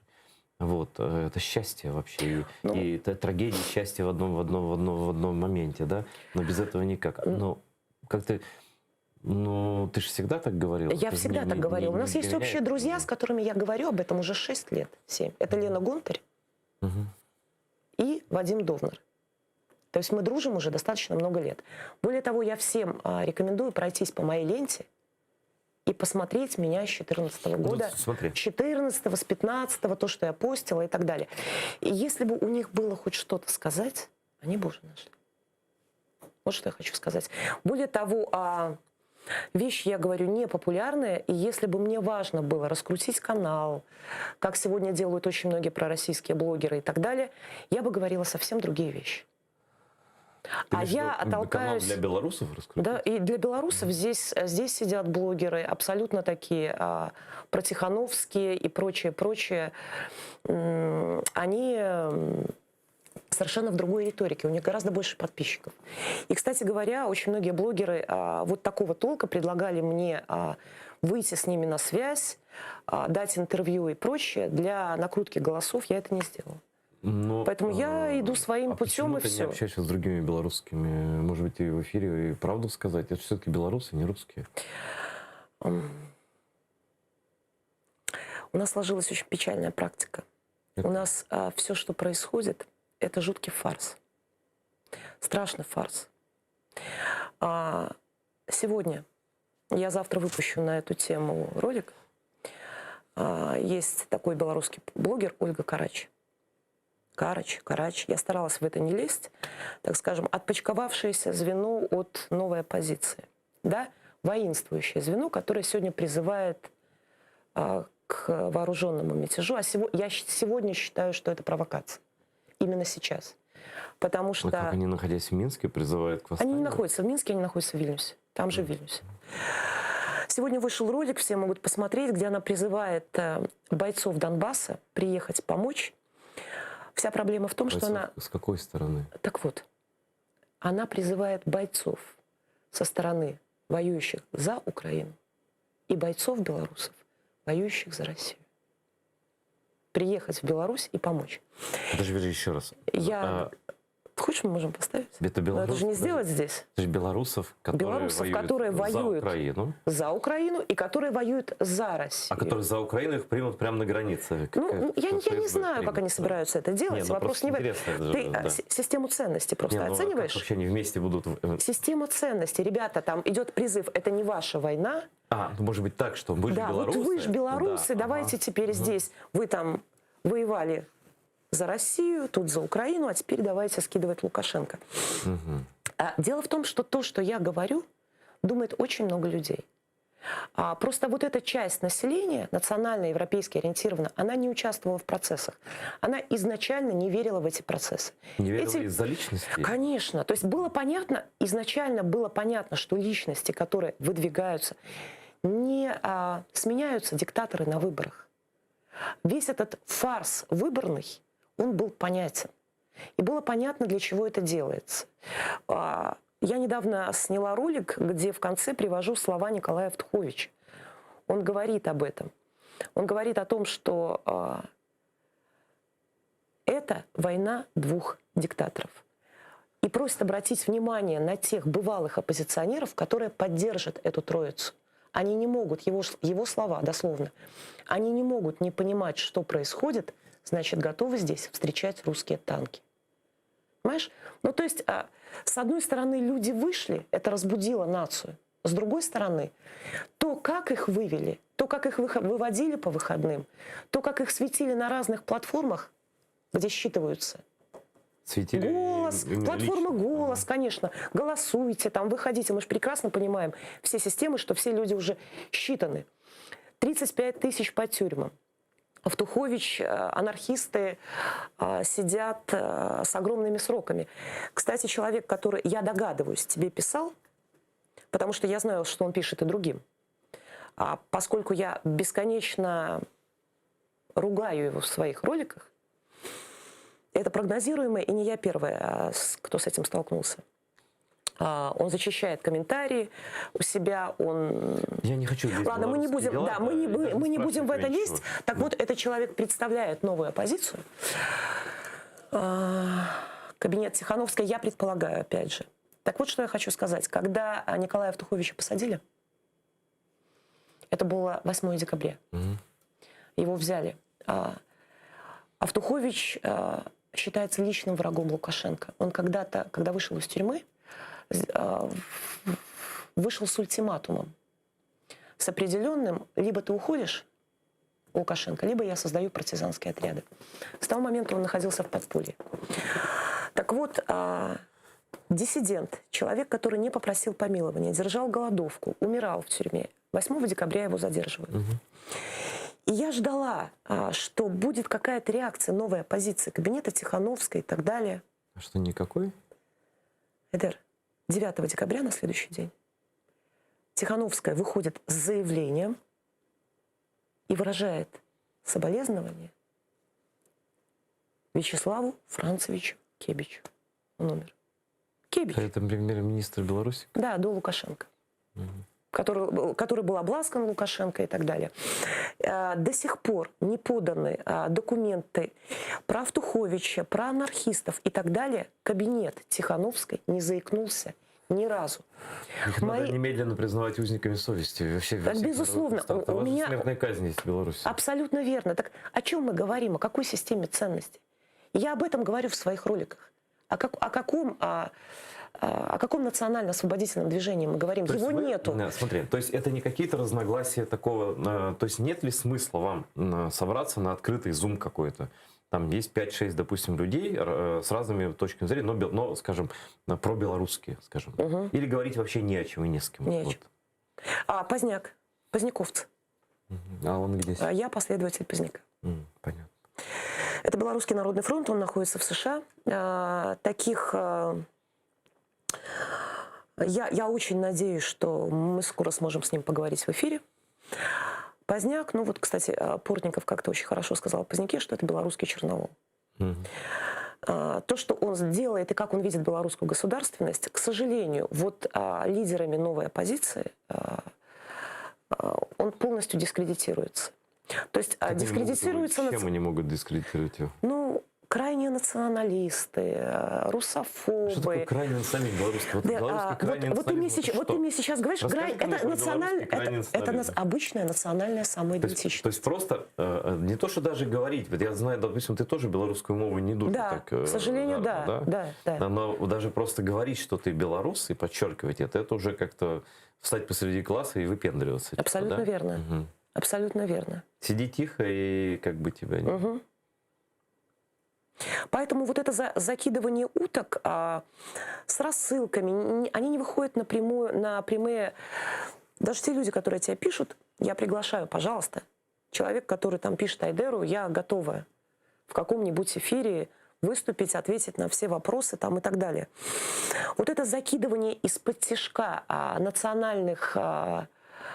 национальных деятелей каких-то. Допустим, Вадима Довнера, который пишет, да? Вадим у нас работал здесь. Да, но ты прекрасно знаешь его позицию и честность. И когда эти же люди, о которых мы сейчас говорим, Вадима Довнера называют, там, унижают свидетелем Поздняка, русофобом и прочее. Как можно унизить человека, сказав, что он русофоб? Вот это мы с тобой понимаем. Русофоб, но они этого не понимают. Это божественно. Вот это, одним словом, вот таких белорусы сегодня пробуждаются. И такая часть, о которой мы говорим, которые думают, как я, они есть. Их немало. Просто многие оказались в эмиграции. Многие просто плюют на сегодняшние процессы, потому что понимают, что это не их война и не их протесты. Понимаешь? Они понимают, что сейчас объективно свернуть не получится. Они это понимали сразу.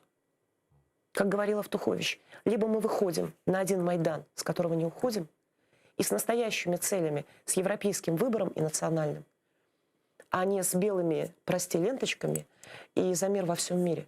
И мы называем основного врага Путина, а не просто давайте мы скинем Лукашенко, а Путин помоги. Зачем садиться за стол переговоров с людьми, для которых Путин не враг. Скажи мне, зачем? А Тихановская разве не говорила, что Путин враг? Нет. Тихановская говорила, что Путин мудрый политик. А Бабарико? А Бабарико тоже говорил, что Путин мудрый политик. Сейчас риторика немножко меняется. Там очень странная... Ну, я замечаю, что меняется. Смотри, там очень странная риторика. Весной еще, когда они появились, я говорила с Евтуховичем. Мы абсолютно одинаково видели эту ситуацию. Мы знали, более того, что появятся эти фигуры. Это был тот момент, когда Лукашенко, мы его так называем. Как вы его между собой зовете? Лука. Не батька? Нет, ну какой батька? Нет, сейчас же заговорят, я батька. Я батьки, да. Это те, кто очень любит Лукашенко. А я батьки, это кто любит Лукашенко? Да, у нас даже начали смеяться. Те, кто любит Тихановскую, я Светки, а те, кто любит Лукашенко, я батьки. А национальная часть населения считает, что и я батьки, и я Светки – это одно и то же. Ну, то есть две стороны одной медали. Да, условно говоря. Ну, это такая сленговая часть. Не, я просто выслушал, я белорусские так дела не... Реалии не очень. Ну, вот как-то так. Я сбилась с мысли, я что-то... Я тебя сбил, наверное. А что я говорила?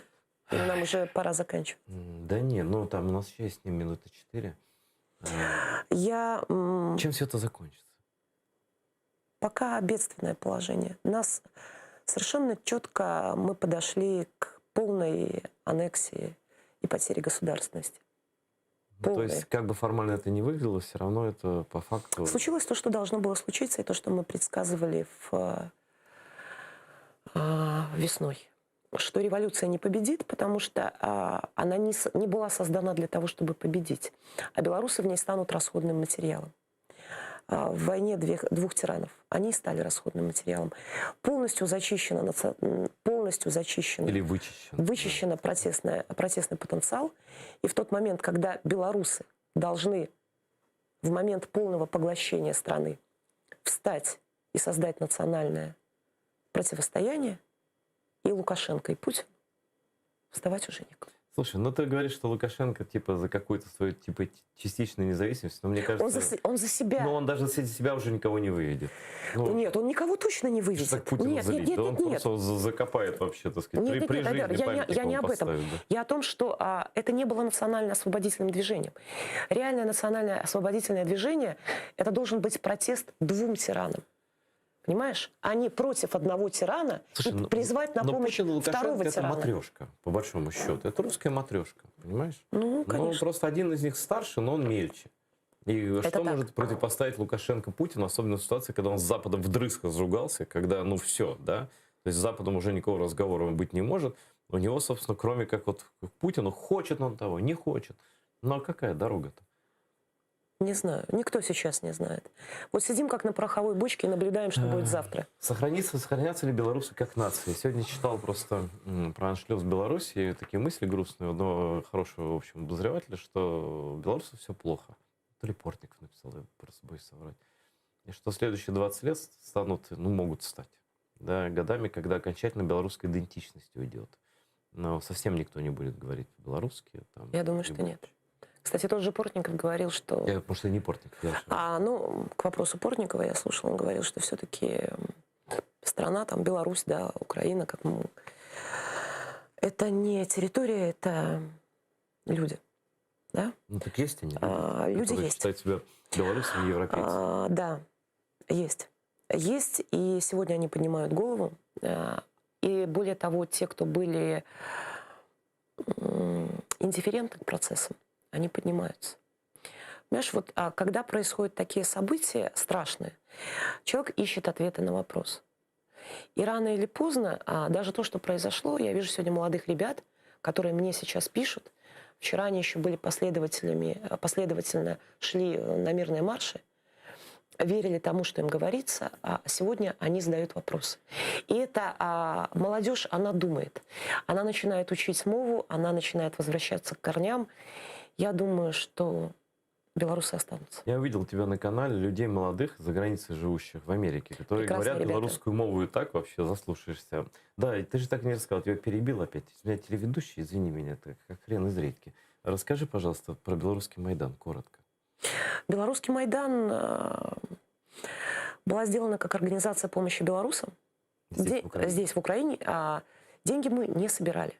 Там, когда показали нас на ОНТ с пачками долларов, там, евро, что мы собирали на оружие и так далее, мы собирались. У нас была программа сбора средств для размещения белорусов здесь. Но я тогда выступила у Романа Цымбалюка, потом у Романа Скрипина, и стали мне звонить, писать украинцы, и они предложили бесплатное жилье для белорусов, предлагали. Поэтому те белорусы, которые писали, мы могли их размещать бесплатно у некоторых украинцев, беженцев, конечно. И нам фактически деньги не нужны были на эти процессы, мы их не собирали. Единственное, на что мы пытались собрать деньги, это на поездку в АТО, но мы не смогли их собрать. Вот нам ребята, пару человек прислали, пока у нас... надо с пустыми руками тоже туда ездить, надо знать, что нужно. Точно. Ребята, которые, белорусы, воюют, сделали кое-какие заказы, но мы не смогли пока это сделать. Вот вы с ними мы это отложили. С нашими бойцами украинской армии, которые воюют. Я с некоторыми поддерживаю отношения и знаю некоторых через Николая. И они меня давно знают, кстати, к вопросам рекомендаций по поводу меня. Ну, а есть шанс? Я тебя не проверяю. Да, нет, я говорю это зрителям. Я говорю это зрителям. То есть в дальнейших планах это усиливаться здесь и ждать того момента, когда можно будет в Беларуси реально ситуацию изменить. Не вот так, а вот реально. Да. Сохранять, я призываю сохранять протестный потенциал и не поддаваться сегодня провокациям на выход на улицы с голыми руками, когда Лукашенко и Путин мобилизовали всю машину подавления. А ты думаешь, Лукашенко сможет стрелять? Конечно. Его же ничего не останавливает. Все. У него уже пройден этап боязни чего-то. Он закрутил машину по самые... Собственно, что я спрашиваю? Да, он уже стреляет. Который столько людей поубивал. Да, мы же не знаем реальных цифр. Понимаешь? Я сказала по поводу Автуховича, я бы хотела, для меня важно, чтобы это прозвучало. Так вот, новая оппозиция так до сих пор не сделала никаких заявлений с декабря месяца не по делу Автуховича, так называемых террористов и анархистов. А по этому делу вот второму? Нет, не знаю, не проследила вот эти дни, по-моему, нет. Но что касается героев и диссидентов, они замалчиваются, как и все национальные герои. Штабом Тихановской, рупором Франаком Вечорко, другими. Ничего, полная тишина. Ребята, которые в Америке, белорусскомовные, о которых ты говоришь, они помогают мне. Мы стараемся делать что-то вместе. Так вот, там есть политолог, девушка и другие.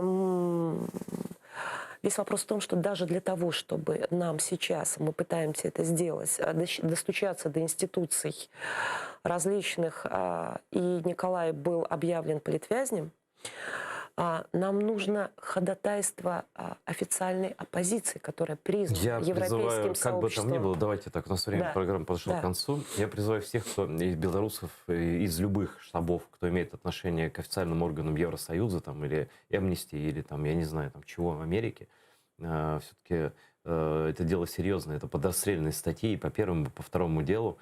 Как бы вы ни относились к тем людям или к этим людям, да, но это дело такое, все равно надо за своих стоять. Я надеюсь, что эти имена узнает весь мир, точно так же, как он узнал там имя Навального, например. Как бы к нему там кто ни относился, человек не должен помирать в тюрьме, да, например, так. Вот, и надо все равно бороться за то, чтобы белорусские оппозиционеры, их имена были известны, чтобы они были освобождены, чтобы Лука их не расстрелял. Причем они-то и есть истинные герои. Это реальные борцы с режимом. Это именно реальные борцы с режимом. Николай Автухович, я назову, Микола Дедок, для меня это очень важно, Володя Гундарь. Это все люди, которых я знаю. Оля Майорова, Оленевич, дело анархистов и ребята. Я прошу за них бороться. Те, кто может за них бороться, я прошу за них бороться. Официальная позиция, какой бы ни была, которая имеет доступ к институциям европейским и американским. Спасибо, что пришла. Если будет что-то Лукашенко заявлять, еще будем тебя приглашать, вызывать на связь и так далее. С нами была Алена Васильева, белорусская политическая беженка в Украине. Благодарю всех, кто смотрит, кто поддерживает нас на Патреоне. Благодаря вам мы вещаем «Борьба АТР» за наш народ, за наше пространство, которое связывает нас всех вместе. Это страшное время продолжается. И благодаря вам и нашей солидарности мы обязательно победим. Смотрите АТР. До завтра. Всего доброго.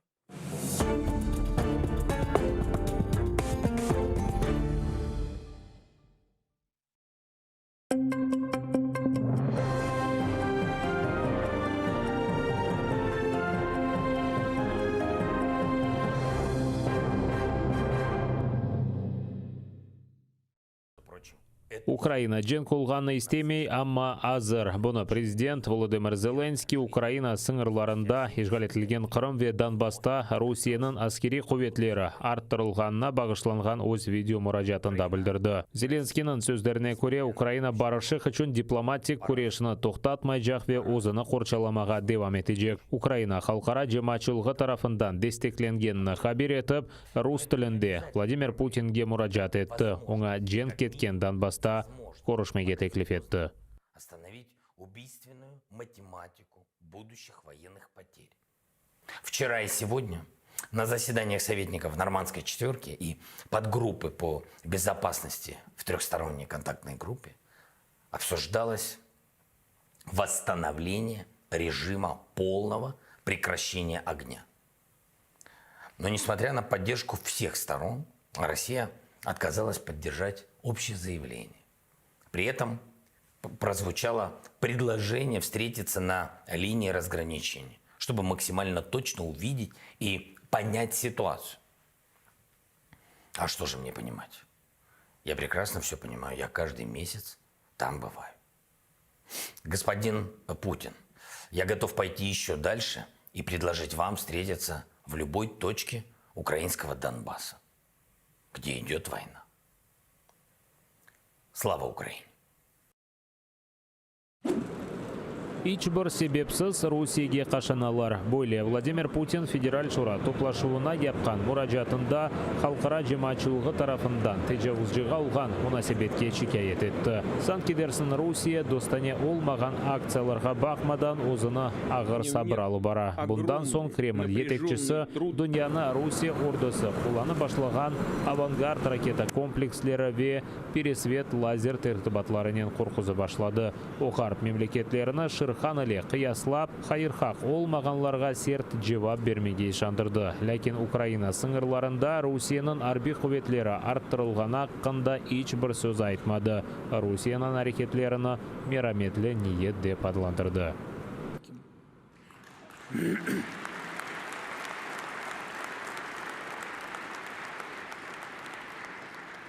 Организаторы любых провокаций, угрожающих коренным интересам нашей безопасности, пожалеют о содеянном так, как давно уже ни о чем не жалели.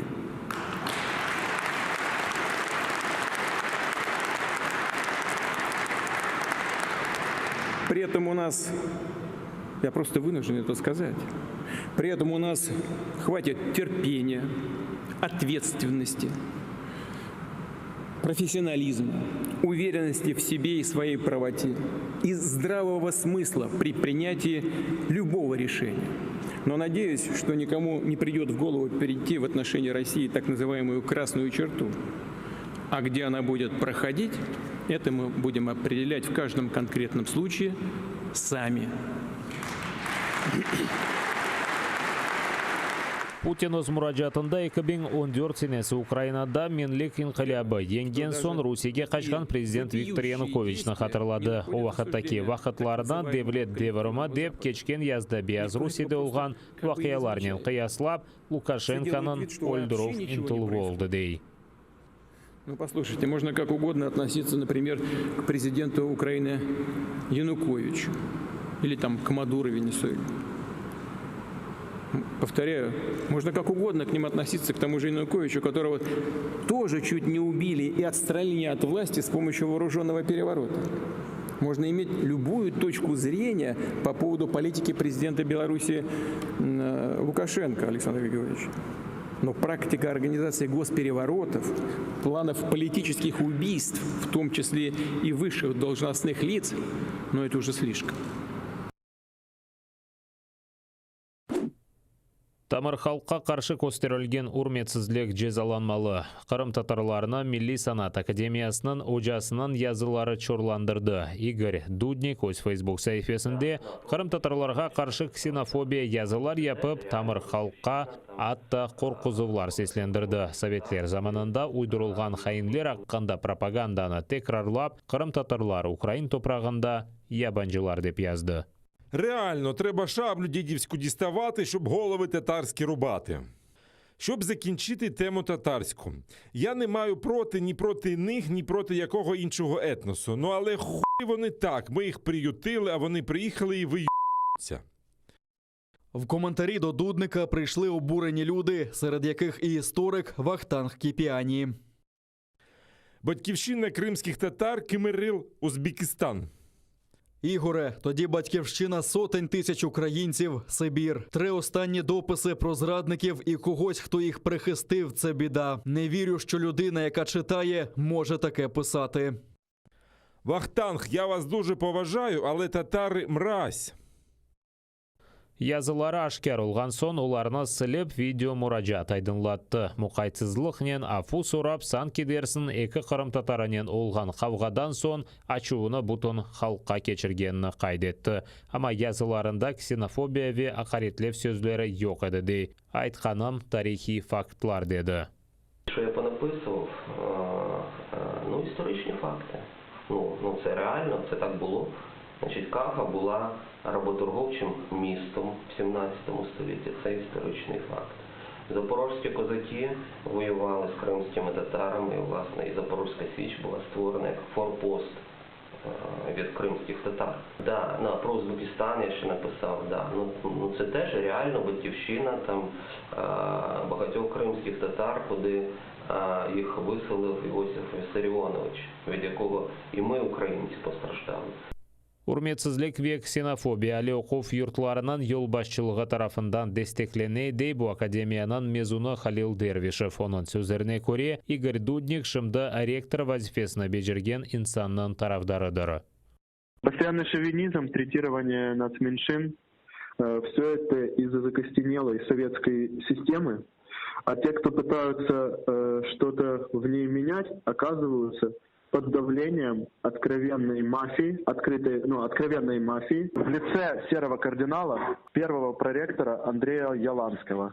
Ранее человек в таких вещах не был замечен, и меня самого это удручает, потому что, не знаю, он уже это сказал, и просто, как по мне, он не должен там работать. Если это даже у него какое-то психологическое отклонение, если он действительно душевно болен, то я думаю, что просто мне его искренне жаль, но, к сожалению, такие люди не должны преподавать. Ожанын ксенофобия қабатлауларына меджлисте талил еткенлер. Ярын Рифат Чубаров академияға Дудник іштен бошатылмасы талабынен мұражат етежек. Спочатку пропонуємо, що ця людина з такими поглядами, вона не може працювати викладачем. І тут проблема не лише, що в неї загально є ксенофобські настрої до людей іншої, відмінних від його культури і таке інше. І такі люди, вони дуже, з нашої точки зору, дуже проблематично, щоб вони працювали викладачами. Владислав Стужук, Заман, АТР. Кечкен күндевамында Украина шарқында 9 дұшман ұжымы қайдетілген. Певденне жыварында ишғалжелер 100 грамм калибрлы майынлар атқан. Жебенің дигер қысмында бұйы калибрлы граната ве құршунаты жетірті батларындан атеш açылған. Украина арбилері арасында ғайыплар жоқ. Сабадан ишғалжелер уч кере ясақ етілген майынаты жетірті батларына құлланған. Поблизу населених пунктів Піски та Південне ворог відкривав вогонь з мінометів 120-го калібру.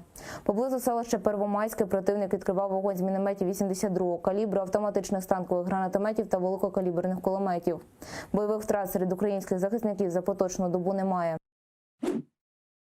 Ишғалжелер сөзде Русия сыңырына қанусыз кечкенінде қабатланған Украин арбии Евгений Добринскийге 3,5 жыллық қапыз жазасыны белгіледі. Бүгін Жанкойнан Ишғалжелер махкемесінде сонки созын айтқан. Арби өз қабатыны танымай, айтқанына көре оны Ишғалжелер қанунсыз яқалады, афионны есе ФСБ қадемлері яқалаған сон ташлаған. Адвокат Ислам Велиляев айтқанына көре қарарына шикайет етежеклер. Юқары Шуранан инсан ақлары векілетлесі Людмила Денисова Ишғалжелер Махкемесі чықарған қарарына тағбих етіп, Добринский ве дигер сияси мабуслер азат етілмесі үшін халқара жематшылығына Русияге низбетен басқыны арттырмаға чағырды. Засуджують дії підконтрольного окупаційній владі суду, адже кримінальна справа є сфабрикованою. Докази, надані суду стороною захисту під час судових засідань, свідчать про невинуватість українського військовослужбовця. Вважає неприпустимим переслідування наших громадян за виконання конституційного обов'язку щодо захисту незалежності та територіальної цілісності України та засуджують дії окупаційної влади, яка продовжує порушувати міжнародні договори та норми міжнародного права. Украина арби Евгений Добринский кечкен сенемайсының 30-ында чоңғар сыңыр кетші янында незарет ноқтасындан ғайып болды. Анда оның силя ве телефоны қалған ве көреш излері көрінеді. Бір қач күнден ФСБ Добринский işgal етілген Қырымда олғанны таныды. Оларының версиясына көре о қанунсыз мемори сыңырына кечкен ве янында афионы бар екен.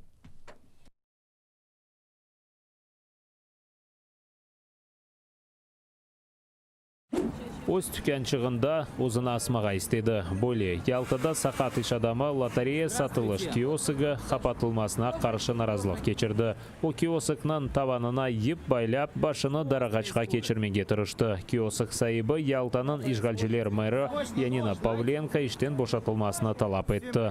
Ерлі мемориетінің қарары есасында оның тижарет ноқтасыны бозы башладылар. Оңай есе бұл қарарыны шикайет етмек үшін мұддет біле айырылмаған. Иш адамы қатырлағанына көре сөзді референдум кечірілместен бел, оның ішлері яқшы жүріші еді. Ишгалден сонысы келмешеклер оның бұтын мал мүлкіні дармадағын еткен ве тұтып алған. Не делать. Я не буду вешаться. Это...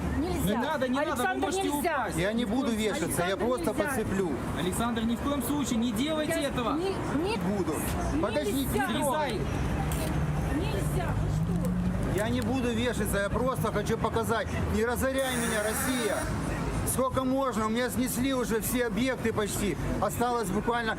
У меня на день референдума все было законно, все было легитимно. При России меня начали разорять все мои дела, все мои жизни. 29 лет я отдал этому, все лучшие годы.